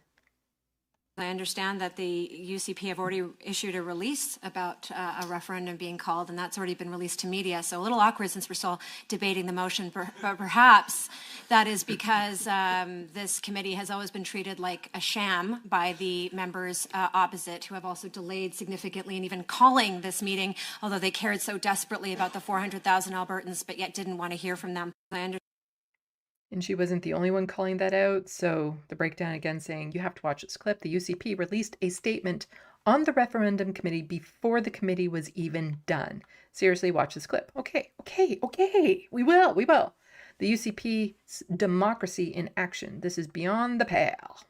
I am interrupting these proceedings to call a point of privilege because I have just had the opportunity to review an absolutely shocking news release sent out already while this committee is in discussions that reads that the chair of the Select Special Citizen Initiative Proposal Review Committee, Brandon Lunty, issued the following statement on recommending a referendum question to Cabinet.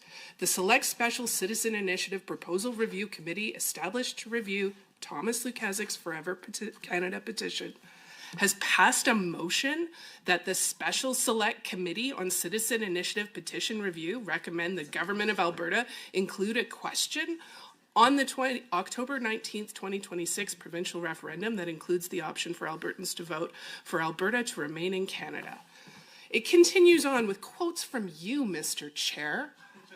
Well, they're literally quoting him in the press release before this is even wrapped up.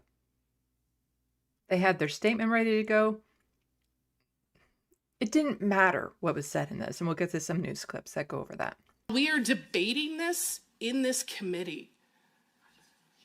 Oftentimes, it feels like the politics of the UCP is a stage play to exercise their power to do what they want.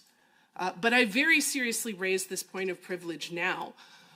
Because it has been never more apparent than the fact that this committee is still meeting and still debating this motion, and a press release from you as the chair has already gone out.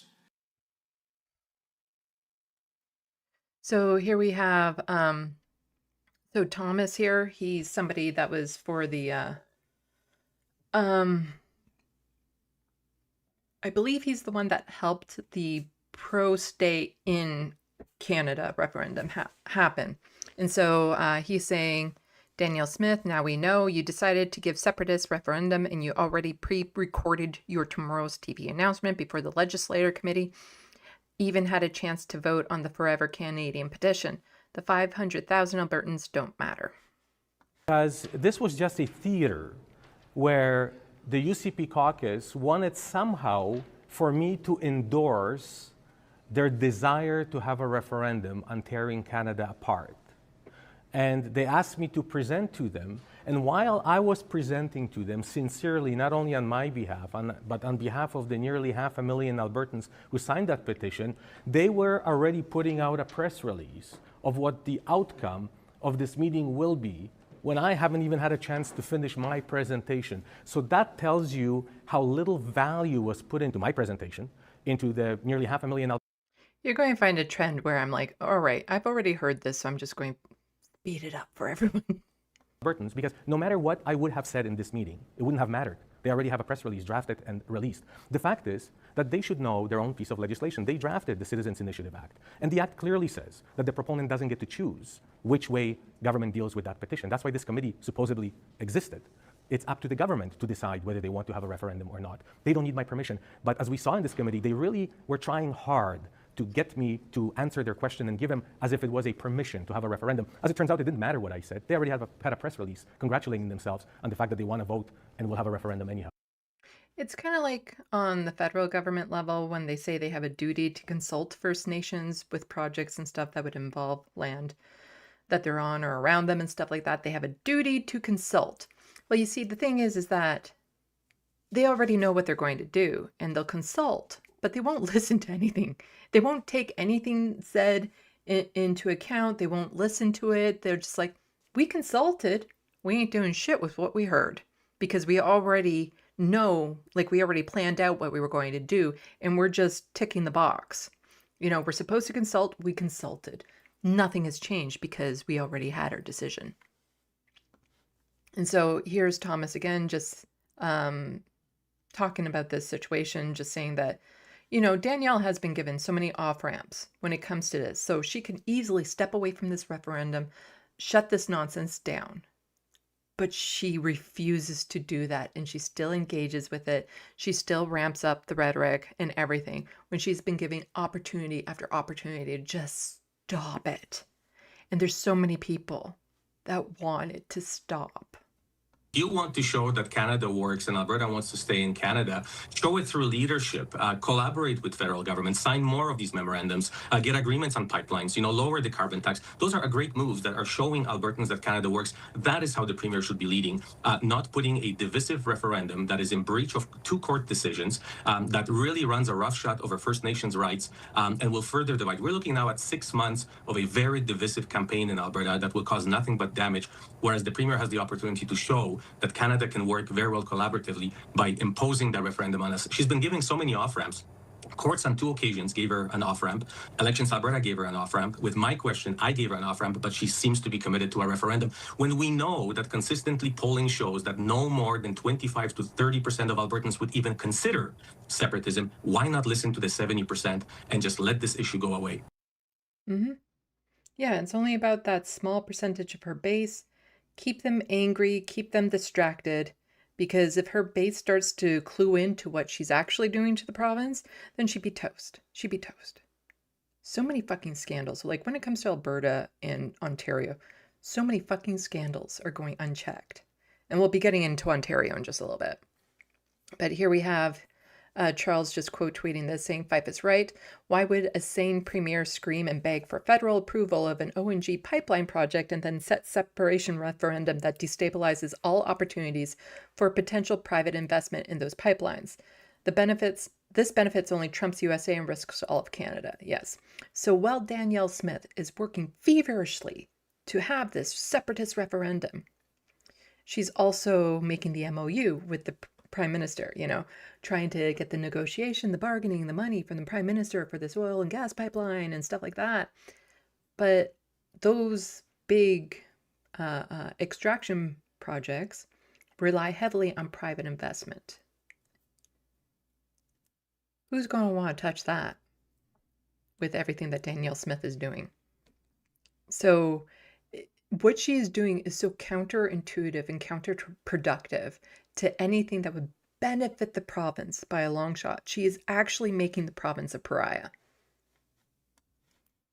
Danielle Smith is about to be the first Federalist Premier in Canada to put a separatism question on a ballot and then campaign to stay, it would appear, is where this is going to go. Yeah.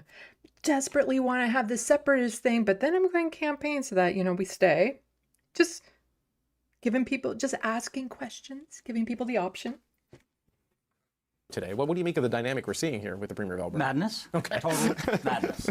Here you have a Premier who has been saying loudly since she was elected, and even before she was elected, that we need pipelines, we need natural gas pipelines, we need oil pipelines, we need to get our product to market, and we need foreign investors to come in here to Alberta to invest in them. What is she doing?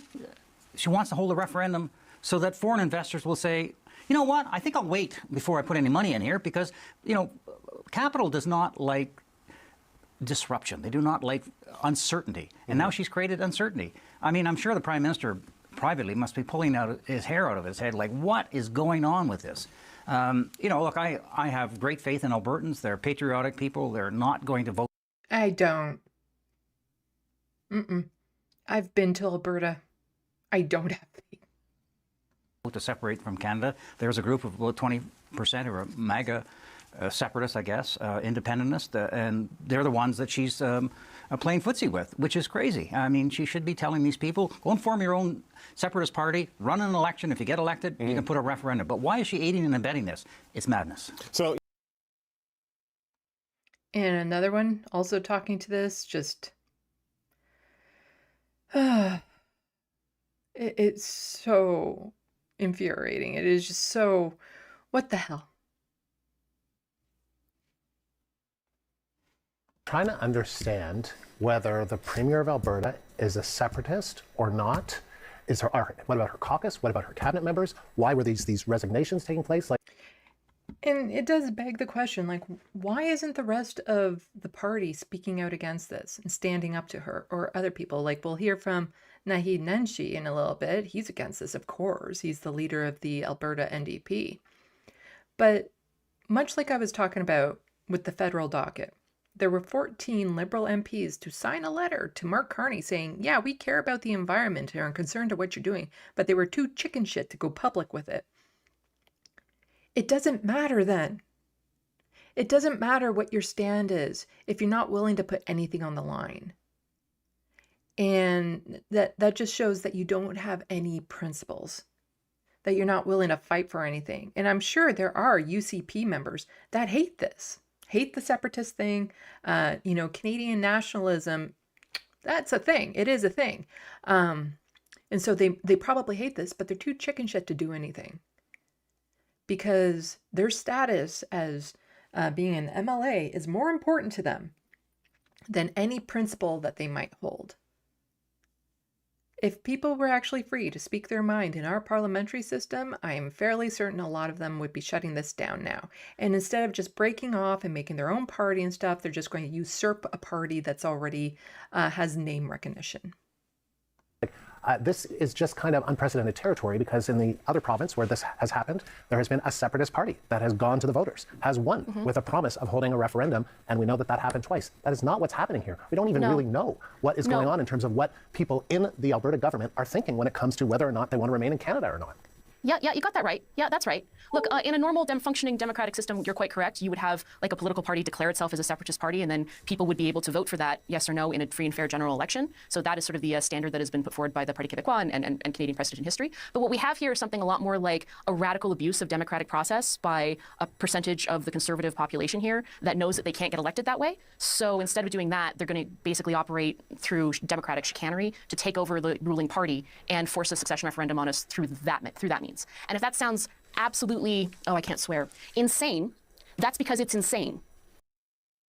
And if that sounds completely fucked up, it's because it's been fucked raw. I can swear on my channel. But yeah, they're just coming in and taking over another party, kind of like how the Conservatives came in and took over the Liberal Party. It's very frustrating. Nobody voted for what Mark Carney is doing. No one. Except for the few smart Conservatives that understood who he was from the get-go. But here is Naheed Nenshi reacting to Danielle Smith's referendum question. The fact that we're in this situation right now is 100% the fact that the Premier doesn't care about being the Premier. She doesn't care about governing. She doesn't care about... The fact that I can speed these up and still most of them sound normal. Not that I should say anything, but yeah. Doing her job. She cares about returning favors to the people who got her into her job. And she doesn't care what happens to us. And she doesn't care what happens to the country. And do not be fooled by her deathbed conversion last night, in which she said, I'm fighting for Canada. Because let's be clear, she will not lift one finger to help the Remain side in this ridiculous referendum. She's put it on us. She's making us do the work. But you know what, Premier? We are proud to do that work. And we are proud to stand up for Canada today. And I want to say to all Albertans out there, as you're digesting what happened last night, the question is so weird. The Premier is putting herself into this, twisting herself into a pretzel after a pretzel. She said she had great empathy and sympathy for the Separatists. She didn't say she had great empathy and sympathy for the 80% plus Albertans who don't want any part of this, by the way. Mm-hmm. But I know a lot of Albertans are waking up to the news today and saying, what? So for the third time in Canada... So she won't support the majority of the province, just, that little minority. Not to mention that there's already been some massive falling out from this because, over half the province was doxxed because the voting information was released. So over half the province, their phone number, address, names were released to the fucking public, to anyone who accessed that list. So there's duplication. Like, that information is fucking out there. Half the province is doxxed, and that information is just out there. These are the things that happen when you're so desperate to force this issue that you start not paying attention, you start cutting corners, you start trying to manipulate to get information, false information out there to propagandize and all that sort of stuff, is that in the end, real people get fucked over. Again, I can swear. Canadian history, at a time in the world where we know where separatist movements have caused extraordinary harm. 10 years after Brexit, 21 years, if you can believe it, after the Quebec referendum in 1995, we are now, for only the third time in Canadian history, having a referendum on whether we should tear Canada apart. And here's what we know. We know that referenda are unpredictable. We know that we never know what's going to happen. We know that Brexit, when Prime Minister David Cameron announced it, was polling about where Alberta independence is polling now. So we got work to do. So I'm going to move on to Ontario, but before I do, I just want to let you pawn jumpers know, I know it's going to be late for you, but in my next docket about other stories. So I usually do it in the order of like international news, federal news, provincial news, and then other stories. And so in my other stories docket, I'm going to be talking about you guys a little bit in the UK and letting you know how you can help make a difference in something. So stay tuned for that, or come watch this later on after you've woken up. So on to Ontario. So Bev is saying, she's quote tweeting this Toronto Star article, Ontario police are using spyware that lets them remotely take over your smartphone. They're fighting to keep almost everything about it secret.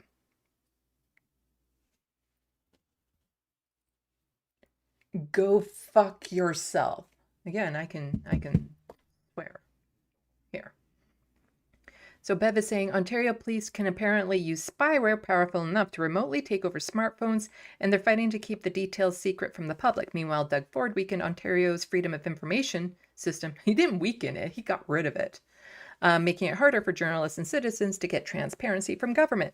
So ordinary people are expected to live under increasing surveillance, but when it comes to political power, backroom deals, deleted records, greenbelt scandals, private meetings, and government accountability, suddenly everything is confidential. If those extraordinary powers exist, where is the oversight? Where is the transparency? And why does the accountability seem to apply more to citizens than politicians? And very true. And that's a fucking Toronto Star article, so I can't read it, paywall, but Yahoo News sometimes posts them. So this is, I'm imagining a very similar article. Your phone sits on the coffee table looking innocent enough, but if Ontario police have their way, that device could become their eyes and ears into your most private moments without you ever knowing. Through on-device investigation tools that makes traditional wiretaps look quaint, law enforcement can now capture everything, your screenshots, keystrokes, encrypted messages, even remotely activate your camera and microphone. So, instead of God watching you all the time, you have the police. And yes, they can tune in and see you masturbate.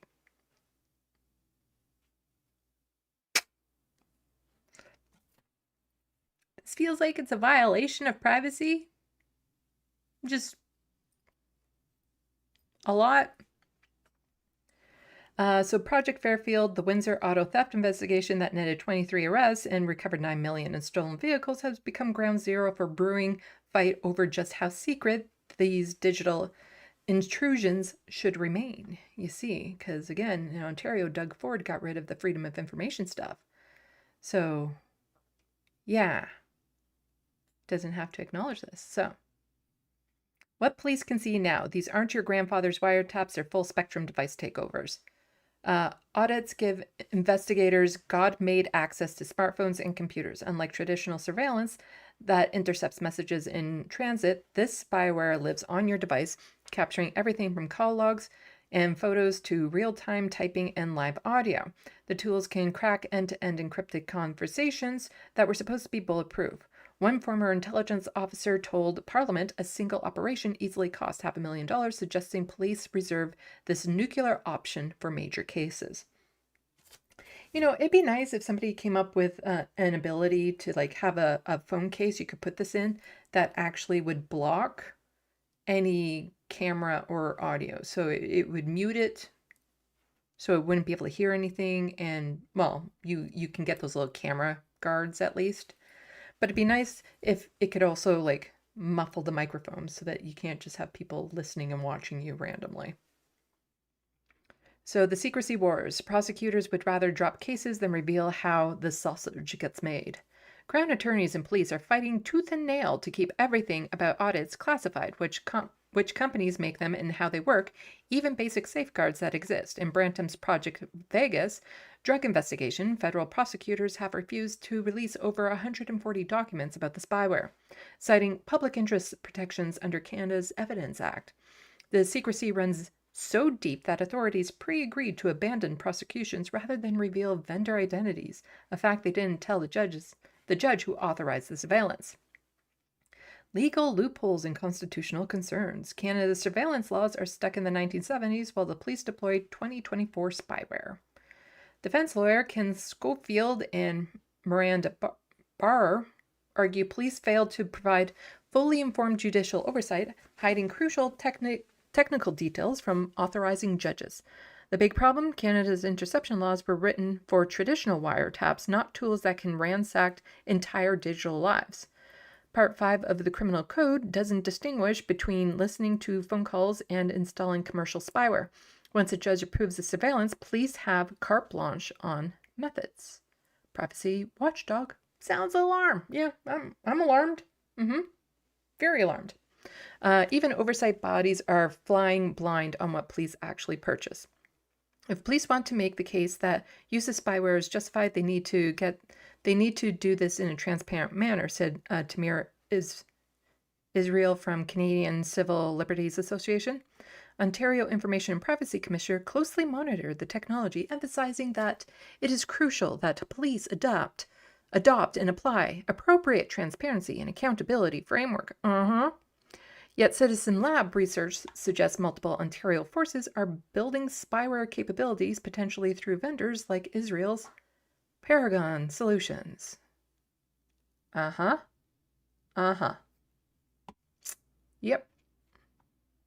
It's all connected.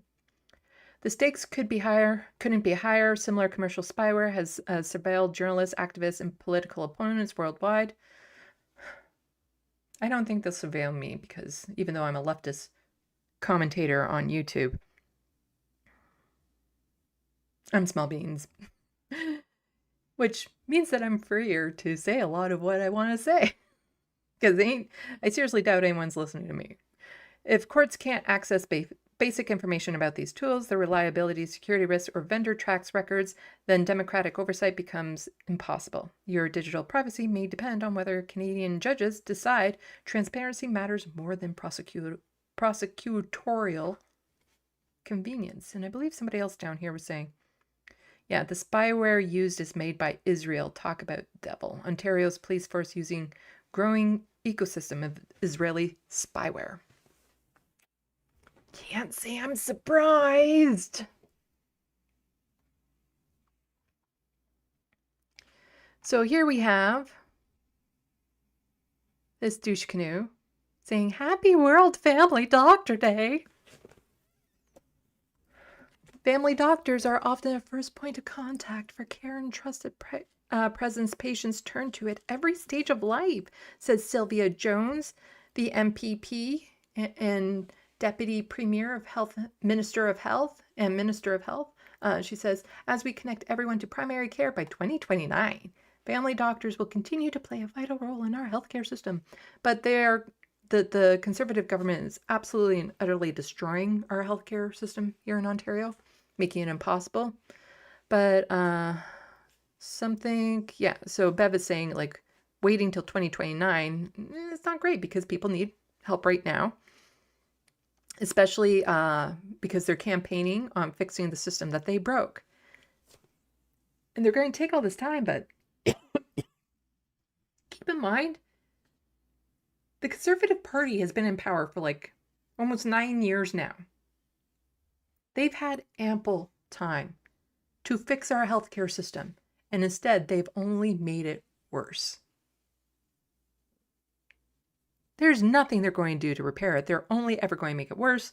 And as long as they're in power, it's going to get more and more privatized. So Ontarians do not want American-style healthcare model where families are forced to rely on private insurance companies, fight for coverage approvals, or risk losing their savings and going bankrupt because they got sick. Yeah, It'd be nice. It'd be nice. But yeah, we need the government to properly fund our healthcare services because this is what we're getting. This is what we could have. The Serf's quote tweeting this, saying Mexico and Canada are moving in opposite directions because Mexican President Claudia Sheinbaum announces free universal health care for 130 million citizens starting next year. A lot of people keep on saying, you know, why doesn't the federal government crack down and use the Canada Health Care Act? It's because the federal government don't give a shit about privatization and in fact encourage it. They're happy with it being privatized. So they're not going to crack down on the provinces that are going against our Health Care Act because they're on board with it. So here you have a president that just like is going to give universal health care for 130 million citizens. Canada, very rich country, also only about 40 million citizens. Yet somehow that's impossible. And this is why we need people like her to succeed, people like Zora Mandami to succeed, like Zach Polanski. Hopefully he can get things to succeed over in the UK. Because when they show people what is possible, then they know what they're fighting for. They know that it's like they don't have to put up with the scraps that they get, the life that they get, the lack of access to healthcare. They know that it's possible. Because a lot of people don't want to get into a losing battle. They don't have the resources, they don't have the energy to get into something that they might not get anything out at the end. But when they know, hey, there's a chance that if we fight, we could have universal health care, then hell yeah, let's get in that fight. And so we need more people like her to succeed. More people like Zora Mandami and Zach Polanski to succeed. Like Avi Lewis here in Canada, he needs to succeed. Because the more they do it, the more other places will be like, yeah, me too. And so a little bit more on Doug Ford's getting mad at people because the FOI restrictions are the media party. So Tina Yazdani, who lost her job with CTV for reasons, which I'm not. There's nothing suggesting it, no evidence that the Doug Ford government had something to do with it. None whatsoever. I'm not suggesting the Doug Ford government had anything to do with this brilliant journalist losing her job with mainstream media. None. I am not throwing out that suspicion at all. Well, she then did get a job with Trillium, which is great because she's still in their faces and she's even freer than she was with mainstream media to get on their case. And she has been doing a wonderful job. And so here she has tweeted out this clip saying, moments ago, Premier Ford suggests once again that the only people who care about his government's FOI restrictions are the media party. I'm fairly certain all taxpayers who maybe want access to information care about this, conservative or otherwise, because it's not always going to be a conservative government in power. Next time it's probably going to be the Liberals, even though they don't have a provincial leader right now. They're out polling the NDP because Marit Stiles refused to step down. Anyway, here's the clip. You know who wise? The media party. They're obsessed with it. You talk to the average person, do you know what they're concerned about in this room? They're concerned about their jobs. They're concerned about cost of living. They're concerned about making sure that they can afford a home or put a down payment on it. We're duplicating what the federal government is doing. Simple. We were an outlier. I should have done this 8 years ago, but I didn't. So yeah, you didn't do it until Global News actually got the courts to say that you have to release your phone records because you've been doing government business on it. And Doug Ford's like, oh shit, I don't want to do that. So I'm just going to change the law to protect all of the fraud and scams and corruption I'm doing. The media party can focus on that. I'm going to focus on job creation and making sure that people can afford things and put food on their table and pay a mortgage. He's made everything in Ontario worse. By every metric, it's worse. It's harder to get food. It's more expensive. Wages haven't kept up. People on disability and Ontario Works are in dire legislative poverty, making it impossible to have like healthy diets and things of that sort. And the cost of living is exploding. Rent prices are through the roof, partly because he got rid of rent control and all that sort of stuff. It's all his fault.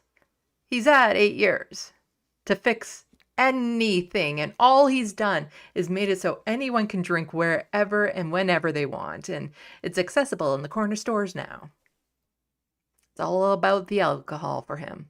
That is the number one issue. Our polls show it over and over and over again. But thank you. And I don't mean to be mean to you at all.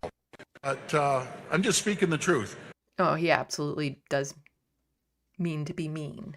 The only people worried about this are the media party. Simple. I am not the media party. But if you're offering memberships, I would like to be part of the media. And so part of the reason why he wants to keep that FOI is he gets a question, if you need the plane, why not just keep it? Because the people don't want to. I listen to the people, says Doug Ford, except for all the times he doesn't. Yeah, as to why sure. you think you need the plane. Yeah. So why not just keep it? Because the people don't want to. I listen to the people. I've made mistakes. Every premier makes mistakes. And when I get the calls, I'm the only guy in the world, I want to emphasize, the world, not North America, not Canada, that gives out a cell number. And I get hundreds and hundreds of calls, depending on the day, even up to 1,000. And you don't see that as being problematic at all. That you give out your personal cell phone number and get hundreds or thousands of calls a day. And you're doing government business with some of that. And so then you just change the law to keep your personal cell phone records secret. You see, it's not just about the fucking private jet that he bought for $30 million and all the sketchy stuff around that.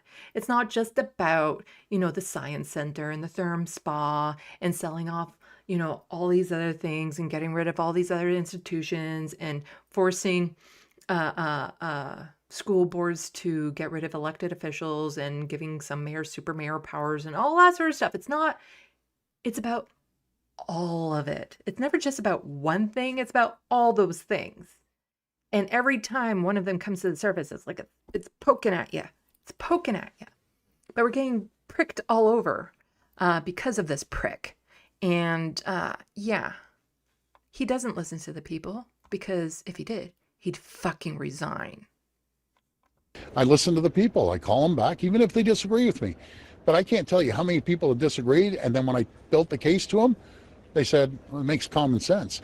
So I will take responsibility. As you said, I should have been out there Friday talking to the people. The people don't want it. That's fine with me. I don't mind the scrutiny. I just want the fairness. I don't mind the scrutiny at all. That's why I changed the law so that you can't scrutinize me. See? See what you can scrutinize me all you want within the realms of the laws that I put into place. Against other governments. That's all I'm asking. And I don't disagree with them, by the way. So that's all I'm asking for is making sure it's fair. Yeah. Anyway, that is it for provincial news, and then we're going to get into the other stories. So one of the other stories that I have is an update to, there was the CBC and AFTN, that's an Indigenous-owned media corporation, that we're going to do this like candid camera type thing, and it looked really good, and I wanted to see this program. Well, right-wingers were baby-ass bitches. So there's a follow-up on that. There's a follow-up on the horrific story that I was covering from Ontario about that doctor that was accused by 48 women who took to the stand to say that he sexually assaulted them. And the judge said, you know what, all of them were unreliable witnesses. There's an update on that. Some trans stories in the UK, but also that connects the United States. And one good story at the end with Doug Ford's dumb rhetoric on top of it. So, before we get all of that, We're checking the sandbox. Yes, and buy my book, Necroplasm. This is the thing that is keeping me holding on to this reality, because I want to escape into this reality. But until I get the paintings done, get the vending markets out of the way, get my TYT essay done, I can't get back to this. Because as soon as I do, I am like disappearing into this reality. There's so many books related to that series I want to get into. But it's a vampire book that I wrote. Let's see what people are saying. Okay, got the raid.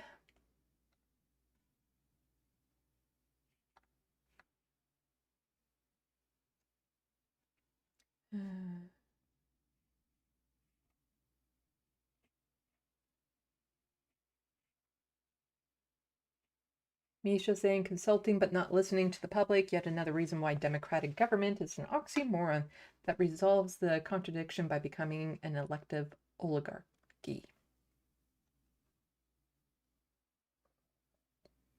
Atticus Among Us saying it's supposed to be a device and consent, not a rubber stamp.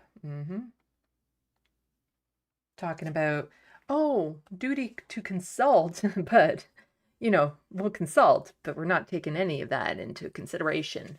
We already made up our minds. We're just ticking the box. Ah, reference frame has come back. And welcome back.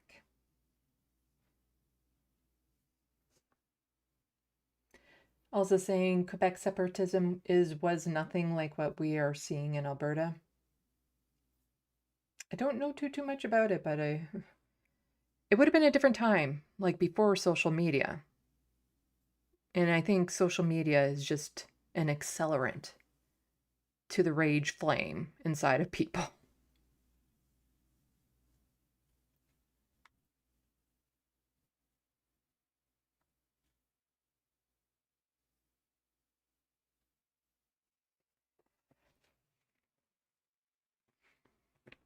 Hello, Jet. Welcome to the SandBox.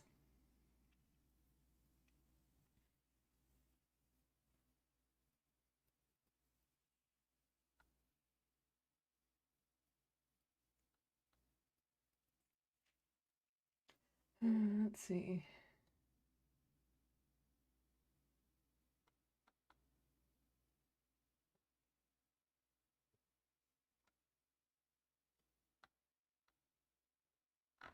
Jump. Where was I? I'm just skimming through a lot of these.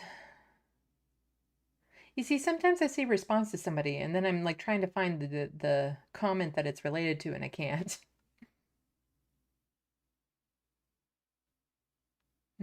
People talking about food. You see, after this, I was going to see if the loaf of bread I have in my fridge is moldy yet or not. Before I decide what I'm going to have for dinner. Because if it's not moldy, I will be making eggs and toast. If it is moldy, I'll be making fish and chips. And if it's not moldy, it's going to get moldy soon. So then after today, it will be then going into the freezer. ADHD, I tend to forget to put it in the freezer sooner than I should. But I will astutely check it for little spots that shouldn't be there.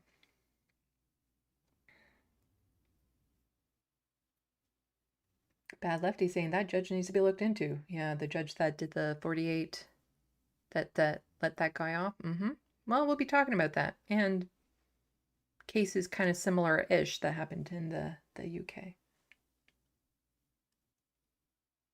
Atticus Among Us is taken off for the night. Have a good night. Hello, Grand Theft Autobot. Welcome to the sandbox. That makes common sense. Yeah, that sure sounds like something a real person would definitely say.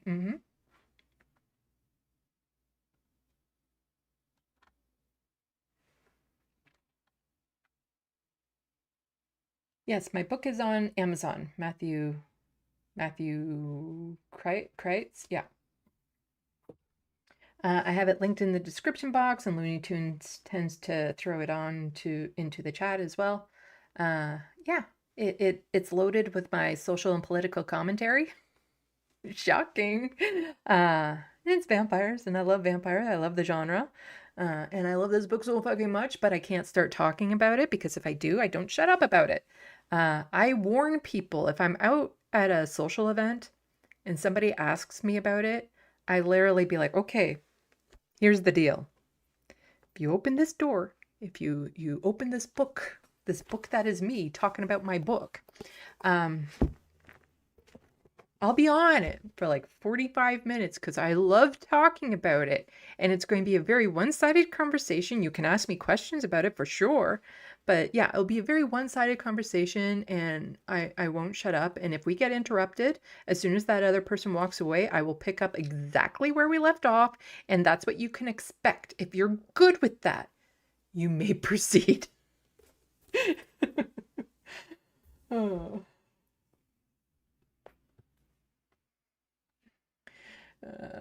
That's my autism in me saying you're about to initiate me talking about like a special interest times 10.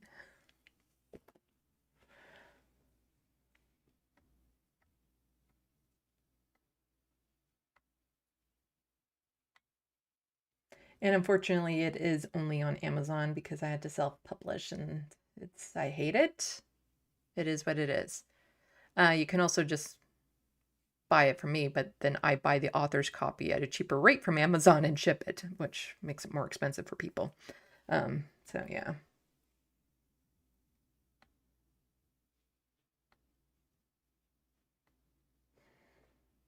Reference frame, bread in your fridge? Yes. I put bread in my fridge when I don't want it to go moldy as fast. And then I put it in the freezer. And then I forget about it because it's not on my counter. That's the ADHD tax there, because it's almost a full loaf of bread.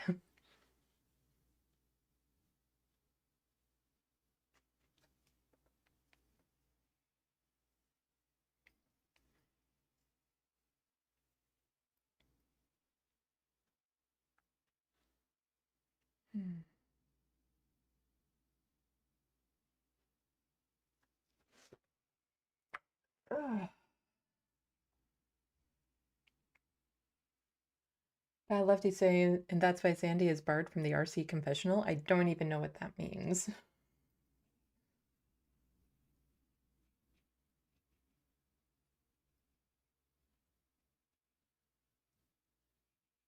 It's not white bread. I have it's a multi-grain loaf that I got from a bakery.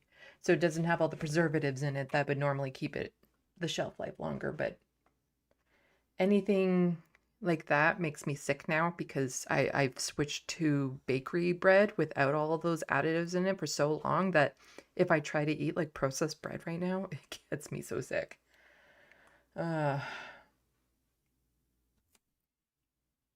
Misha saying I'm trying to work on a book myself though it's nonfiction. I'm currently completely restructuring it so I can fit in one volume, then I can start writing again. Well, I have another channel. Get this, it's called Sandy Lovis, which happens to be my name. And it's about art, writing, and all things creative.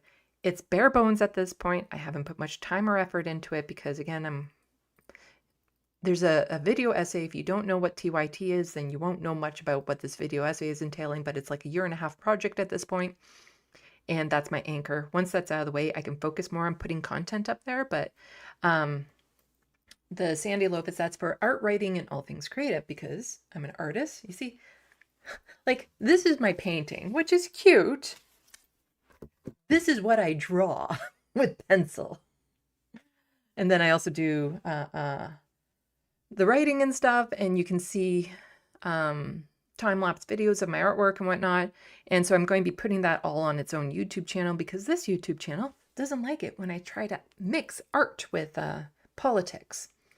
So you can go on to this one. There's playlists, see art shorts for time-lapse videos of my drawings. But I hope to be talking more about the writing process and like All Things Involved on my other YouTube channel. So go subscribe to that as well. I still don't even have 100 subscribers to it. And I only have like 3 videos on it so far. And I'm just trying to transfer over videos. But like I said, I'm fried right now trying to get the paintings done for the vending markets. Then it's that stupid TYT essay. And once that's all done, then I can focus on the other things like clipping these live streams, which would be super helpful for my channel, and putting content on my other YouTube channel while getting back to my book. Anyway.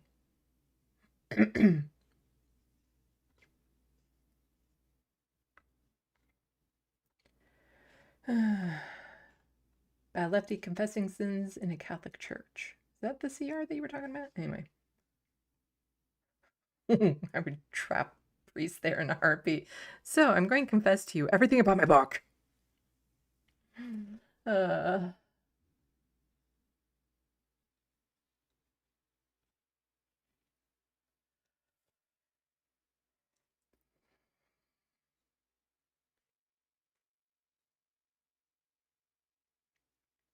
Anyway, let's get through this docket of other stories. Some of them are really bad, so content warning, and then we can kind of chill out, unwind a little bit. And do I want to change the order this is in? Because I don't think I want to leave it with some of the most horrific stuff. So I think I'll cover, I'll cover the update on that story that leads into that. No, it has to be the other way around. Okay, no, it has to be in the order that I already put it in. I put it in this order for a reason. Anyway, so I think it was last week, I was talking about how CBC here, the Corporations Before Canadians broadcasting thing, was doing a comedy series with APTN, which is an Indigenous ran and owned network. They cover like a lot of news that are important to their communities and stuff like that from their perspectives. And they were going to do a comedy series, which is kind of like the we're going to get people into a fake interview and ask them all these questions, and they're going to reveal shit that they shouldn't be revealing and stuff. And I'm like, I so want to see this. I want to see it. Sounds like super fun. Well, to say the right wing got triggered is putting it mildly. Ooh, they got so mad. And unfortunately, I don't think we'll be able to see that wonderful comedy series now. I was so looking forward to it.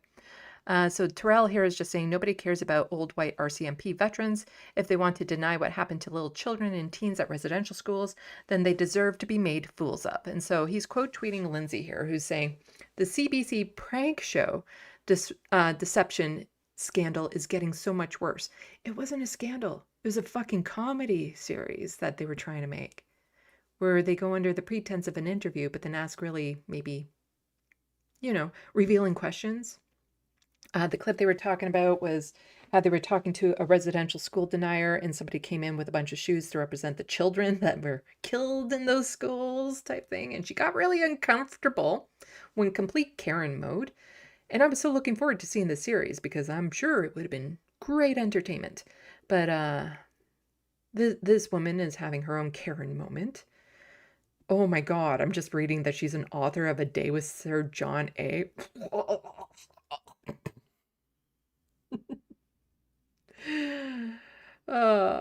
Anyone can be an author. I should just write a right-wing book, get people hooked, and then switch them back over to my necroplasm. Anyway, so the producers operating under fake identities and fake company names with a fake website. A prank show doing that? No. Told a number of RCMP veterans, and for those who don't know, that stands for the Royal Canadian Mounted Police. They are surprisingly not standing for racist. People who dedicated their lives to serving on the front lines, that they were invited to film a show called A Life After Service. A ceremony to thank them for their service would follow, and they were told dignitaries would be present and that they were lied to for the sake of a prank show, comedy show. They're such fucking snowflakes. When the RCMP vets arrived at CBC Vancouver, blah, blah, blah, and they realized it was a prank show, there's more, but whatever. I was looking forward to seeing this, but The CBC is pausing production on a satirical show on Indigenous issues after blowback from some who claimed false pretenses were used to lure high-profile guests. Super frustrating. Super frustrating. I hope they release what they already have. And the Surf's just saying, I like how the right claims the left control all media and are backed by George Soros, when the reality is an Indigenous film crew pranked a bunch of white supremacists, and the backlash was so intense from anti-free speech, anti-comedy censors that they killed the show. These fucking snowflakes. You see, and I was explaining this last week. I wouldn't fall victim to this sort of bullshit because, well, first of all, I would check my sources. You know, I would check before I go on some random person's show, especially if they were paying for everything. But also, what are they going to get me to say that I would be ashamed of? I think that universal health care should be fully comprehensive and free. I think there should be socialized housing. I'm for public ownership of most utilities, all utilities. I think everyone deserves equal rights. Trans women are women, trans men are men. Non-binary is real, because I'm sitting here talking to you. You know, all of that. Like, there's nothing I would say that I'd be like, oh shit, did I just say that, you know, Palestine should be free? Huh. There's nothing I would say that I would be ashamed of. Now, they could edit it out of context and that would be an issue. But there's nothing that I would be like, they're trying to make fun of me because I want everyone to have equal rights. Like, I'd be too autistic to be offended by that. So this is very sad because I really wanted to see it. You see, you can have What is a Woman make a fucking, you know, the Daily Wire make a fucking movie where they're basically pranking people. And that's fine. But, you know, an Indigenous film crew, gotta crack down on them. They're getting a little bit too uppity. So this is the article here, CBC pausing production on satirical Indigenous show. Because the right doesn't get satire. The world is beyond satire at this point. The CBC is pausing production on a satirical show on Indigenous issues after blowback from some who claimed the false pretenses were used to lure high-profile guests.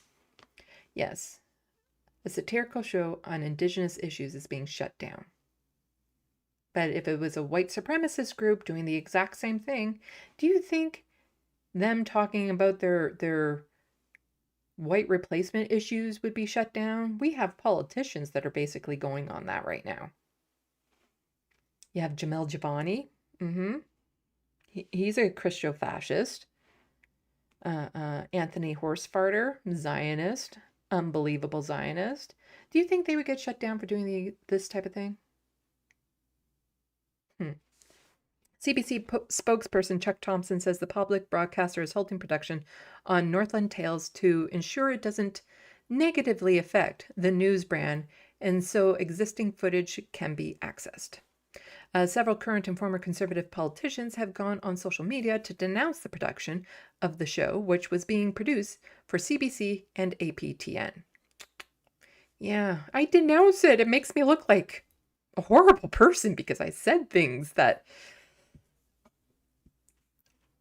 show I'm a racist, bigoted, horrible individual. Maybe just not be those things, and you wouldn't have to worry about it. The show is described by Indigenous Screen Office, which works to increase Indigenous media representation using federal funding, as a satire program meant to flip the script on modern and historical injustices against Indigenous peoples. Conservatives are questioning why CBC is funding a spoof program that used false pretenses to lure high-profile people and accused of downplaying the damage caused by residential schools into sitting for interviews.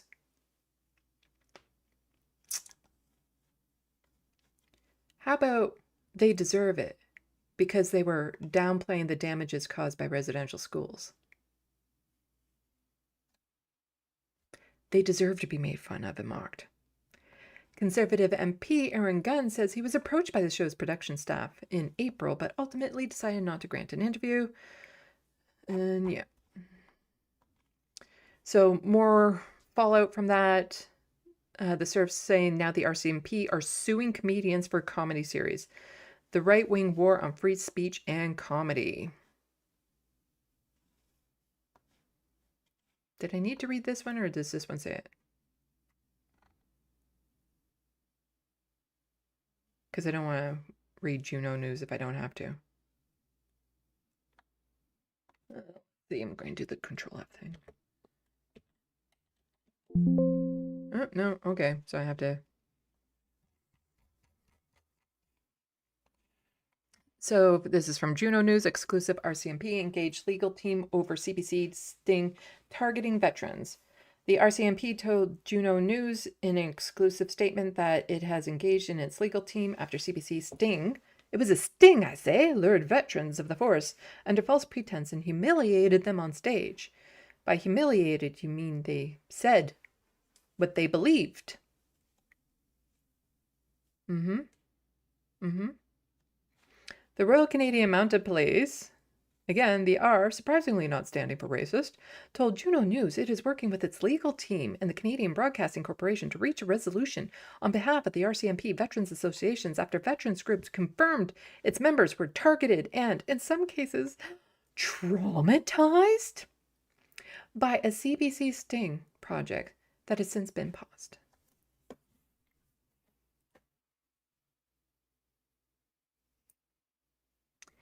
If you were traumatized by this, they never had the bones to be in the RCMP to begin with. Just, You don't have the fortitude needed to have been in law enforcement if you are traumatized by a satirical show.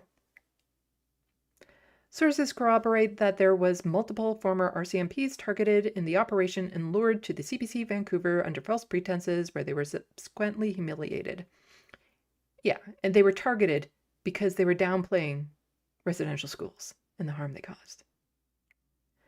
So the RCMP is concerned about the mental health and well-being of its veterans. Let's see. Yeah.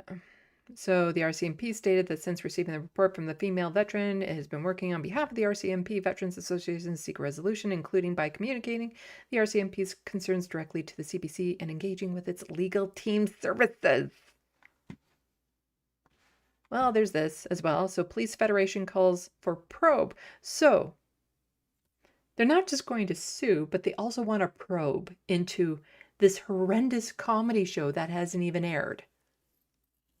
Because they were so humiliated for, again, most likely, just saying shit they believe in and being called out for it. It'd be like Anita Anand, suing Al Jazeera News from the federal docket that we saw earlier, because they actually put her on the spot and said, you say you don't want Iran to have nuclear weapons, but you don't say anything about Israel having them. I'm sensing a double standard here. It'd be like her trying to sue them, being like, I thought I was just there for complete, Western propaganda's sake. I didn't think I'd be asked tough questions.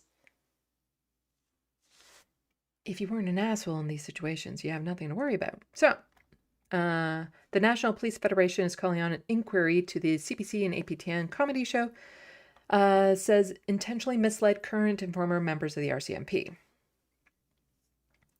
The show, which has not aired, is described as an Indigenous Screen Office as a satire program meant to flip the script. With outrageous humor, they flip the script on modern and historical injustices against Indigenous peoples, offering a fresh, timely perspective on the prank genre akin to shows like Borat and The Yes Men, the Indigenous Screen Office said in an online post about the show. The National Police Federation and RCMP members who were invited to participate in the show were told that they would be recognized and honored for their service, but instead deceived, insulted, and publicly shamed at the expense of Canadian taxpayers. For many active and retired RCMP members, the experience is deeply distressing. These individuals who have spent decades sacrificing their own safety and well-being while responding to traumatic events, the union wrote, adding the show should be canceled. And then it was paused.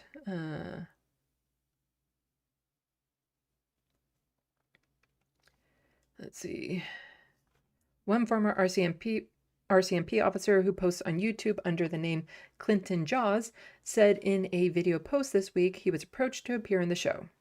In separate interviews, they wanted to get me because I'm one that's sick and tired of apologizing, he said in an hour-long video. How many times are we going to say sorry? How many times are we going to acknowledge they don't want us to reconcile? They don't like us. They don't even hang out with us.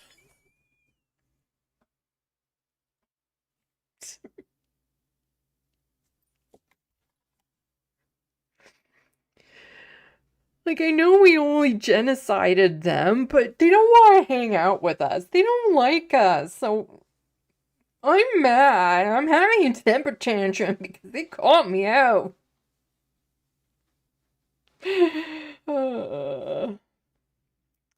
We offered sushi, poker, and a tour. A tour, sushi, and poker with the boys. Yeah, we offered a tour, maple syrup, and lacrosse with the boys. I was thinking, no shit, what's the other game? Curling with the boys, that's it.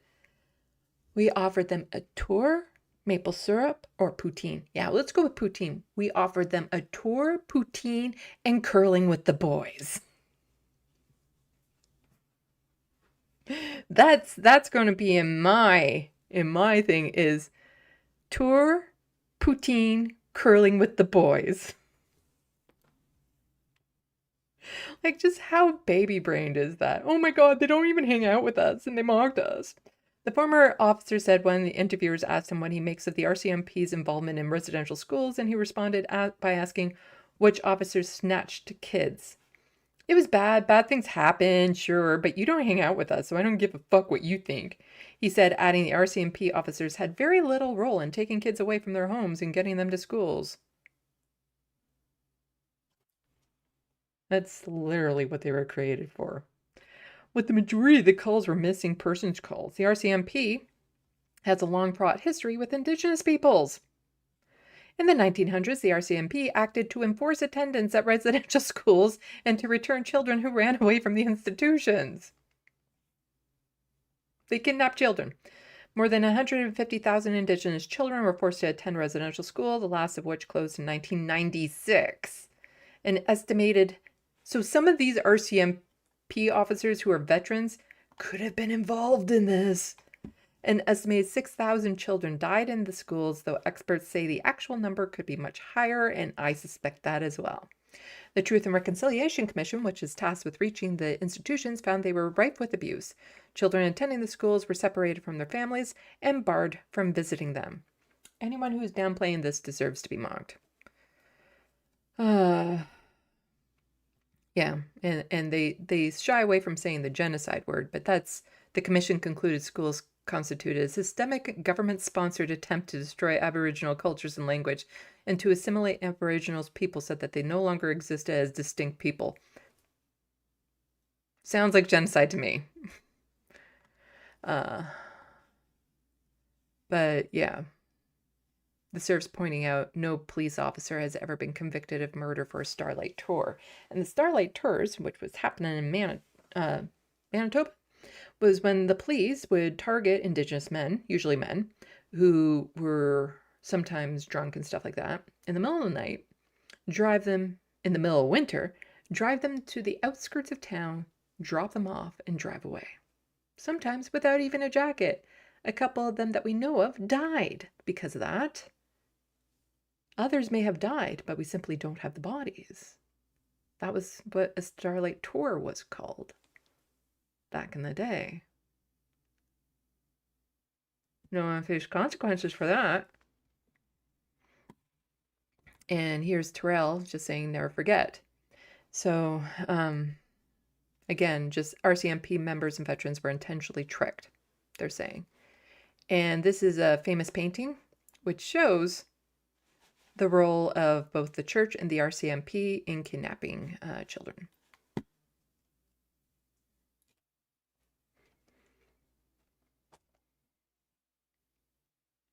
And so you can see some running off in the distance. They would have warning signals that when they saw a white man approaching, they would like call out a certain thing, which told the children to just run into the bush and hide.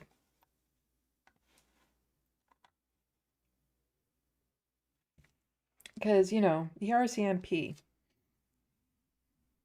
institution in Canada, you know, you might say things have changed, but there's been scandal after scandal and controversies within the ranks. It needs to be defunded, reinvented. If, you know, like it just, for them to serve as a law enforcement, because, you know,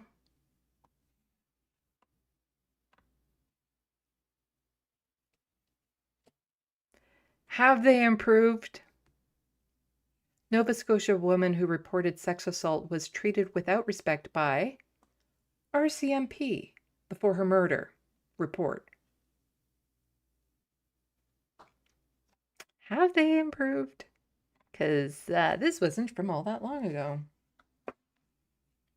Before she was murdered by her neighbor nearly a decade ago, a Nova Scotia woman told the RCMP she had been sexually assaulted and harassed by him. Her complaints were not investigated, her fears ignored. Now the Force's Complaint Commission has released a report blaming the Mounties for failing her and also making dozens of recommendations to make sure it doesn't happen again. But don't you dare satirize them. They get mad at that. They are above being satirized because of the hard job that they do in ignoring complaints. CTV's Jonathan McGuinness has the details. But I, as the commanding officer for the province of Nova Scotia, do apologize to the family. 9 years after Susan Butland was killed by her neighbor, a report into her death and what preceded it has been released by the Civilian Review and Complaints Commission. My first response is, well, how tragic this is, that this woman was sexually assaulted in some way and subsequently killed by the same suspect. That suspect is Ernest Ross Jr. Duggan. Butland filed a sexual assault complaint with RCMP 2 months before her murder.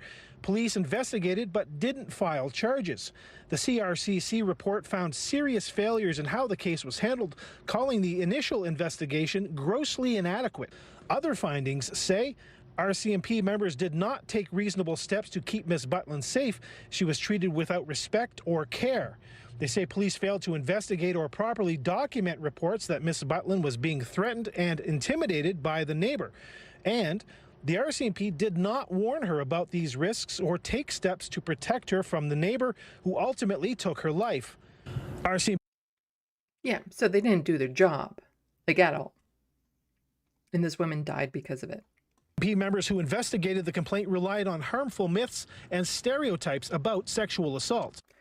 This is important for the next story. RCMP members who investigated the complaint relied on harmful myths and stereotypes about sexual assault. So many men run our law enforcement institutions, and they get to determine how women should act as victims. And if they don't act the way that they think they should be acting, then they're not to be believed. Well, the statement was very scathing, ultimately, and what it speaks to, I think, are a couple of different possibilities. One is training, one is ability, one is actually getting the job done. The report also offered 79 recommendations, including creating specialized units in every division to handle and oversee sexual assault cases, review all past sexual assault investigations conducted by the member who took Ms. Butland's complaint, and ensure that he is not permitted to investigate sexual assault complaints until he has received all of the recommended operational guidance, and require training for all members who respond to or investigate sexual assault. We have had significant advancement for those changes. As I mentioned, we've increased.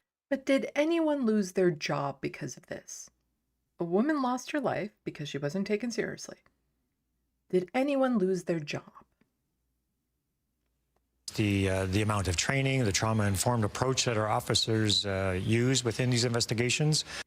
So some of those RCMP officers were saying they were traumatized because of an interview. Meanwhile, this woman isn't even alive anymore to be traumatized because of that organization. What about all the trauma they've inflicted onto people? Allowed people to suffer. The RCMP commissioner has agreed with a significant majority of the CRCC's findings and recommendations and committed to creating specialized sexual assault units. And Todd Ernest Duggan pled guilty to second-degree murder in Butlin's killing, and he was sentenced to life in prison. Todd. Which leads into this. So, a couple weeks ago, I was mentioning how Jeffrey Sloka was found not guilty. Doesn't mean he is innocent. Of sexually assaulting 48 women. 48 women took the stand. There was also an expert in neurology, a female expert in neurology, who said, you know what? Doing a vaginal exam without gloves, not part of our treatment. And the judge in that trial said all 48 women weren't reliable. Didn't believe them. All 48. And I made a video, a live stream not too long ago, talking about this issue and other issues related to it.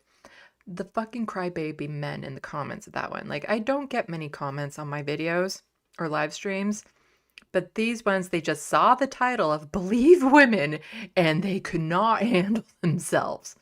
And I might make a video about their comments at some point because they are so, what is it? The hit dog will holler type thing. They are so sensitive to the idea of being called out for monsters. And it's like, you know what? If it doesn't apply to you, then why the fuck do you care? So here we have an update on that, and that is the Crown seeks new trial after judge acquitted Jeffrey Sloka of all 48 sexual assault charges. Crown alleges erred in law by engaging in myth-based and stereotypical reasoning about how a sexual assault complainant would behave in the doctor-patient context. So we have another man who is like, these women aren't doing what I think they should be doing in this situation. Therefore, they're lying. He doesn't understand it. He doesn't care to understand it, and he won't take their word for it. And he just engaged in myth-based stereotypical reasoning, just like the RCMP. The Crown is asking the Ontario Court of Appeal to set aside Jeffrey Sloka's sexual assault acquittals and order a new trial on all accounts. Justice Craig Perry found former Kitchener doctor not guilty last month of sexually assaulting 48 women while examining them as his patients. Prosecutors accuse Sloka of performing unnecessary examination as a ruse to gain access to female bodies for his own sexual purposes. In its recent notice of appeal, the Crown alleges Perry erred in law by engaging in myth-based stereotypical reasoning about how a sexual assault complainant would have behaved in the doctor-patient context. Perry Sloka, 57, a neurologist, has satisfied me that he possessed a valid medical purpose for every examination. Yeah, that's what the judge says, that no, all of those intrusive examinations satisfy me. No, I listened to him. He said they were necessary. Therefore, I believe they're necessary. I don't care what the expert says. I don't care how violated these women feel. No, he said it was necessary. So I believe him. But these other 48 women,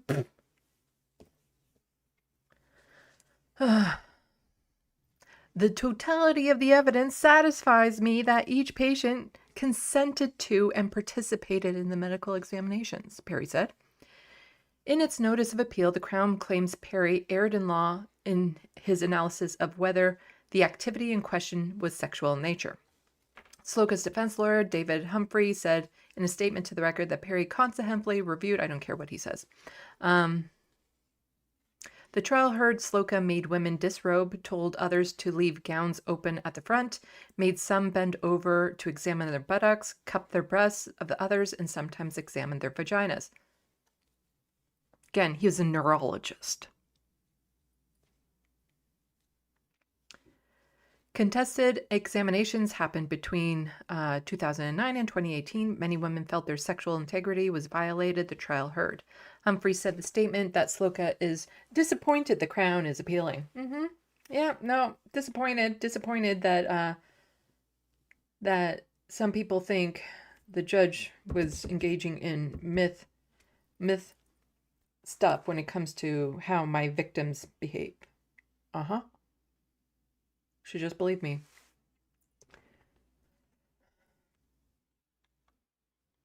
All of the women who testified against Sloka were unreliable witnesses, said Perry.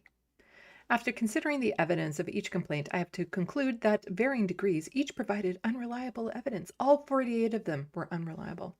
With many of them, their memory, perceptions, and I talked about this before, which again is just him condescending down to women. They're not credible. It's like, yeah, they were influenced by the media and how they perceive things, all that sort of bullshit. I don't think... So Perry gave little weight to expert testimony from Dr. Vera Brill, a Toronto-based neurologist. Prosecutors leaned on Brill to portray Sloka's medical examinations as unjustified for neurological purposes or improperly performed or both. Brill's evidence suffered from profound frailties and she occasionally displayed biases, Perry said. So the very biased judge is accusing a woman of being very biased.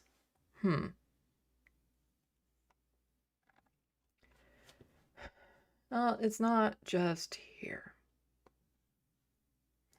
So, across the pond, some horrific cases there. This tweet went a little viral because somebody quote tweeted a Sky New article saying, I thought for a moment this said 3 boys avoided jail after rape of 2 teenage girls. Actually, that's exactly what the headline says. And the details of this are quite disturbing. Content warning. Southampton Crown Court heard 2 girls were raped in 2 separate incidences in Fordingbridge, with the first attack taking place in November and the second in January 2025. 3 teenagers have avoided jail after the rape of 2 girls in Hampshire. Southampton Crown Court heard 2 girls were raped in 2 separate incidences, with the first taking place, So a 15-year-old boy was sentenced to a youth rehabilitation order for 3 years with 180 days of intensive supervision and surveillance for the rape of each of the 2 girls in 2 indecent images charges. The court heard he had been diagnosed with ADHD as well as long-standing anxiety.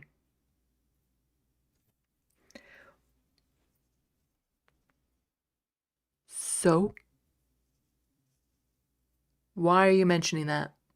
Why is that anything to have in consideration? You know, there are plenty of neurodivergent people out there that don't rape. To associate it somehow by saying, you know what, yeah, he did this rape, but maybe he's not accountable because ADHD and anxiety. Yeah, those things don't cause people to be rapists. It's not a thing. Not a thing. Nope. And to use it in this context is trying to vilify neurodivergent people. A second 15-year-old was given the same sentence for 3 charges of rape against each of the 2 victims and 4 counts of taking indecent images in relation to filming of the incidents. The court was told that he had an IQ of the bottom 1% of his contemporaries and, ADHD. Yeah, so he was dumb and hyperactive. Yeah, that's still So that has nothing to do with the actions, with the crime he committed. Because there's a lot of people with who, when it comes to smarts, are at the bottom of the class. They don't rape. But to bring up ADHD in both boys, mentioning that one of them has a low IQ? Sorry, what does that have anything to do? And why are these boys not going to be like in a proper institution, in a proper jail? A third boy, age 14, was given a YRO for 18 months for 2 charges of rape in January incident by encouraging the second defendant in an offense of indecent images. He was describing as having a mild cognitive impairment. So they're all neurodivergent. That explains it. Judge Nicholas Rollin told the defendants, I have to remember that you are not small adults. I have to think how likely you are to do serious things again, and I need to make sure you do not do serious things again in the future. This is just a finger wagging that you're getting. You destroyed these girls' lives. You're getting good finger wagging from him.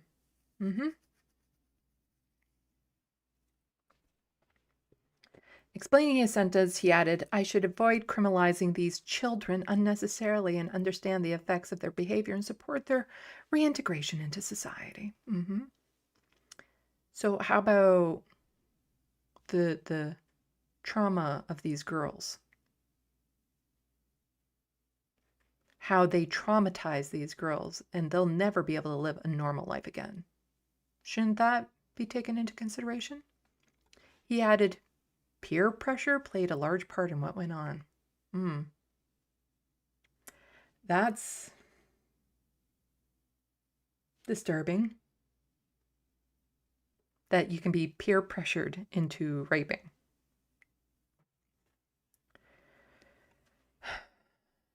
But the judge just sees them as wholesome little boys, just went a little far with their antics. The victim of the first incident, who was 15 at the time, attended the sentencing and read out her victim impact statement.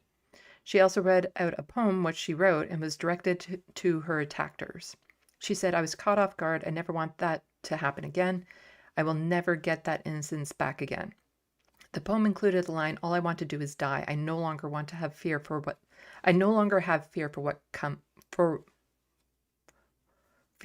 when that comes. She added, no one deserves the trauma of being raped. So what happened to her, the judge doesn't consider, but you know what? These boys, they shouldn't suffer because of this. In a statement read on behalf of the second victim, she said her school attendance had suffered and added, I often feel overwhelmed, anxious, and emotionally exhausted to the point where sitting in classroom becomes unbearable. Oh, so now if she rapes someone, is that okay by this judges? Because, you know, she's anxious and, you know, exhausted and all that sort of stuff. So does she get to commit crimes against other people? And it just get brushed off? She described suffering nightmares and struggling to sleep, adding, I feel ashamed, insecure, and uncomfortable in my own body. Jody Mittel, KC, prosecuting, told the trial that the girl in the November incident had visited the first defendant after meeting him on Snapchat. The prosecutor said that performing sex acts on the boy, who was then 14, she became scared and anxious when the second defendant joined them, and the third boy, who was not charged. Ms. Mittel said the girl felt concerned and trapped and petrified as the two defendants raped her while the incident was filmed.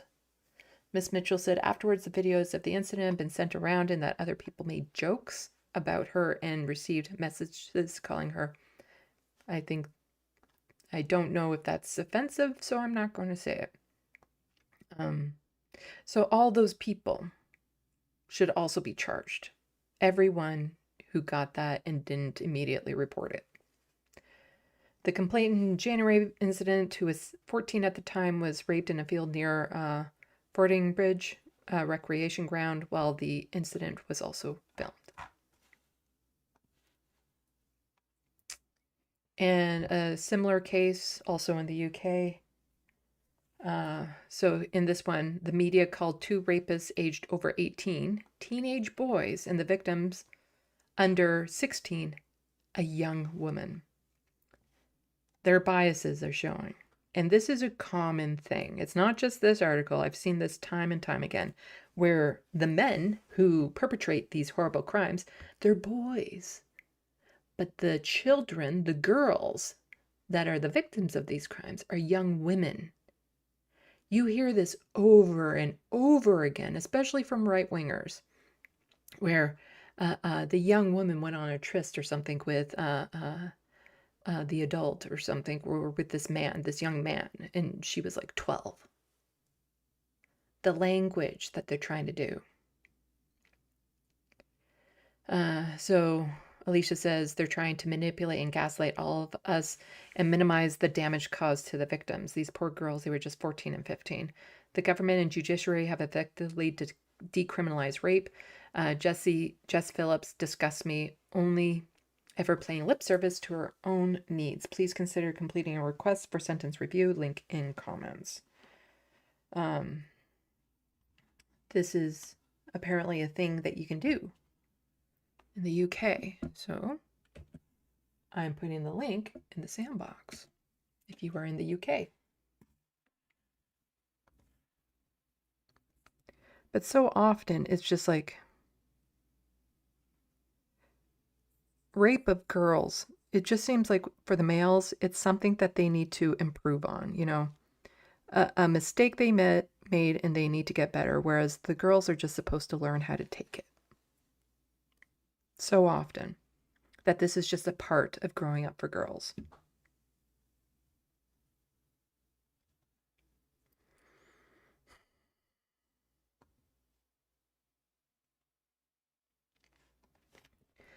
So yeah, just disturbing stories. And I'm thinking about making a video about the comments under that one video to mock the people who left them. Because all of them will like be like, oh, but women, or but they lie, and this and that and the other thing. And it's like, this is reality. Women are not taken seriously. Girls, children are not taken seriously when they are violated, because men view it as something that they just have to accept.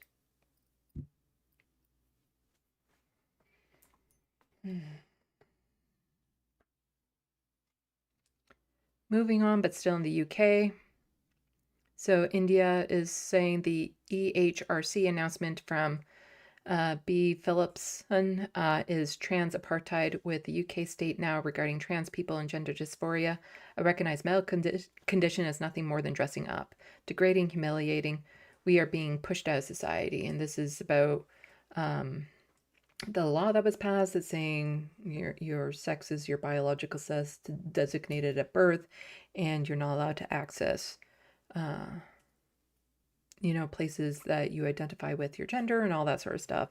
And this is them reviewing it and saying, yeah, we stick to that. We stick to forcing trans women into men's washrooms and trans men into women's washrooms. We stand by that we're going to ban trans women from anything related to a women's organization.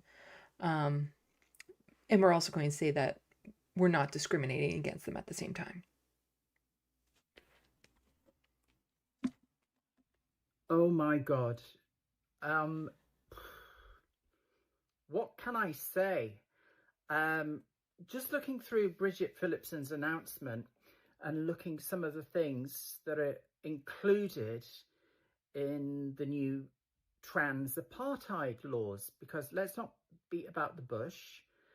That's what it is. And what it amounts to, well, effectively it makes it impossible for trans people to lead a normal life in Britain without embarrassing themselves every single day in almost every interaction that they have. It isolates us even more, and to put it bluntly, we're being gradually edged out of society, with the UK now regarding trans as being nothing more than dressing up. It's a TERF's dream come true. Banning trans women from mammogram checkups, just mind-blowing, astonishing. Fully transitioned women have breasts. We have the same body chemistry as cis women. but we're not going to be checked or examined anymore, which means that some trans women will now die of breast cancer, but at least they spared a TERF the unpleasantness of being near a trans person, and the TERF didn't have their dignity affronted. And on forcing trans women into the gents, what exactly is the government going to say when a trans woman who is indistinguishable from a cis woman is made to go into a man's toilet and is sexually assaulted or raped because the government says that that's where she goes because of the fact that she was born as a baby with a certain set of genitals? It makes no sense whatsoever. Yeah. People will die because of their bigotry. And David here is pointing out how absolutely absurd this is because UK banned trans women from breast cancer screening and gynecological care yesterday. It's official, the UK will host, whatever. And so David here is saying, so about 15 years ago, I attended the breast screening clinics as I had a lump that had appeared in my chest. It turned out to be benign breast tissue growth and nothing serious. Weird how I, a cis man, was able to attend this kind of service, but trans women now can't. It's not just in the UK, it's also in the US.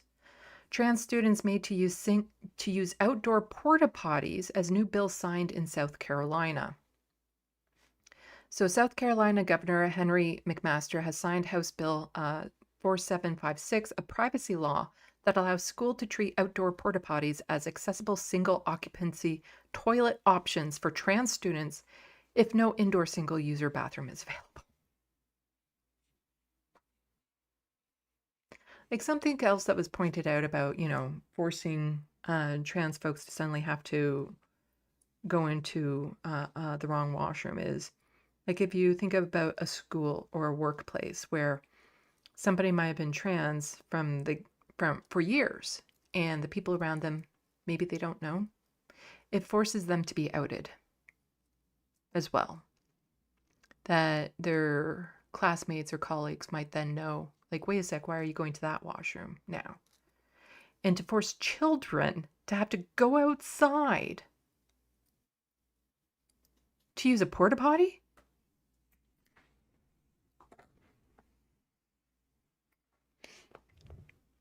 That is fucking dangerous. The Campaign for Southern Equality warned in an Instagram post that the measure could make going to the toilet difficult and even dangerous for trans and non-binary young people. The bill titled, because again, this is singling out a vulnerable group. And so it's letting the people around them know that this person is trans or non-binary. It's just, yeah. The bill titled South Carolina Student Physical Privacy Act requires multi-person bathroom lockers and changing facilities in public K-12 schools and public colleges be designated for use by one sex only. Sex is defined in the bill as biological sex observed or verified at birth, according to ABC Columbia. Now, keep in mind, a lot of these same people will be like, Iman Khalif is a man because of chromosomes or something. And it's like, no. She was assigned female at birth. She had a vagina. So you can't go changing that now just because you don't like the fact that she's a boxer and pummeled someone, a transphobe. You don't get to suddenly change her gender now. It was determined when she was a baby that she was a woman, so deal with it. No. It's always, they're very flexible as to,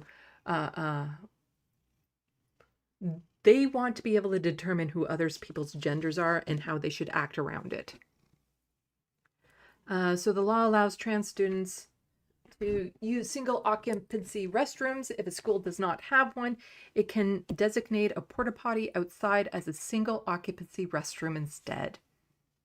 Ahead of the signing, the Campaign for Southern Equality said the bill will do nothing to make our schools safer. Rather, it will make using the bathroom a difficult and even dangerous experience for trans and non-binary youth who are extremely likely to be bullied and harassed when using the bathroom. What the law covers beyond toilets and changing rooms, the laws also dictate sleeping arrangements on campus and school-sponsored overnight trips. It says students cannot be required to share sleeping quarters with members of the opposite sex unless they are family members. Schools and institutions have to start next year. Nancy Mace backed the bill. Republican U.S. Representative Nancy Mace, I don't think you had to put Republican there. I think we could have figured that out. Praised the new law in a statement saying this is a common sense law that protects our daughters in South Carolina schools and universities. Men do not belong in women's bathrooms. Tell that to Donald Trump. Men do not belong in women's locker rooms. South Carolina got this wrong. Well, she says they got it right, but they definitely got it wrong. And just to point out, like, how absolutely crazy, batshit crazy, a lot of these turfy transphobes are, and how gullible they are. This person here, Lady Alana, says, I took an image of a far-right politician, gave him a beard, and said he was a trans man. The transphobe said he had obvious feminine features, and the TERF said they wouldn't be afraid to share a bathroom with him because we can always tell you're female. You see, the thing is that with most people, if you change the hair, a slight adjustment to their build and their voice, they could easily gender swap. A lot of people could. You can't tell necessarily by looking at someone because there are very masculine looking women and very feminine looking men who are cis. You can't tell. Just like you can't tell how old somebody is by looking at them because there's so many outliers that it doesn't even matter anymore. And there's so many people who don't necessarily conform to gender stereotypes that it's hard to tell. Like, I will always go by how they present unless corrected. And then once corrected, try my best to make sure I remember that. You know, that's how it is. Like, I don't get offended if people refer to me as she, her, or woman, because that's how I look. And I'm fine with she, her pronouns. But, you know, if I correct them on being called a woman, I'd appreciate that respect. Sorry, sweetie, you're too heavy. Come on down.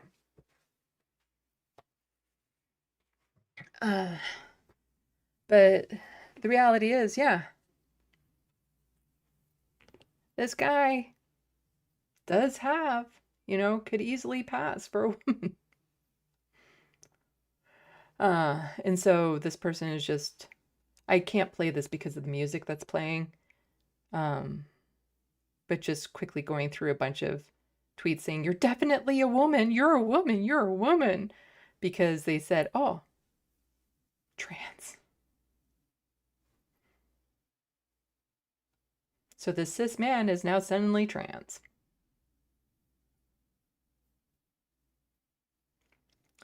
Now this one was kind of done on purpose to target this transphobe here, but it's not just people like him that will also get attacked by transphobes. A lot of cis women going into washrooms will be attacked because they don't look feminine enough, but also even little children. So transphobia hurts everyone, even young little girls that beat cancer. And so a 12-year-old girl posted a video celebrating her 12th birthday after winning a long battle against cancer. And what did she receive on social media? Hate from conservatives who thought she was a boy. The far right has sickened our country.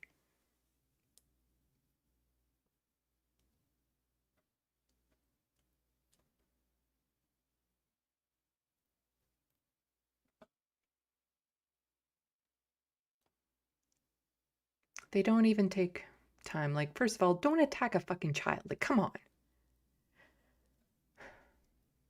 And even if she was a boy wanting to do this, so what? Like, even if this was a cis boy who had no interest in being trans, but just liked wearing dresses and having frilly pink things and a little, you know, tiara and stuff like that. So fucking what? Let kids be kids and have fun.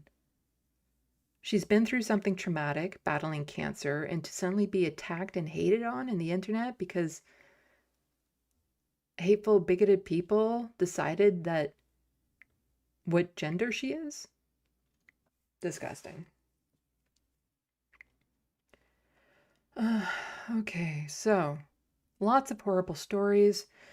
I'm going to move on to the last story, which is 3 taps long, which is a little bit better news. It's better news about another vulnerable community of homeless people. So Diane Chan McNally, who is an advocate for unhoused folks and is also running for Toronto City Council, Ward 4, Parkdale, High Park. If you're in Toronto, in that ward, you know, maybe think about voting for her. So big news out of Kitchener-Waterloo. The Ontario Superior Court has ruled that homelessness is analogous ground for discrimination under S15 of the Charter. This is a big step towards recognition of homelessness as recognizing homeless people as equal seeking group under law. Governments take note. So this is saying people who are homeless can now be part of a group that can be discriminated against, and that doing so would be against our equality-seeking laws. So in my view, the time has come that, is it bigger this way? Yeah. That homelessness should be recognized as an analogous ground for the purposes of S15 of the Charter. I draw support for this conclusion from the concerning reasons. So first, a distinction based on homeless status may violate the dignity of a member of the group because this status is apt to give rise to stereotypical reasoning, judging a person on the basis of this status rather than according to their merit or attributes could well negate a person's dignity and worth. Second, homelessness is a constructively immutable characteristic because it is not a situation that is within an individual's control. It is not readily alterable by conscious action by the individual. The it's getting late. I'm losing my ability to read. The constellation of factors that may result in a person's becoming and remaining homeless are many, but it can be extraordinarily difficult to extricate oneself from that situation, and it is not amenable to mere aspiration or simple choices. As the ancient folk succinctly observes, if wishes were horses, beggars would ride. The transitionary nature of homeless does not prevent the status from being considered as an immutable characteristic. It is one of those characteristics that, while they may last, are considered beyond an individual's conscious control. Third, the homeless are a historically disadvantaged group in addition to being a discrete and insular minority. They lack political power, which makes them vulnerable to having their interests overlooked and their right to equal concern and respect violated. Fourth, the homeless are a vulnerable and marginalized group in society. A number of factors contribute to increasing their vulnerability, including a situation of poverty or economic precarity, which they find themselves, as well as difficulty accessing the labor market and social services. Fifth, international instruments and the international organizations support the conclusion that homeless status should be identified as an analogous ground. And so this person just saying huge win for unhoused in Canada. They are us. They are right bearers, no less entitled than any other Canadian citizen to the full benefit and protection of the Charter. Goosebumps. Those are the words of the Ontario Superior Court judge recognizing the humanity of people living in homelessness. A decision released yesterday in the case Waterloo v. named respondents. In this case, the municipality used a bylaw to evict homeless encampments so they could use that spot as construction site for a transit hub. The court struck it down as unconstitutional. And I've covered this story before. They're on regional land, not city municipal land. And basically the ruling was saying that since there was no decent alternatives for them to go to, they had a right to stay there because the shelter system was not available to them or accommodating to them. And so you can't then kick them out of this place that they've set up for themselves. So, for the first time in Canadian law, homelessness is recognized as an analogous ground for discrimination under the Charter. Homeless people are constitutionally protected as a group, finally. The human rights-based approach to encampments has been applied as a legal standard in Canada constitutional law. The court relied on UN Special Rapporteur's National Protocol for Homeless Encampments in Canada, which I wrote with researcher Caitlin Schwann, and lots of consultation during my tenure as UNSR on adequate housing. The protocol is now a set of criteria that Canadian court has applied as persuasive legal standard outlining what government must do to satisfy the Constitution. This includes meaningful engagement, genuine alternatives, no forced eviction without reasonable housing to go to, international human rights, legal standards applied domestically. The region's own homeless plan, which committed to the human rights approach and which the Make the Shift advocate for alongside many local activists, must be applied. These may not be empty promises. These must not be empty promises. The remedy, the region cannot clear the site until it has created safe tenting protocols or designated an alternative encampment. Human rights complaints actions is the condition for any future further relief. And the voice of that stayed with me. The encampment resident facing eviction quoted directly by the court. We are at the bottom, and now they are just taking away the bottom. The decision matters far beyond the region of Waterloo. It is a signal to every municipality and province in Canada. The human rights framework is not optional. People's lives must be protected first and foremost. No forced eviction unless there's somewhere adequate for people to live. Those marching orders mandated by Canada's Constitution. Huge, huge thanks to the work of Shannon Down, her legal team, experts, inventors, and most importantly, to the unhoused people who believe in themselves and their rights when few others did. But of course, Doug Ford thinks that was a bad decision. And so he has to talk about it. Because whenever he doesn't agree with the decision, he has to make it his business. And it's I'm not surprised that he would be mad in this way. Just like he was mad when somebody was charged for assault, when somebody broke into their home without taking into consideration what that person must have done to have actually been charged with that, considering how the law enforcement tends to favor property owners.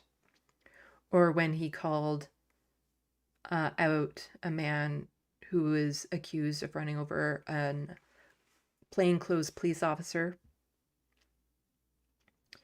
saying that he should be behind bars and all that sort of stuff, when he was acquitted in court because they were plainclothes, they didn't identify himself, he had his child and pregnant wife in the car, and he panicked and he did not mean to run someone over.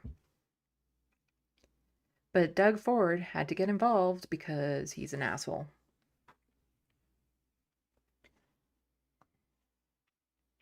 So Ford reacts to ridiculous encampment bylaw ruling. So he's not upset that these people have nowhere to go. He's just upset that we can't lock them away, that we can't erase them, that we can't shuffle them off. He should be upset that the whole reason that this is here is because they had nowhere else to go. And part of the problem is him. Homelessness has exploded under his watch.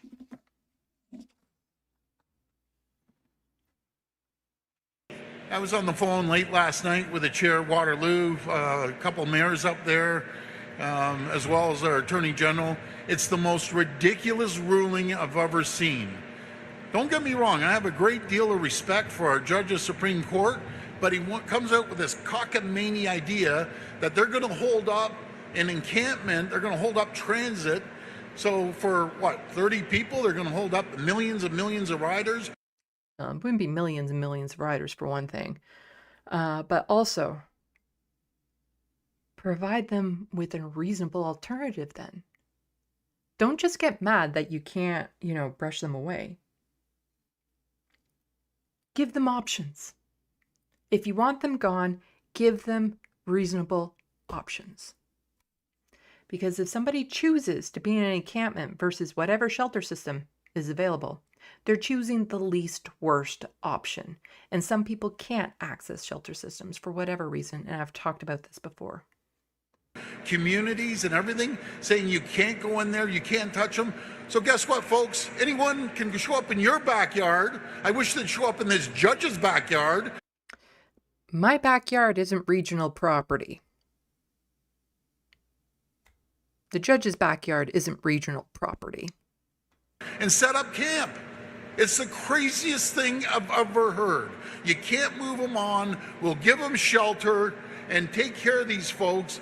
But the judge is saying that we got to hold up projects and everything? I wish I could get that guy's address. I'll send 50 encampments in his backyard and see how he likes it. The craziest decision I've ever heard. But there's a lot of crazy decisions coming from our courts lately. What an asshole. Okay. So the encampment in Kitchener, Ontario has been around since 2021 when thousands of homeless people fled shelters during COVID-19 pandemic and set up outside in all parts of the province. Since 2022, the region has tried to dismantle the encampment through the courts, but has so far been unsuccessful. The region has argued the parking lot is needed to allow for construction to begin in the Kitchener Central Transit Hub later this year. The hub is set to provide bus and light rail service, a GO Transit station, and a Via Rail stop. Ford said Gibson's decision was ridiculous. Yeah, we don't need to go over that. Okay, well, I'll just put the rest of this article into the SandBox if you want to read up on that. Okay. Whew. And we're done. And it's only been 15 hours. Oh. But that means that tomorrow I can just focus on painting and laundry and chores and stuff. Quickly check the SandBox and then I'll be signing off. I still need to do dinner and stuff like that. Let's just close these tabs first and see if there's anyone I am going to send you off to. Oh, it looks like Lucy Hayes is live. Sent you to her last time.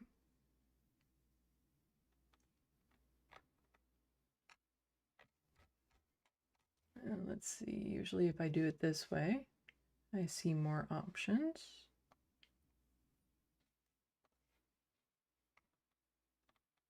Redirect add. It looks like it's going by her again. Okay. So, like last time, I won't be sticking around once I close off this live stream because I still need to eat and unwind and get to bed at a decent time. But say hi to Lucy for me and don't forget to like and subscribe to her channel when you get there. So I can close all those tabs. There we go. So quickly check the SandBox and then we'll be heading off. Oh. I don't know how Lucy is up this late, seriously. She's in, what, Norway?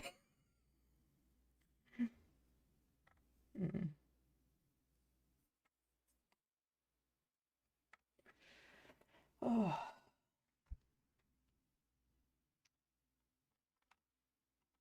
Let's see. Okay. Okay, I think I saw those. Grand Theft Autobot, I thought they declared comedy was legal.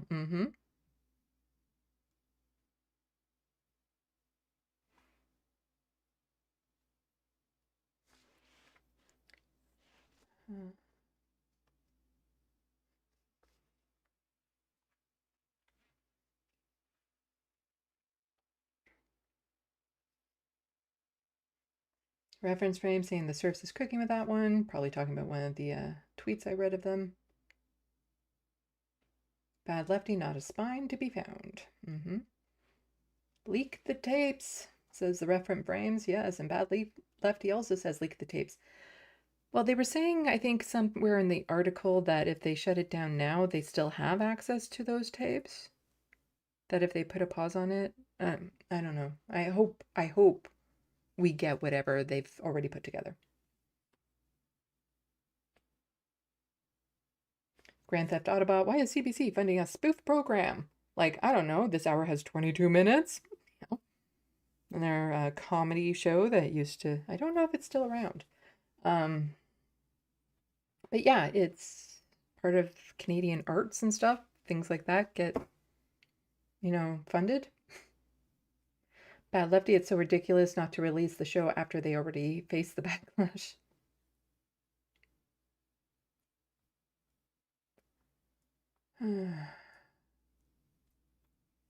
Looney Tunes liking my Karen voice as always.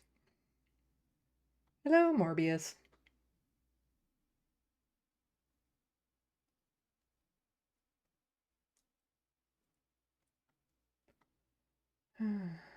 Bad Lefty, no such thing as a perfect victim. That judge needs to be retired yesterday.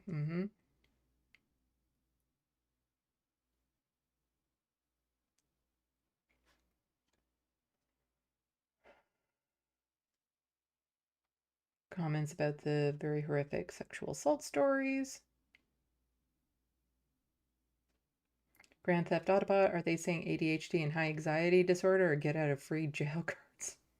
Get out of jail free cards, yeah.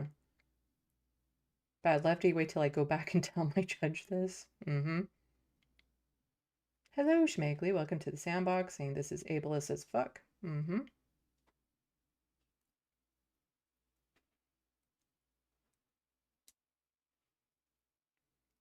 Misha saying, meanwhile, the case exists in the context of protesters being criminalized by the same judicial system, prevented from being able to present a proper defense and becoming political prisoners.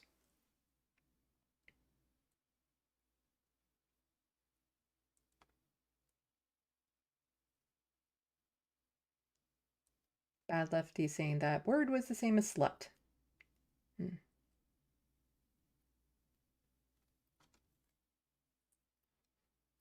Apparently I misspoke. Grand Theft Autobot is saying cornered instead of concerned.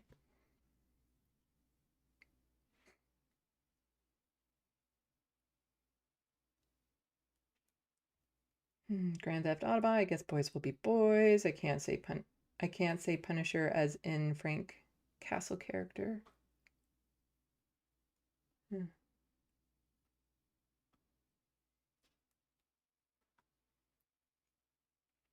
I sometimes wish the Punisher from Marvel Comics were real. I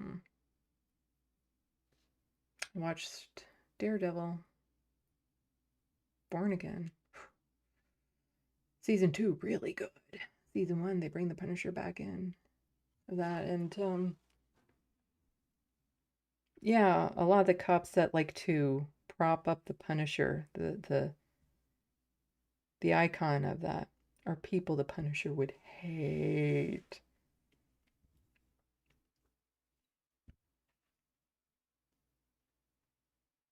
Friends Frame saying, I dare do all that may become a man who dares do more is none. From Macbeth.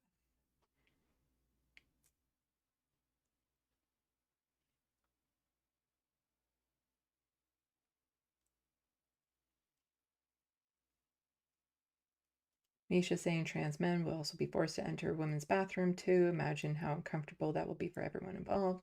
That's been pointed out a lot too.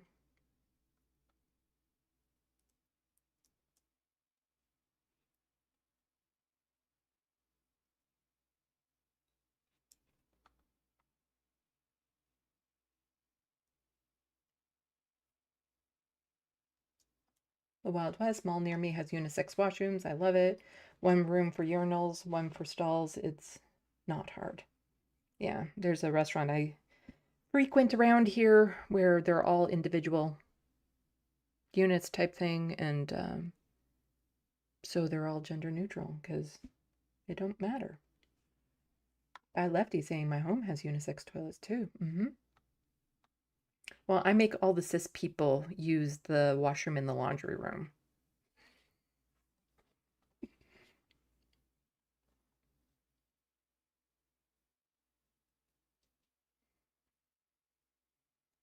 Okay.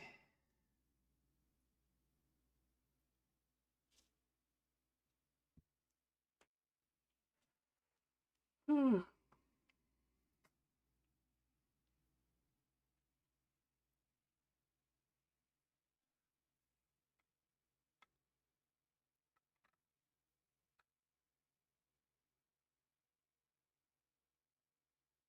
I think I am crashing out.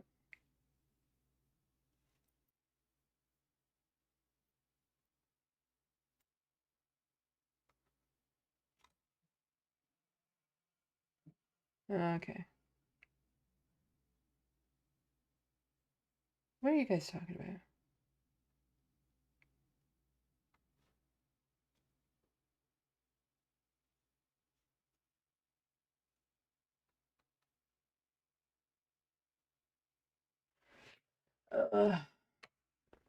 Okay. So I'll probably show off my paintings again because I like showing them off.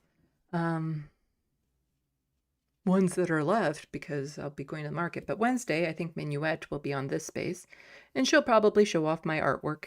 So you can check that out. But yeah, I'm pooped. I'm going to go. So everyone say hi to Lucy. I won't be there, but, you know, pass on greetings from me. Thank the mods for keeping the sandbox clean of turds. Oh, and there's Soul Life right in at the end. Welcome to the sandbox. Yeah, do all these things. You know the routine. Thank you, mods. Thank you, everyone, for just coming out, liking and subscribing, sharing. It all helps. Anyone who has helped out financially, I truly appreciate it. I wouldn't be here without you. So if you can help out financially, please do. With those thingies over there.